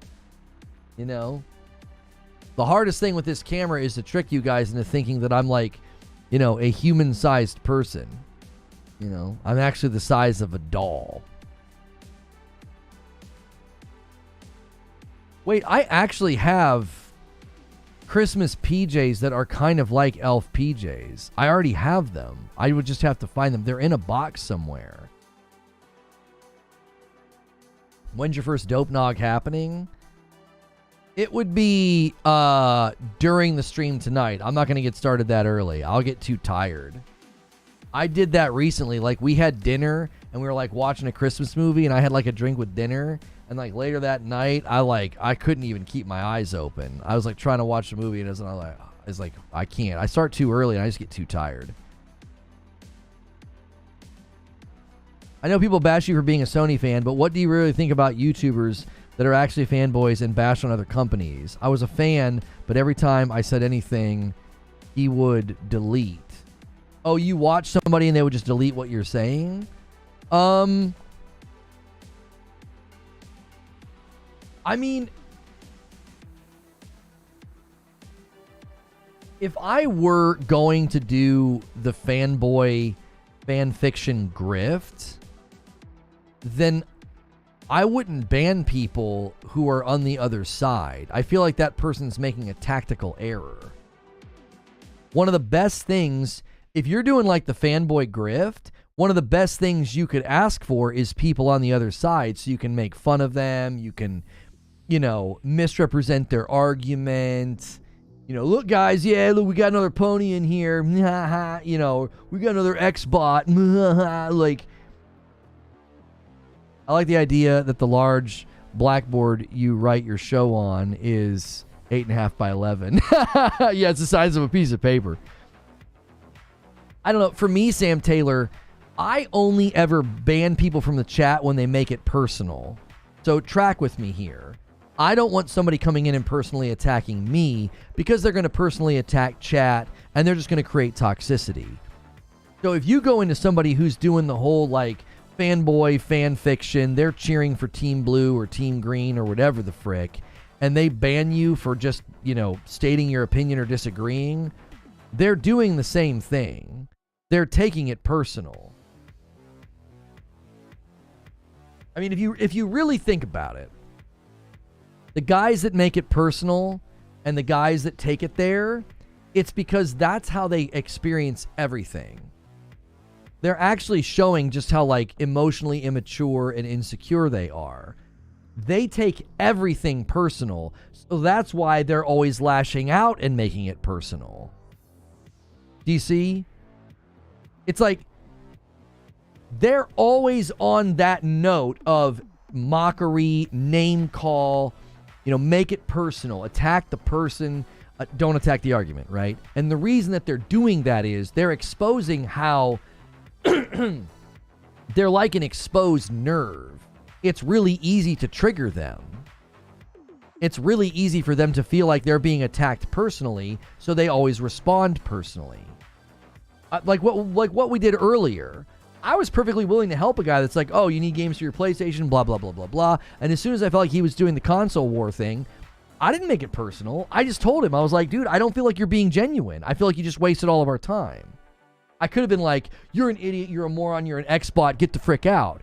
I didn't take it personal. I was just like annoyed. I was like, dude, you just wasted our time. That just feels dishonest, you know, to come in and do that. Now, we cleared the air and he changed his tune, and we recommended some games for him to play, right?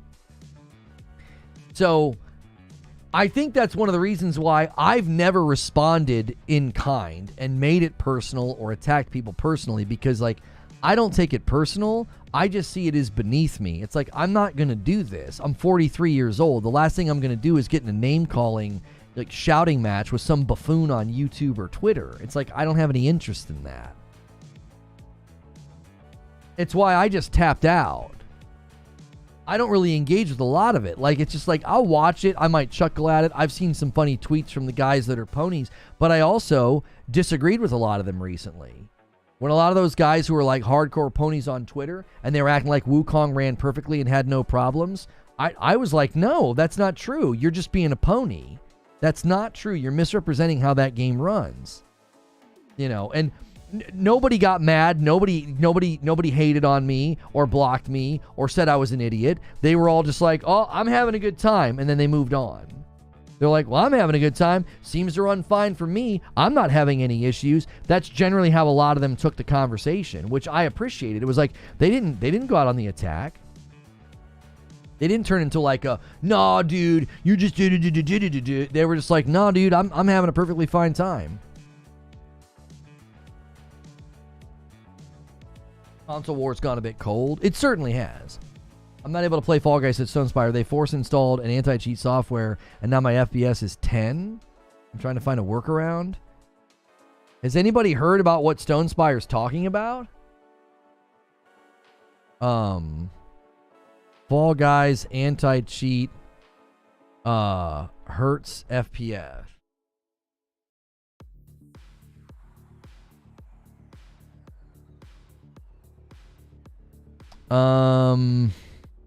I'm seeing people complaining about easy anti-cheat errors.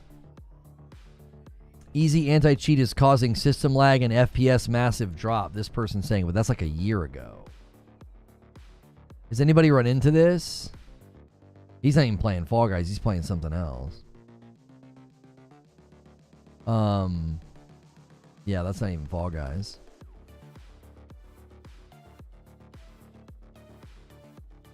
What kind of person cheats on Fall Guys? Oh, there were people that were doing it a lot.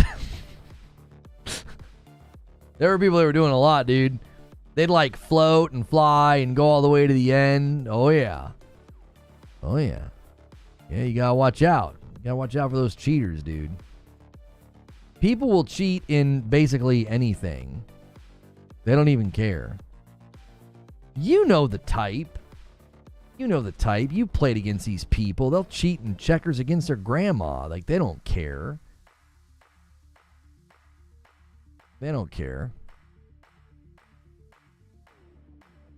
They just want to feel like they're winning. You know? If you can cheat, people will, for sure. I have PC and tested the potato issue, not disputing someone else is having it, but maybe only certain machines. I was just playing Wasteland 3 at 60 FPS, and now this is running at 10 due to the anti-cheat software, and it won't let you install the game without it. Stone, is the game doing anything? Is it downloading or trying to install textures or something? Like, are you sure the game is totally installed? It's not doing one of those, like, partial install things, is it, where, like, you're playing it, but it's doing something in the background?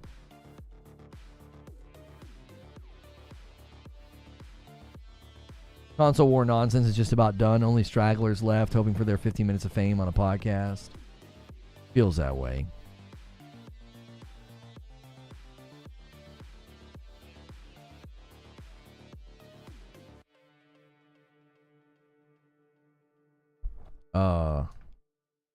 Worked for me. Sorry. All right, let's take a couple more of these questions that you guys submitted. Porsche says, Out of 10-star rating, what would you give this year's list of games that you have played and seen? This year, I would give like a really strong 8.5. Yeah, it wasn't a 9. Like the year that like Horizon and God of War and Gran Turismo came out, like all those years, those games were all just so strong. But yeah, Prince of Persia, Stellar Blade, Helldivers, Ronin, Astrobot, even my experience with Space Marine 2, especially now that it's been updated, really, really strong 8.5. It's honestly close to a 9. I feel like it was a really good year. I've had a really good time. Even The Last of Us Part 2 remaster that was like, what was that, January? I really had a good time with that. You give it an 8, Garrett? Yeah, it's a good year. I think it was a really good year. Certainly room for improvement, for sure. I think next year's looking like a 9.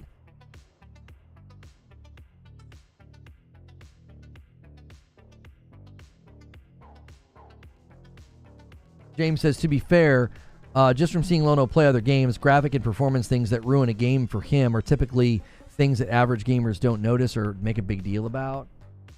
It feels like you're continuing a thought there, James. What thought are you continuing? There's this crazy guy I would watch, dances, mocks PlayStation fans.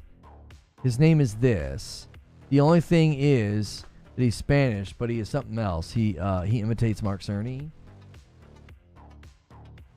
I think there are two types of people that do the trolling and the goofing and the character stuff, okay?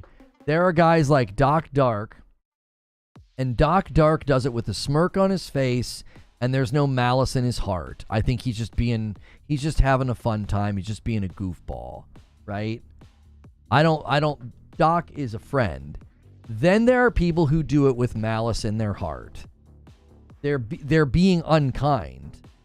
They're being a jerk. Like, they are not at all just doing it with like, hey, this is all fun, this is all mutual, right? So, and I think there's a significant difference. Like, when you look at Doc Dark, it makes perfectly good sense why there's no malice in it and why he doesn't make it personal. Because he's got a pretty satisfying life outside of YouTube. It's not his everything. It isn't. It's not his everything. And then you see the guys that go too far and they make it personal and they're nasty, and you can tell the way they're constantly on Twitter, the way they're constantly at war, the way they're constantly hurling insults. It's like, yeah, there's some kind of an issue here. There's something deep going on. This isn't just you having a giggle. There's something else going on here. What's your least favorite game you played this year? Probably Star Wars Outlaws. I was very, very disappointed in Star Wars Outlaws and Hellblade 2.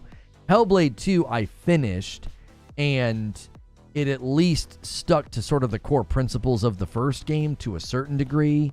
It's Star Wars Outlaws and Hellblade 2 are probably basically tied. I just absolutely devastated at how bad Hellblade 2 turned out. I loved the first one, and I've played it like 4 times. So, you loved Outlaws and completed the DLC. I'm glad some people like it, dude. I mean, this guy goes too far, but it's still a character. I mean, if I had the time and the energy, we had a character that I could have utilized to mock and make fun of these people. But I knew the minute that I started doing that, like where it would take my brain and my energy and my emotion. And I was like, I just don't want to do it. We could have easily used Hillbilly Jack to enter that landscape and to start making fun of people that come after me. But the problem is everybody it's obvious it's me, right? And the energy and the emotion that would have gone into it, I just don't want to go there. I don't want to go there. I've been doing this long enough to know that that's like a thread on a sweater. Once you start pulling on it, you can't stop. Like, it's almost impossible to do it and to stay lighthearted and to stay in a goofy lane. Because in order to do it, I'd have to watch the content about me and hear all the nastiness and all the insults and have to fire back. And I just don't want to drink from their poisonous well. It's like I don't want to. I don't see any of the stuff that's said about me. I don't see any of the content. I don't. Just this morning, Brooklyn Breed called out a guy that clips me on Twitter. I couldn't see what he said because I've got him blocked. And I was like, I don't even want to see it. You know? Because I don't want to put that in my brain and put that in my heart. It's like, I don't need that. I've got a very, very satisfying life. I've got a great community of people that I love and that I've got really strong friendships with. It's like the last thing I need to worry about or care about is the opinions of fools and children who don't know me at all. They know some figment that they've created. It's like the last thing I need to do is see it or hear it and then engage in it, you know?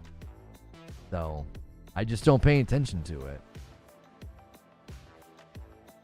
you know? And like I had a guy that I'm friends with and we do the whole Marco Polo thing back and forth. We went to college together, this group of guys, me and my brother and a couple other guys. And he literally said it. He's like, you're looking healthy. You're looking happy. He's like, I don't know what's going on. And I'm like, it's been a long road. It's been a long journey and I'm not done. And, you know, I just feel like I've gotten to a place where I just shrug at it all. And I'm like, I just kind of feel sad for people that live their life that way. I know they're not happy. I know it's coming from a place of pain and toxicity and brokenness. And, you know, I can't help them. And I certainly don't want to pay any attention to them. So, good on you. Why are people pocket watching? Unapologetic, unadulterated jealousy, which is just poisonous. I don't know why anybody would ever be jealous of, like, keeping track of how much money I make. Let me make something perfectly clear. Within the confines of my own morals and ethics, because I do turn down certain contracts and certain deals. I won't work with certain companies. I won't promote certain products, okay? So within the confines of my own morals and ethics, I am going to make as much money as I possibly can because it's not for me. It's for my children, and then we have families that depend on us. We have families that either, you know, husband died, so it's a widow that we care for. We have you know, families and people that are overseas that we care for. My family right now is helping. You know, there's a woman. She's elderly. She's blind. She lost her husband, and they take care of her once a week. They help her with her groceries and shopping and everything else. And it's like pocket watching me and pointing out that I'm money motivated. It's like, yeah, you better believe it. Like any man with a spine and a family, I'm going to make as much money as I possibly can, as would you if you had a family that you were providing for. You know, I got braces and I got retainers and I got futures to pay for. So I don't really give a frick about your self-aggrandized, self-appointed, self-righteous hubris where you think you can judge how I run my business and how much money I make. Just keep watching, because I'm not stopping and I'm going to make as much as I can, because it's not for me. It's not for me. If it was for me, I'd be sitting here with a brand new PC and a brand new phone and a brand new this and a brand new that. It's not for me. You can never get in the way of somebody who's motivated like that. You can't. Try and stop a man who's trying to provide for his family. You might as well try to stop a boulder. You can't do it. And all your judgment does is betray your own character and insecurity and jealousy, and you're just damaged. You're just broken. You are. And that's why it's just like, I just don't care. It's like, yeah, of course I'm trying to do that. Well, what am I supposed to do? Just make it by? Just barely make ends meet? Maybe I should just try to live check to check, you know? Sorry, kids, you know, don't want to try to make money out here because apparently that's demonized by weirdos on the internet. Like, what the frick?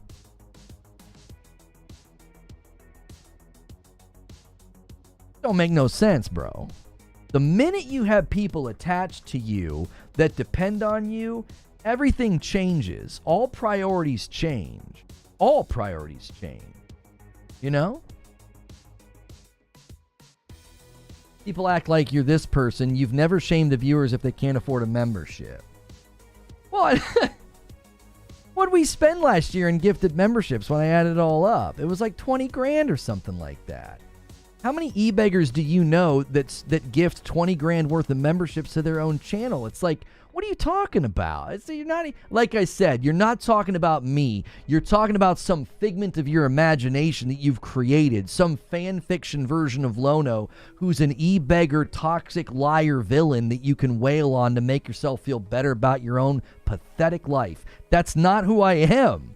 It's just some made-up version. That's why I don't pay any attention to it, because it's like, in order to engage with it, you've got to constantly wade into the waters of falsehood. And it's like, well, none of this is true. It's some mirage that you've made up that doesn't represent me. It's not accurate.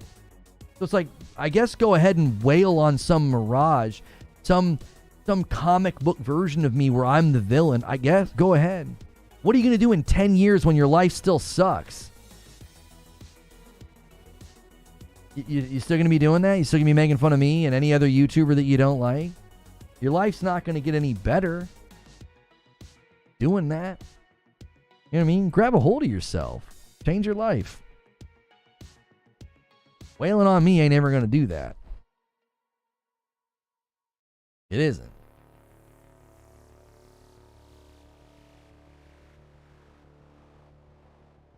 I appreciate that, Knack Daddy. Thank you.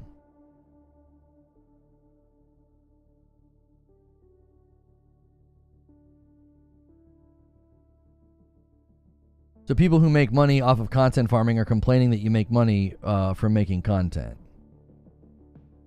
Well, I mean, yeah, James, you will never get someone who doesn't have self-awareness to see how hypocritical or inconsistent they are. You can't. They're in a deluded state. They're pathological. They have decided that they're the hero of some weird story, right?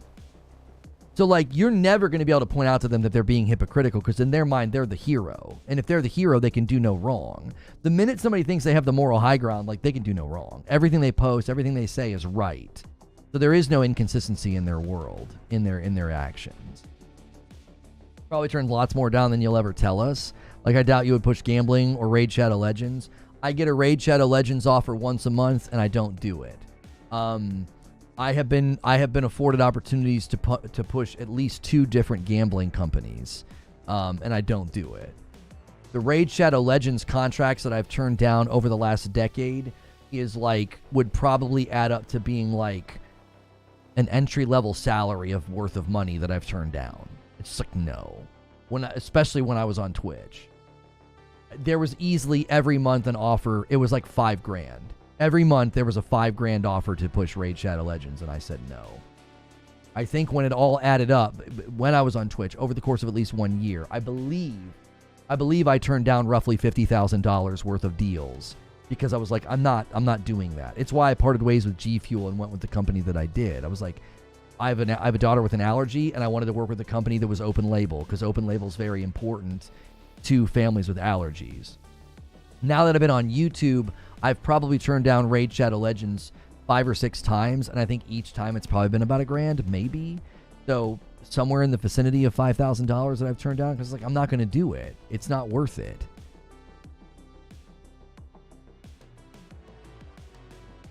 And I won't judge people that do it. I won't. The money is... It's easy money. You read a little script, your editor puts a little video in, and then they write you a check. Because those guys, that company, that game prints money. That game prints money. You're a good man. Every month, my agent would come to me, Dark Taco, and she'd be like, well, they're offering again. They're offering again. And the offers kind of started going up. I think when it started, it was like 3. It was like 2,500, then 3, then 4, then 5. It kept going up because my viewership kept going up. They knew it was worth it. They knew, like, one mention from me when I was pulling the viewership that I was in Destiny. They knew. They were like, oh, no, yeah, this is worth it. How can I ask a question? You have to type exclamation point question and then put a space in between exclamation point question and your question, and the Nightbot will grab it. You just put it in chat.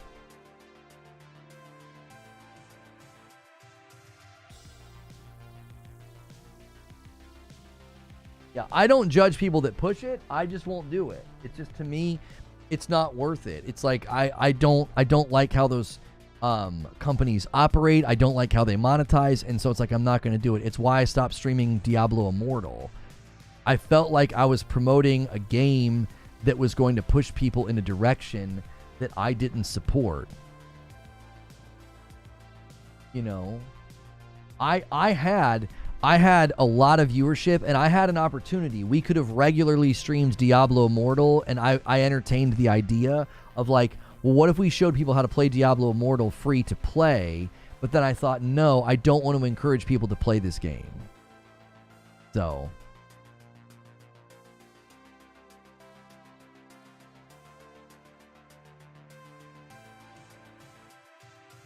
Kez says, out of the recent consoles, but you couldn't get a PS5, Xbox One X out of the previous gen, what would be a good choice, PS4 or Xbox One? Why are you buying an old console, Tez? You got to give more reasons here. What are you arguing? I was an Xbox One X guy. I barely used my PS4. I used it for Destiny, and then I played Spider-Man and God of War 2018. That was it. I played almost nothing on my PlayStation 4. So, I mean, I was an Xbox guy back then. This thing is fried, says Stonespire. Been working on it for an hour. FPS and lag are insane. I'll still be here to watch, but no idea anymore. Yeah, I don't know why that would be happening. Just my budget? Until after taxes? Wait, what price range are you looking at spending on a PS4 or an Xbox One? About how much? Couldn't you get a refurb PS5? Or a refurb Series X or something?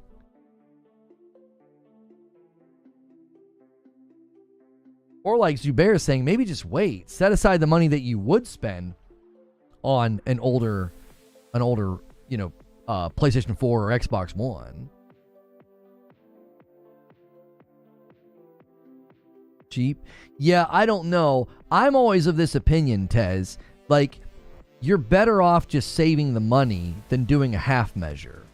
$100 spent now... No, I'm sorry. $100 saved now is $100 toward the thing you really want to get. $100 spent now, it's almost like setting you back from getting the thing that you really want to get. So I would take the money that you would spend on the PS4 or the Xbox One X and just put it in an envelope. And I think you just, I don't know. I don't know about you. That'd feel really freaking good whenever you get your taxman money back and then you go walk in to pay for whatever it is that you're getting and you already have an extra $100. You're already ahead. I don't know. That's me. You might not be like me. I'm always of the notion of I'm just going to save until I can do the full thing. I don't want to do a half measure. Like with upgrading my PC. With upgrading my PC, I'm like, I'm just going to wait until I can afford the real rig instead of doing a half measure right now, if that makes sense. So I've always thought in those terms. I think I inherited that from my dad. It's like, wait and save and be patient and get the real thing that you want instead of impulse buy. So everybody's different, but that would be my recommendation. I feel like you would be really, really bummed and disappointed buying a PS4 or an Xbox One X and just how limited you would be, and just so many games that just like you'd be playing a lot of. Well, I guess if you were okay with getting Game Pass and playing all those old games, maybe. Yeah, you buy cheap, you buy twice. That's a good thing to remember. Adam King submitted a question as a member. After Activision Blizz, do you think big acquisitions will be indirectly discouraged because companies don't want to sweat through the approval process? I think big acquisitions you will see them less and less because of just how risky they are. The Activision Blizzard deal has completely changed the trajectory of the Xbox brand. And if you're going to make that level of purchase, you're looking at the same issue, man. That's a lot of ROI that you need to make back. That's a lot of risk. You know what I mean?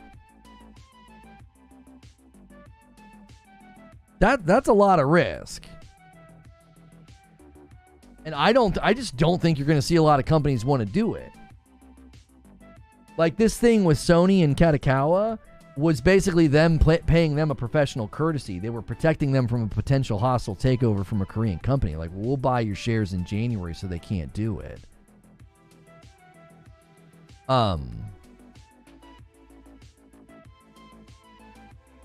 So, you know, PlayStation didn't take on all that risk, which I think is actually a good decision. I don't think that would have been a good idea at all.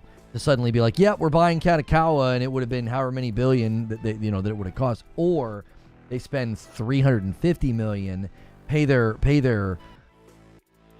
countrymen, their fellow country businessmen. They pay them a professional courtesy, protect them from a hostile buyout. Now, obviously, the fan fiction that's being spread by people is, well, oh, Sony couldn't afford to buy him. Sony couldn't afford to buy him. No, that's not what it was. It was a protective measure. This actually isn't the first time that they've done that. They did. I believe they did it in the past, and then they sold the shares back. So I don't think you're going to see a lot of big acquisitions anymore. Even Embracer Group is trying to figure out what in the heck they're going to do. I'll see that in the long run, it'll be worth holding back till after the holidays to get next gen. Yeah, I really do. I know it's tough. You're probably seeing your friends on Twitter, Facebook, Instagram, wherever they post. You know, homies are going to be out here posting pictures of their new consoles and games and TVs, and that FOMO is going to hit deep. But man, will it feel? I just think it'll feel so much better to wait. You know. Don't think a full Katakawa purchase would have helped their goodwill with PC players either because of the potential PSN requirement. I don't think that even was a factor in their decision making, Adam. Yeah, I don't think that Sony cares about that. So, Crisco submits a question. In the Hobbit book, and I'm currently reading The Fellowship of the Ring. Gaming in the Hobbit book? I'm not sure why you said that at the beginning. Oh, is the ring that Bilbo got from Gollum the same ring of power? Yes. It gives him unusually long life. He doesn't age. When he puts it on, he disappears. Yes.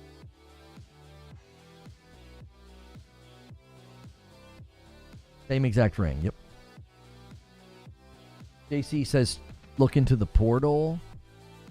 Well, the PlayStation Portal is a remote play device, and they just turned on cloud, so you don't need a PS5. So you could buy the Portal for $200, and you could pay for PS Plus. Isn't it the highest tier? I think you need the highest tier to do cloud gaming on it. I don't know if he's trying to budget and trying to save until he can afford what he really wants. I'm not sure about that.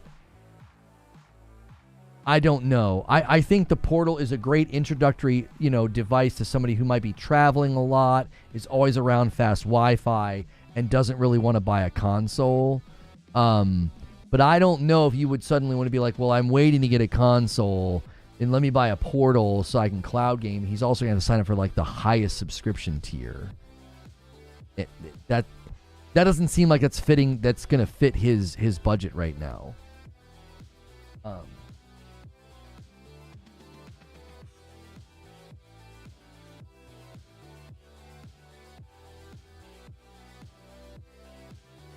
I'm torn on this. I want a story about Superman, not a current state of America. Hopefully I'm not too on par. James Gunn says beat up Man of Steel in Superman trailer is meant to represent the current state of America. I believe that most people in this country, despite their ideological beliefs, their politics, are doing their best to get by and be good people.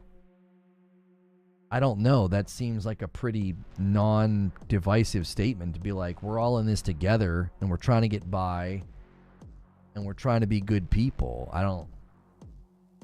think people are really misconstruing what he's saying.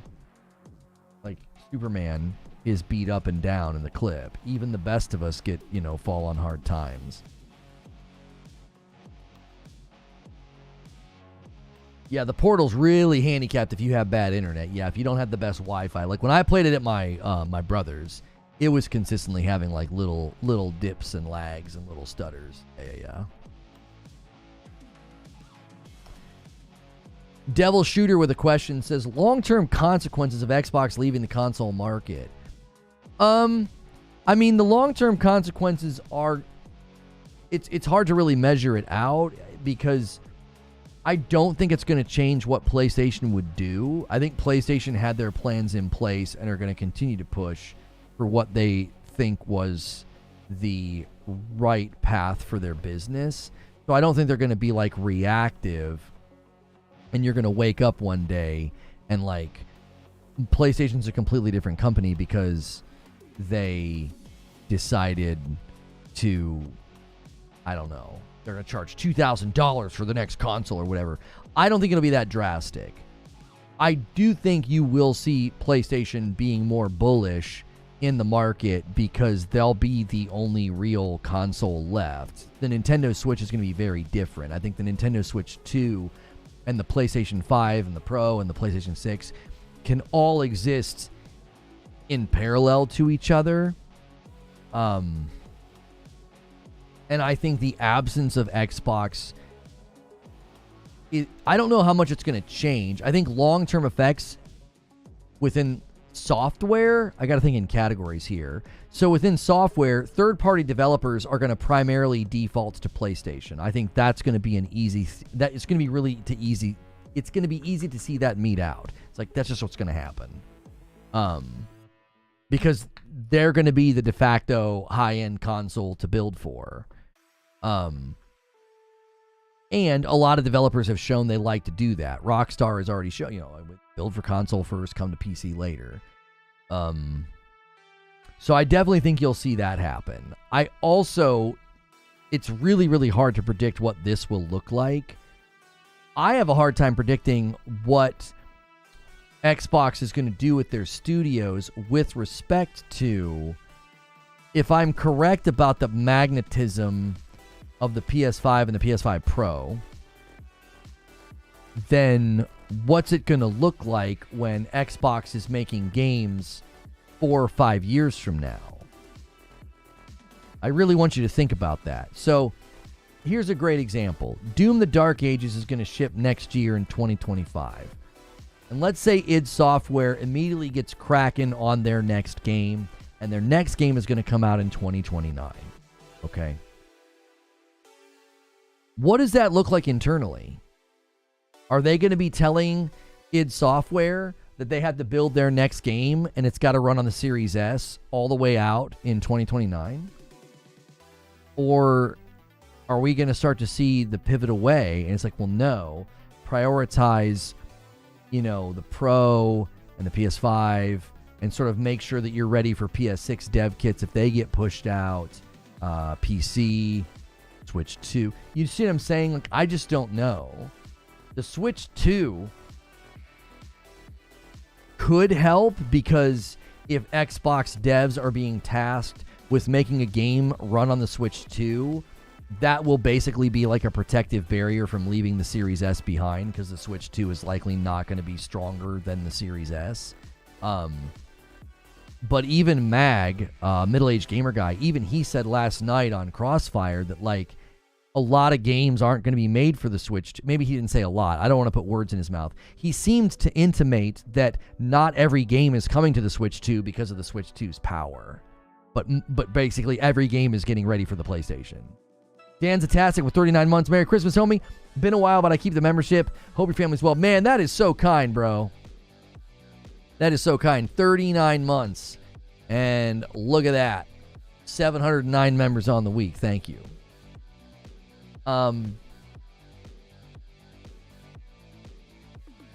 So, and Lord Finesse with the VIP is also going to add to the count for the week. 710 members on the week. Resubs count, boys. So yeah, I just don't know. I'm trying to picture any first-party Xbox studio who starts a project next year being told to build their game for the S, and it's like, well, our game's not going to come out for 4 or 5 years. It's going to come out in like 2029 or 2030. And Dan Zatastic says, we might as well just keep going. 7:15.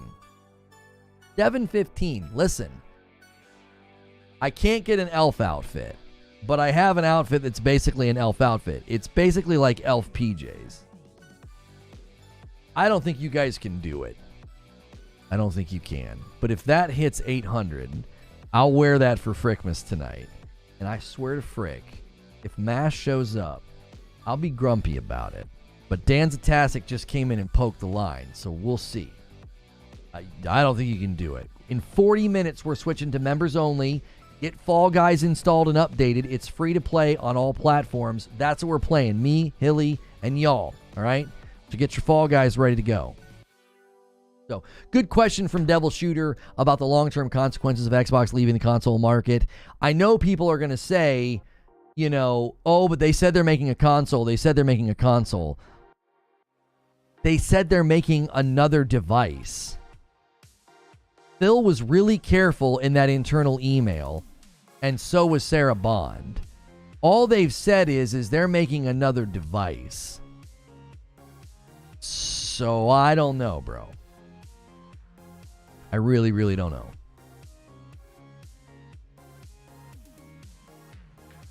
Siege Master with the 5-bomb gets us to 720.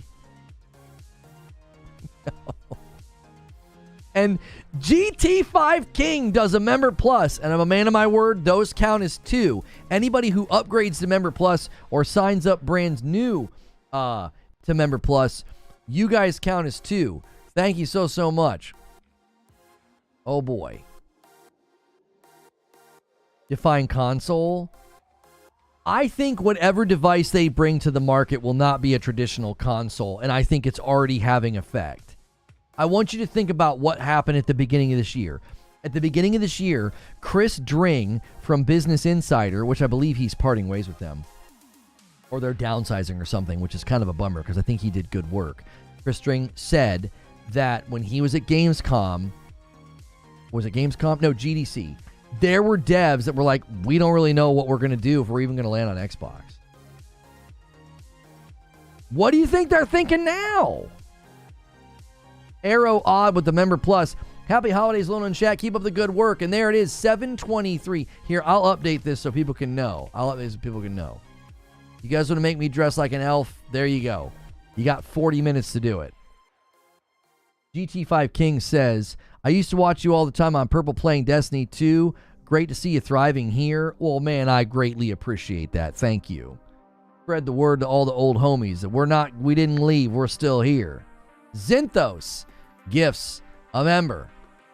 724.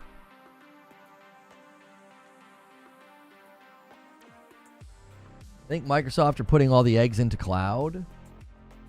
I don't know. I don't even know if it's a good idea. I don't know. Infrastructure is just so lagging behind in America. I don't know. I do. I think that you're definitely already seeing it. As I said, Stonespire gifts a member. Thank you, Stonespire. You know, beginning of this year, and that gets us to 25 away from the next milestone. At 750, I gift 5. Thank you so much, Stonespire. Like, Chris Dring said at the beginning of this year, people were like, we don't even know if we're going to put our games on Xbox. What do you think they're thinking now? Look at their hardware sales numbers. And again, I'm going to keep coming back to it. Look at the way that Phil Spencer handled the Baldur's Gate 3 situation. Look at the way a Microsoft spokesperson handled the Black Myth Wukong scenario. Do you really want to make games for Xbox right now? With their floundering hardware numbers, their everything is an Xbox marketing, and the way they'll basically throw you under the bus if your game can't come to their system fast enough because of the Series S. They'll basically blame you passively and say that there's no hardware limitation, there's no hardware problem. Do you think after this entire year, if devs were already questioning whether or not they were going to put their games on Xbox, and, quote, nobody knows what Xbox is doing was one of the reasons cited. Like, a lot of the developers, like, we don't even really know what they're doing. It's hard to tell what they're doing. Well, there you go. That's a recipe for devs saying, there's just no real reason to do that. There's no real reason to build versions for over there. Chris also said he heard that Microsoft is stepping away from Game Pass at the Xbox Showcase. had to play it day one Game Pass every other trailer. You don't think they're stepping away from... When did he say they were stepping away from Game Pass? Is that the phrase that he used? Because you don't think raising the price of Ultimate and moving day and date to Ultimate is basically admitting that Game Pass is cooked and plateaued? That's plateaued subservice behavior. Now, I think they can get growth in the PC market, which is why the PC market still retains day and date on Game Pass, and it only went up $1. But just because Game Pass was included in the showcase doesn't mean that they are not deprioritizing it. They raised the price of Ultimate and they moved day and date to Ultimate. That tells me that it's not a priority anymore. It's like, no.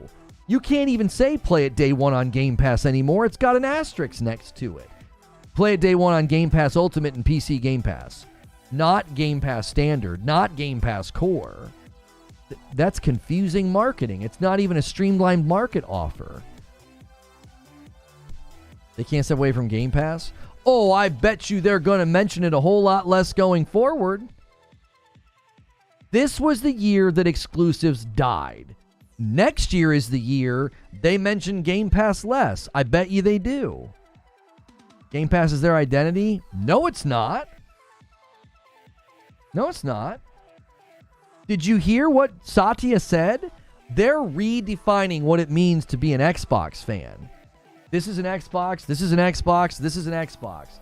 That's not their identity anymore. Their identity is our stuff's everywhere. You can play our stuff wherever you are. We want you to be able to access our games wherever you are. That doesn't feel like Game Pass is central to the identity anymore.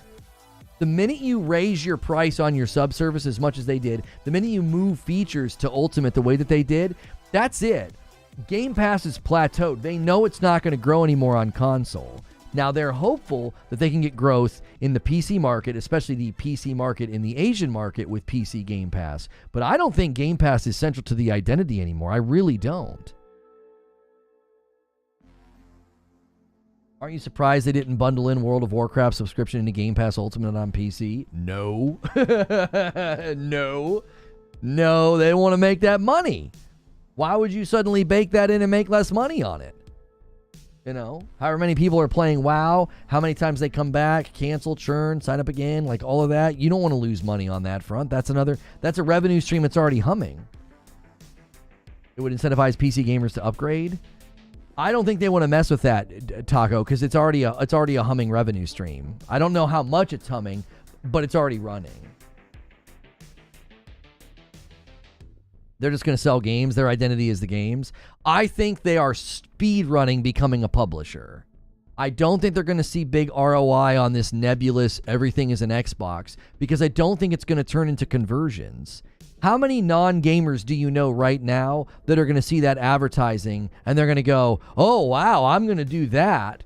My TV is an Xbox now. My Fire Stick is an Xbox now. My cell phone or my tablet is an Xbox now. Well, now I'll game.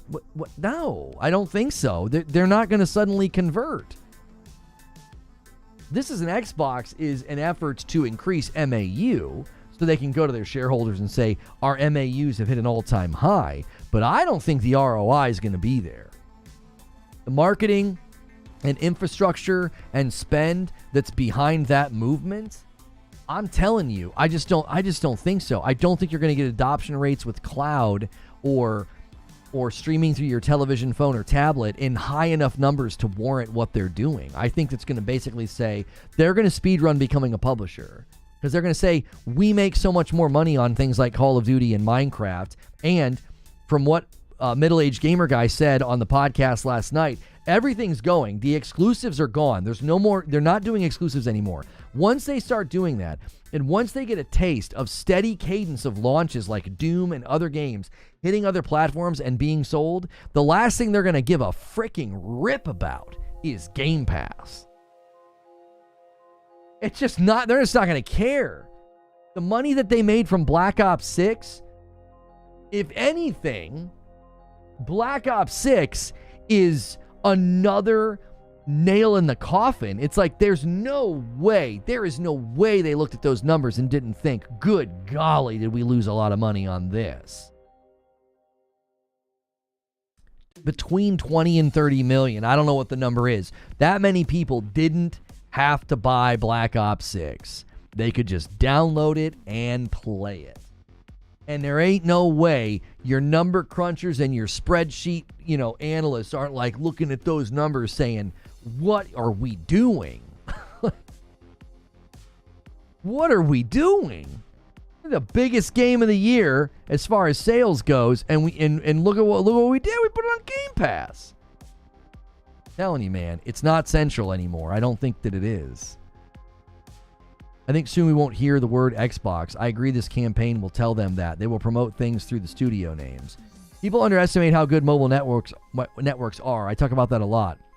In major cities and suburbs, it's ridiculously fast. I could just boot up and play Nine Souls or Indie on my phone. I think it's attractive for mobile gamers or people on the go. That's the biggest room for growth. I don't think so. No. It's always about mobile? No. Mobile was about acquiring property that was already creating healthy revenue streams like Candy Crush or mobile Call of Duty. I don't think you're going to see a bunch of mobile gamers suddenly deciding, I can play Nine Souls or Indiana Jones on my tablet or my phone. Oh, well, I'll do that now. No. I think mobile gamers are a particular breed, and they're not going to jump over that fence of paying for Game Pass to cloud stream those games. I just don't think so. The games they play are like free games like Candy Crush and Farmville, and then yes, there are people that play mobile Call of Duty. Mobile Call of Duty prints money, but again, I think people that play like mobile PUBG and mobile Call of Duty, I mean, even Apex Mobile canceled. They're no longer. It's no longer a thing. If Apex couldn't do it and make it make sense and make it make money, I don't think you're going to suddenly see this monsoon of people that are like, oh yeah, I'll play Nine Souls or Indiana Jones on my phone and tablet. If Apex couldn't make enough to warrant staying on mobile, as PUBG Mobile and Call of Duty Mobile do well, if Apex couldn't do it, why on earth would games like that pull enough people? I just don't think that they will. I just think it's really unappealing. It's like nobody that plays... Again, I'm looking at the consumer base. A mobile gamer is a very particular type of gamer. I don't think they're leaping over that barrier, signing up for Game Pass to play something like Indiana Jones. Not exactly mobile gamers. I think gamers who want to play console on the go. Here's the problem, Deuterino. That's exactly what Phil's been talking about. That's not consumer growth. That's just you making a lateral move and using their infrastructure, and they're not making any more money off of you. You're just a cost at that point. Deuterino, think about it. If you're right now paying for Game Pass and you're playing, Nine Souls and Indiana Jones at home, you didn't buy the game, you didn't give them money for Indiana Jones, you're paying for Game Pass. And then you go out and you play on their cloud and you play on their mobile. Now you're just using their infrastructure and they're not making any more money on you. If in fact you could argue they're making less money on you because you're costing them more money and not giving them any more. It's not like you gave them an extra $5 a month so that you could do that. You're already paying for it. Now you're just using it. So existing consumers laterally moving into their cloud gaming services on that they're not making any more money off of you. Right, but they've got me locked into the subservice. But again, you're not solving for X, Deuterino. Solve for X. Phil Spencer's consistently said, this is the problem. Here's the problem, X. We can't get more consumers. You laterally moving over and playing Nine Souls on your phone, you're not a new consumer. You're just added cost to their operations now. Do you see? They're not making any more money off you. Arguably, they're making less. Because now, instead of just playing at home, you're playing on the go. And you're correct. That makes their service more sticky and harder for you to cancel. But they're not generating more profit off of you. They're potentially generating less. Let's say out of the 20 to 30 million people that are on Game Pass, 5 million of them a month do what you're doing. That's 5 million people adding to infrastructure cost for them to provide those services to you. Are they making any more money off those 5 million people? No. You could argue that they're making less profit off those 5 million people because now they're just a drain on the infrastructure. They can attract some people. I've consistently said it won't be enough. Maybe not huge numbers. I think you're correct. I don't think it'll be huge numbers, which is when you consider who's in charge. Microsoft is now in charge. Satya seemingly driving the ship. Very spreadsheet-driven, very data-driven company. They're going to say, that did not yield enough profit. We're done. We're a publisher now. That's the thing you've got to remember that Satya said. January of this year, he said, we can now do what we've always set out to do, make great games and put them on all platforms. That's what Satya wants to do. And if this is an Xbox doesn't give him the line item return that he wants to see from that, they'll just back what is, which is Minecraft, Call of Duty, big name titles, big recognizable IP landing on Nintendo, PlayStation, and PC. That's going to be so much bigger in the equation than, well, how many people did we get to start signing up for Game Pass through their television, their phone, and their tablet? How many new users did we get? Not enough to even put on the dadgum pie chart. They're going, I said this before, they're making the same mistake they've made in the past. Xbox is going to non-gamers and saying, don't you want this? They did it with the Xbox One X.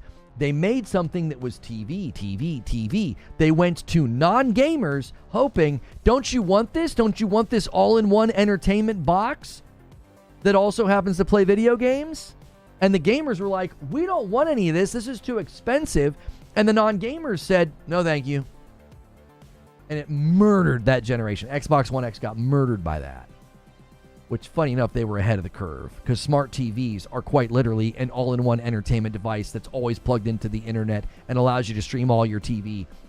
Xbox just shot the shot too early, and I think it's the wrong. I don't think it's a cohesion between the target audience and the object. The target audience didn't want it. It's like, I don't want a gaming device. What are you talking about? Not gonna lie, hooking up my Xbox One with Kinect and DirecTV was cool. Yeah.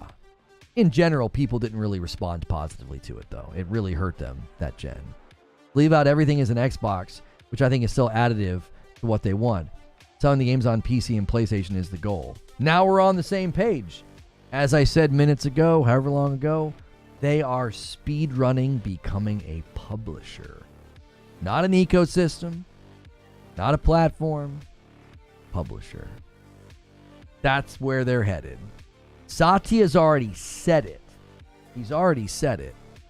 Which is why Game Pass will get deprioritized. It already has been inadvertently deprioritized by moving day and dates to Ultimate before Call of Duty came out.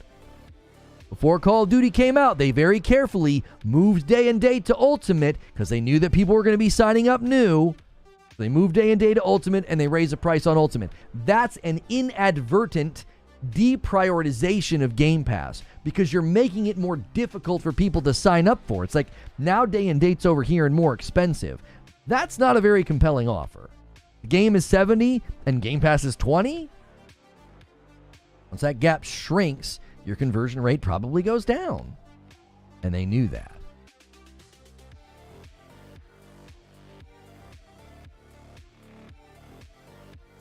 Pulling Xbox players by turning their console off. Yeah, that was always pretty funny. Yeah, I remember that. They would say Xbox turn off, and then like all of a sudden the lobby would clear out. Like,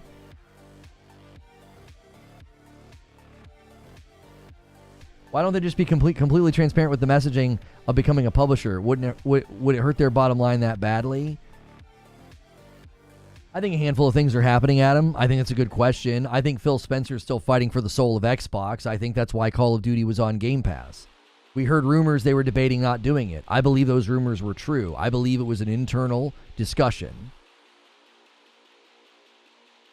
They were trying to figure out Merry Christmas. Oh, I was like, what is this? They were trying to figure out whether or not they should do it, whether or not it would be profitable. And I think Phil Spencer got in the ring one last time for Xbox and said, you can't do this. We will not have an identity to speak of if you do this. I cannot walk out in the summer for our showcase and start talking about Call of Duty Black Ops 6 and not say it's coming to Game Pass. If you do that, I guarantee you he was in the room saying something to the effect of, you will kill the last remnant of the brand's identity. And I believe he was given a stay of execution. I think Satya said, that's fine. You can do that, but we need to move day and date to Ultimate, and you need to raise the price of Ultimate. DJ B gifts a member. He says, I want to see the elf costume. I want to see it. We should probably put that over there. You guys have 20 minutes.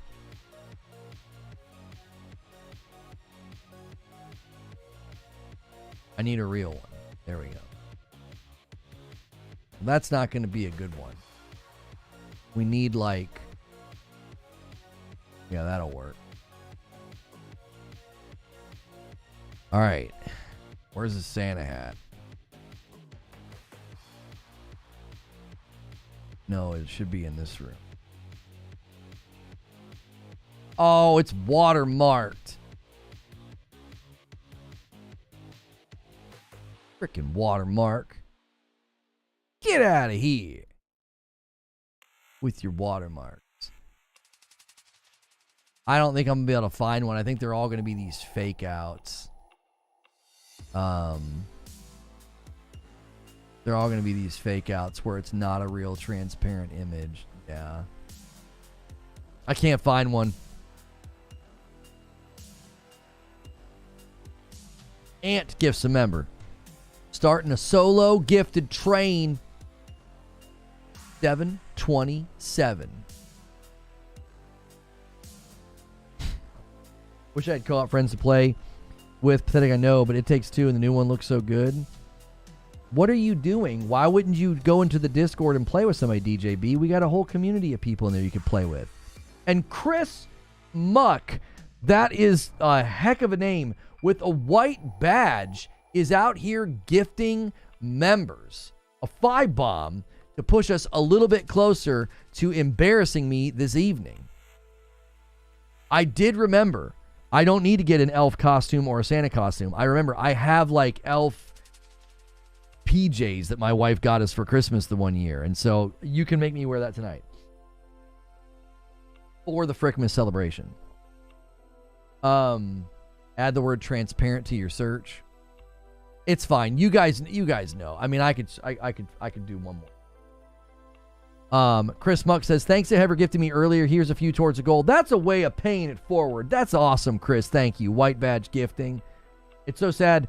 All the keys, no more mods for CDs, games, all the online. Half the time you're buying, you don't have to buy all that. What are you saying here?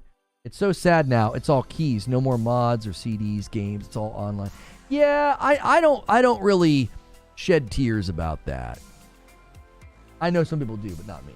Yeah, get Fall Guys downloaded in 20 minutes. We're going to a members-only stream. You can play Fall Guys with me, Hilly, and the community. Fall Guys is free on every platform: Switch, Xbox, PlayStation, and PC. Also, you have 20 minutes to hit 800 members, and I got to dress like an elf for tonight.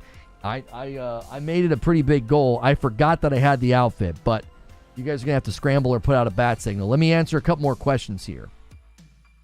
Murphy's Little Gamer Addiction says, what would you say was the best out of the 3 generations? PS4, Xbox One, Switch, and then PS3. Xbox 360, Wii U, then PS2, Xbox, and GameCube. I am going to be terrible about picking during the Xbox One era because I only really played on I only played Destiny for the most part. I will say this. Xbox 360 was a really great time for me. I played a lot of Call of Duty with my buds. I played a lot of Borderlands with my buds, as well as my wife. My wife and I played a bunch of Xbox arcade games together. That was a really fun time in my gaming career. It really was. It was just about the games. It was just about the games, bro. You know?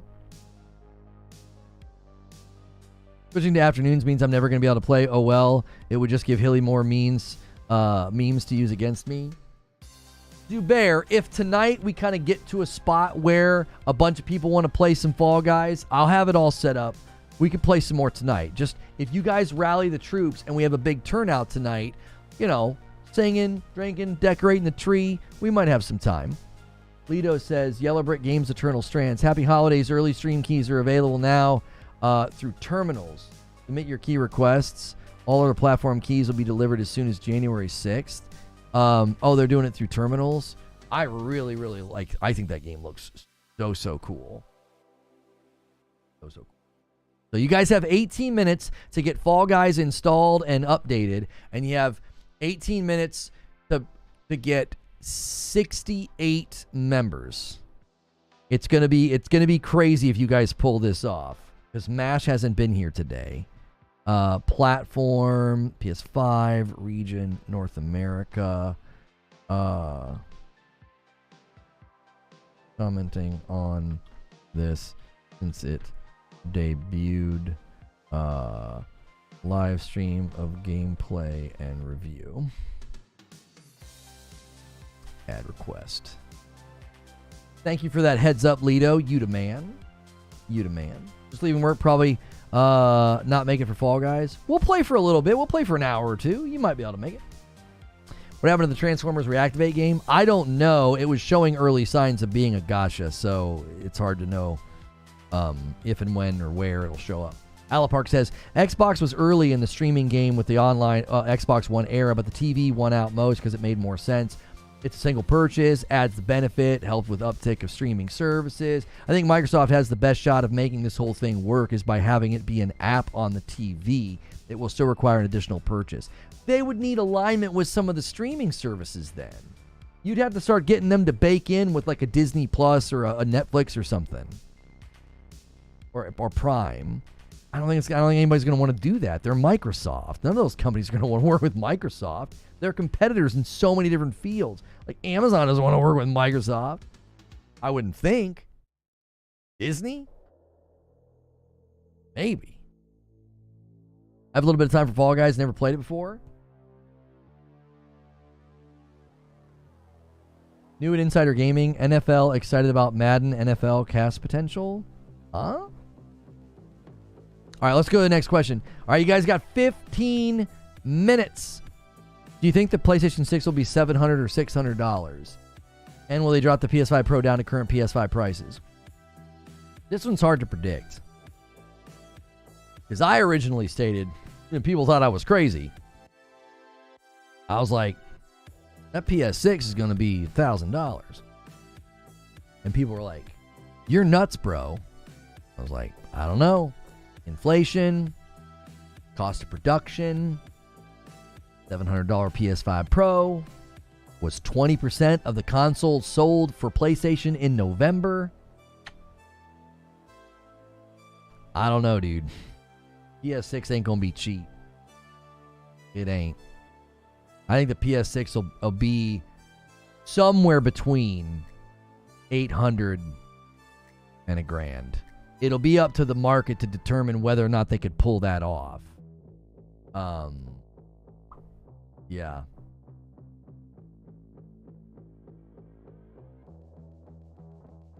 If they're gonna pull that off, I mean, I don't know. The market's gonna determine if they can push it past $800 or $900. The tariff switch to maybe $700. Oh, stop it with that. Let's just not even talk about that. Let's cross that bridge when we get there. The fear mongering on that, I'm not educated enough to know, but I feel like we are once again dealing with a whole lot of exaggeration. I don't think so, man. I think the Pro being mid-gen is so high entry level into next gen, it'll go back to 600. I mean, maybe. Noah says, shout out to Reforge chat and fam. Y'all are such a fun chat. Oh, and Lono, you pretty cool too. Merry Christmas to you, frick missers. Thank you so much, Noah. You guys can make me add to the total with super chats as well if you want. And he just added to the super chat goal, 1 out of the 5. You guys now have 13 minutes. All right, I'm going to quickly use the restroom and we can come back and have like a 10-minute bum rush if you guys want to try to do it. Submit questions and all of that. I tell you what we're going to do. Last question, and I'm going to clear the queue just in case. Sometimes it limits how many you can submit. What are my thoughts on the rumors of an Elder Scrolls Oblivion remake? It seems pretty concrete. It seems to be coming from enough sources to be real. I would think maybe that'll be like a January announcement or something. I don't know. You know? How do you talk so much every day? I've been doing it for a decade. You just build up vocal endurance. So, all right, I'm going to hit some ads. I'll be right back. You guys are the best. Huge week, huge day. We're not done. Get Fall Guys installed and updated. And if you need to send out bat signals, you want me dressing like an elf tonight, you got a little short window of time to make it happen. All right, I'll be right back.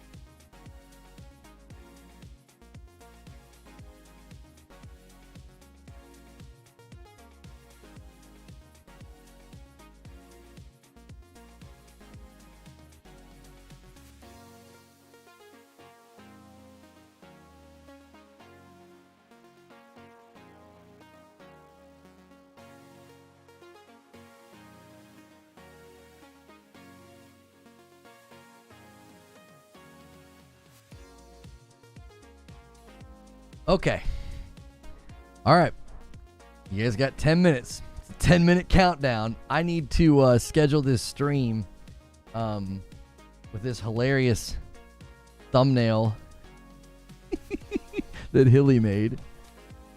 All right, hang on a second. Let's go. Create. Go live. What did you name it, Hilly, on the thumbnail? I thought you came up with a good name for it. Community Game Day. Yeah, that's good. all right, hang on. Community Game Day. Oh, Brandon's gonna help with the VIP renewal. 7:33. You guys have scrambled in shorter amounts of time. We'll see. Community Game Day. Fall Guys.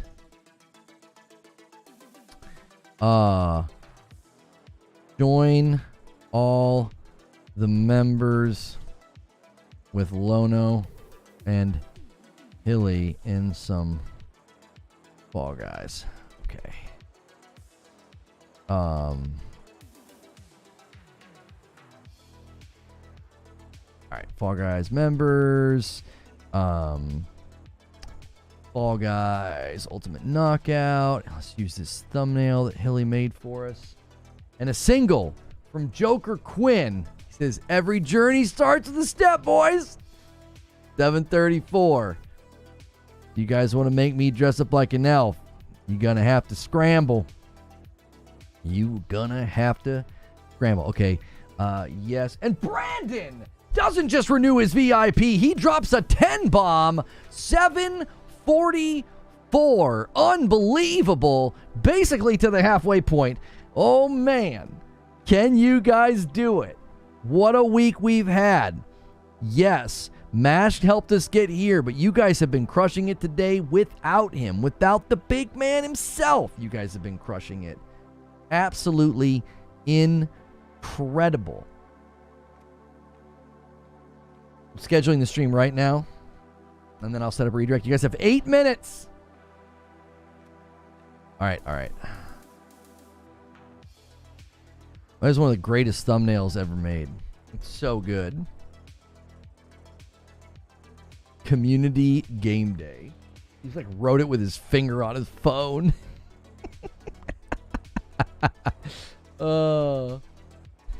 Xbox should only release 4 first-party games next year. Right now, Oblivion, Fable, South of Out. They should stop there. You're forgetting Doom the Dark Ages. I think Fable is going to slip. Yeah, I think Fable's going to slip, personally. I think it's going to get delayed. We've already heard rumors about a game that got delayed. But yeah, you're forgetting Doom the Dark Ages. All right, I got redirect set up. All right, 7 minutes.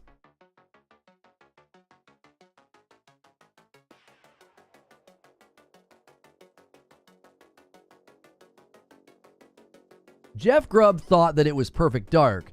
My issue with saying that it's Perfect Dark is that they never said Perfect Dark was coming this year, and I don't think Perfect Dark was slated for this year. I really don't think that it was.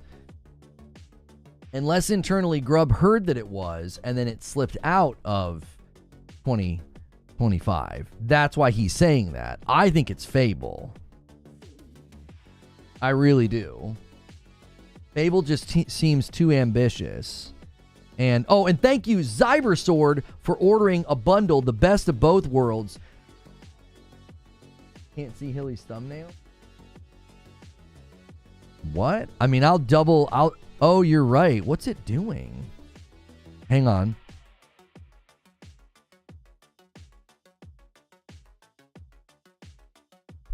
Let me switch it. See if that doesn't. And Brandon with the 20 bomb. He says, come on, boys. We're right there. I owe you guys 5 for the 750. He is putting you guys on the doorstep of Elf on a Shelf. You can make Lono dress like an elf for tonight's Merry Frickmas special. Thank you so much. All right, now it should be working. The thumbnail should be updated now.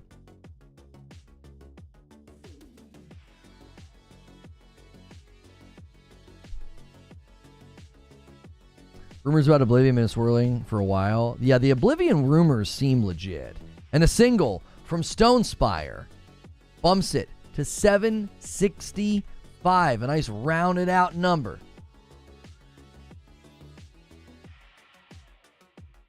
It's low res. Yeah, it's low res. It's all blurry. That's what makes it funny.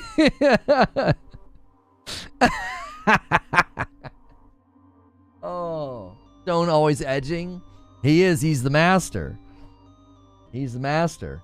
You guys have 4 minutes. 35 members in 4 minutes. Can you do it? Can you turn Lono into Elf on a Shelf tonight? The jokes will be eternal. We'll see. We'll see. I had to make it a big gauntlet. I don't really like doing that sort of thing. I don't. May cry actual tears of joy if Oblivion remake is made. It's better than Skyrim in my opinion. Well, if they remake it and give it like a more modern, like combat feel, movement feel, world feel, all that, I'd be excited. Because I enjoyed Skyrim. You know. Low res, more like low effort. Outer Worlds 2, Fable, South, Avowed, Doom, Oblivion, Clockwork. I don't think Clockwork's coming next year. No. I don't think they said that. Avowed is, Doom is, South of Midnight is, Outer Worlds 2 is. There's your 4. Avowed, South of Midnight, Doom, Outer Worlds. people aren't doing the math. Now, unless they're not counting South of Midnight, but when Jeff Grubb said they moved Outer Worlds 2 back because something slipped, I think Outer Worlds 2 replaced Fable. I do. You guys have 3 minutes. 3 minutes. We're going to go over here. Let me get Fall Guys up and running. Get your Fall Guys downloaded. Get it updated. We're going to be playing some Fall Guys. You have 3 minutes to turn tonight into Elf on a Shelf. If not, I'm not doing any stay of executions, dude. I'm not. I feel bad. I feel bad for Brandon. He made a strong go of it at the end. He really did. He really did. He was making me a little nervous. We got 2 minutes. All right, let me get Fall Guys open. Turn it down a little bit. Fable isn't ready. Yeah, I mean, Jez Corden said what he saw was really promising, but I feel like he also said it was alpha footage. He was surprised how polished and good it looked for alpha footage, which could indicate it's close, but it's also alpha footage, so it could have been a vertical slice, and then the vertical slice looks really, really good because it's a vertical slice. So JC says, where's MASH? Sorry, man. I don't think MASH is going to come to save you guys to make me dress up like an elf. I think you guys are out of luck. You're almost out of time. You got 2 minutes. Yeah, I'm going to dress as Santa. What's this one called? Santa Falls. Wreath Belt. Where's the Santa? There's a Santa Falls. Oh, no, that's Santa Jack. There we go. All right, I'm ready to go. Save. Oh, Behemoth is going to come in and make it possible with a 20 bomb 785. You're 15 away. 3 5 bombs for Elf on a Shelf. We will see. Can you do it? Is it possible? Unbelievable. Behemoth comes in and just absolutely makes dreams a potential reality. Save my outfit. There we go.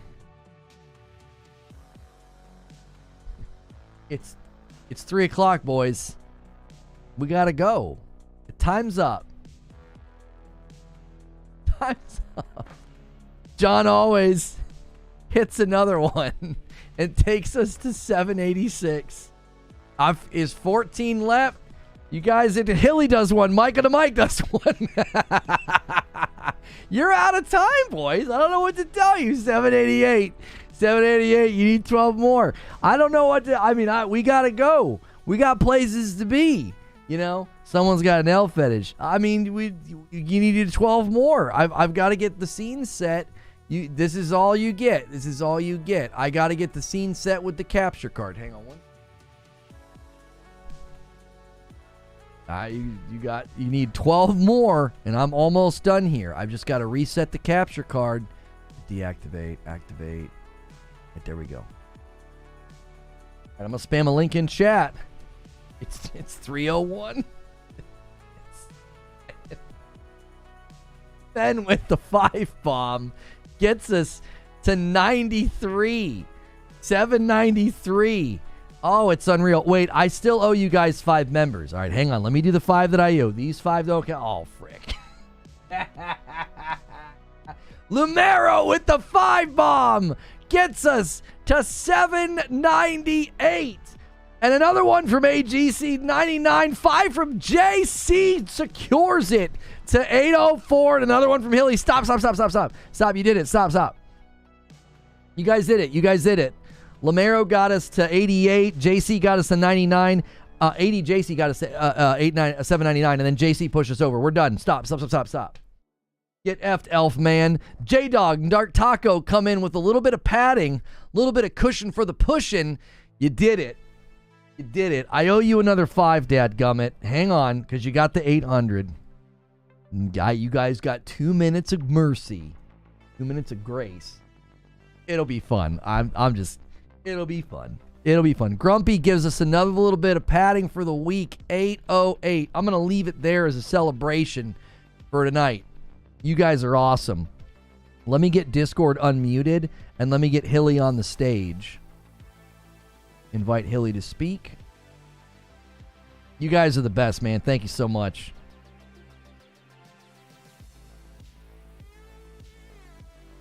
Hello. Hello. That was awesome. We did it. Yeah, you guys did. As soon as I see the signals coming in like that, I'm like, oh, frick, I'm screwed. Oh, frick. I just like disrupting your plans. That's right. That's the only time I'll always slip in one when you're like, no, we've got to go. I'm like, right, that's it.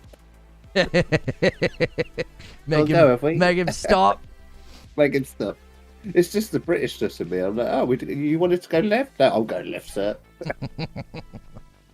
All right, guys, I'm going to spam a link in chat. Let's go have some fun playing Fall Guys today. The day's not over. We get to keep hanging out and having fun, especially if you're a member. There's a link in chat. If redirect doesn't work, click that link. I'll end the stream and redirect, but I got to start the new stream here. Give me 1 second to do that.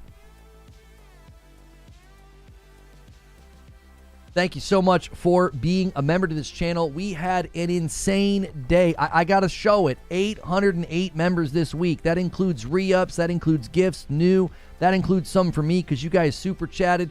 Don't forget that tonight is the Frickmas celebration. I got to be elf on a shelf tonight. You guys hit every stretch goal. I got to decorate a tree. I got to dress up. You got to help me find those PJs that we bought those years ago. I got to wear them tonight, mama. I'm going to end the previous stream and redirect folks over. We're going to be playing some community game day games, Fall Guys. You guys earned this. You get to play with me and Hilly. I'm going to end that previous stream and bring you guys over with redirect. Click the link in chat if redirect doesn't work. What's the problem? Yeah, well, you can't play Fall Guys 2. I'm playing, bud.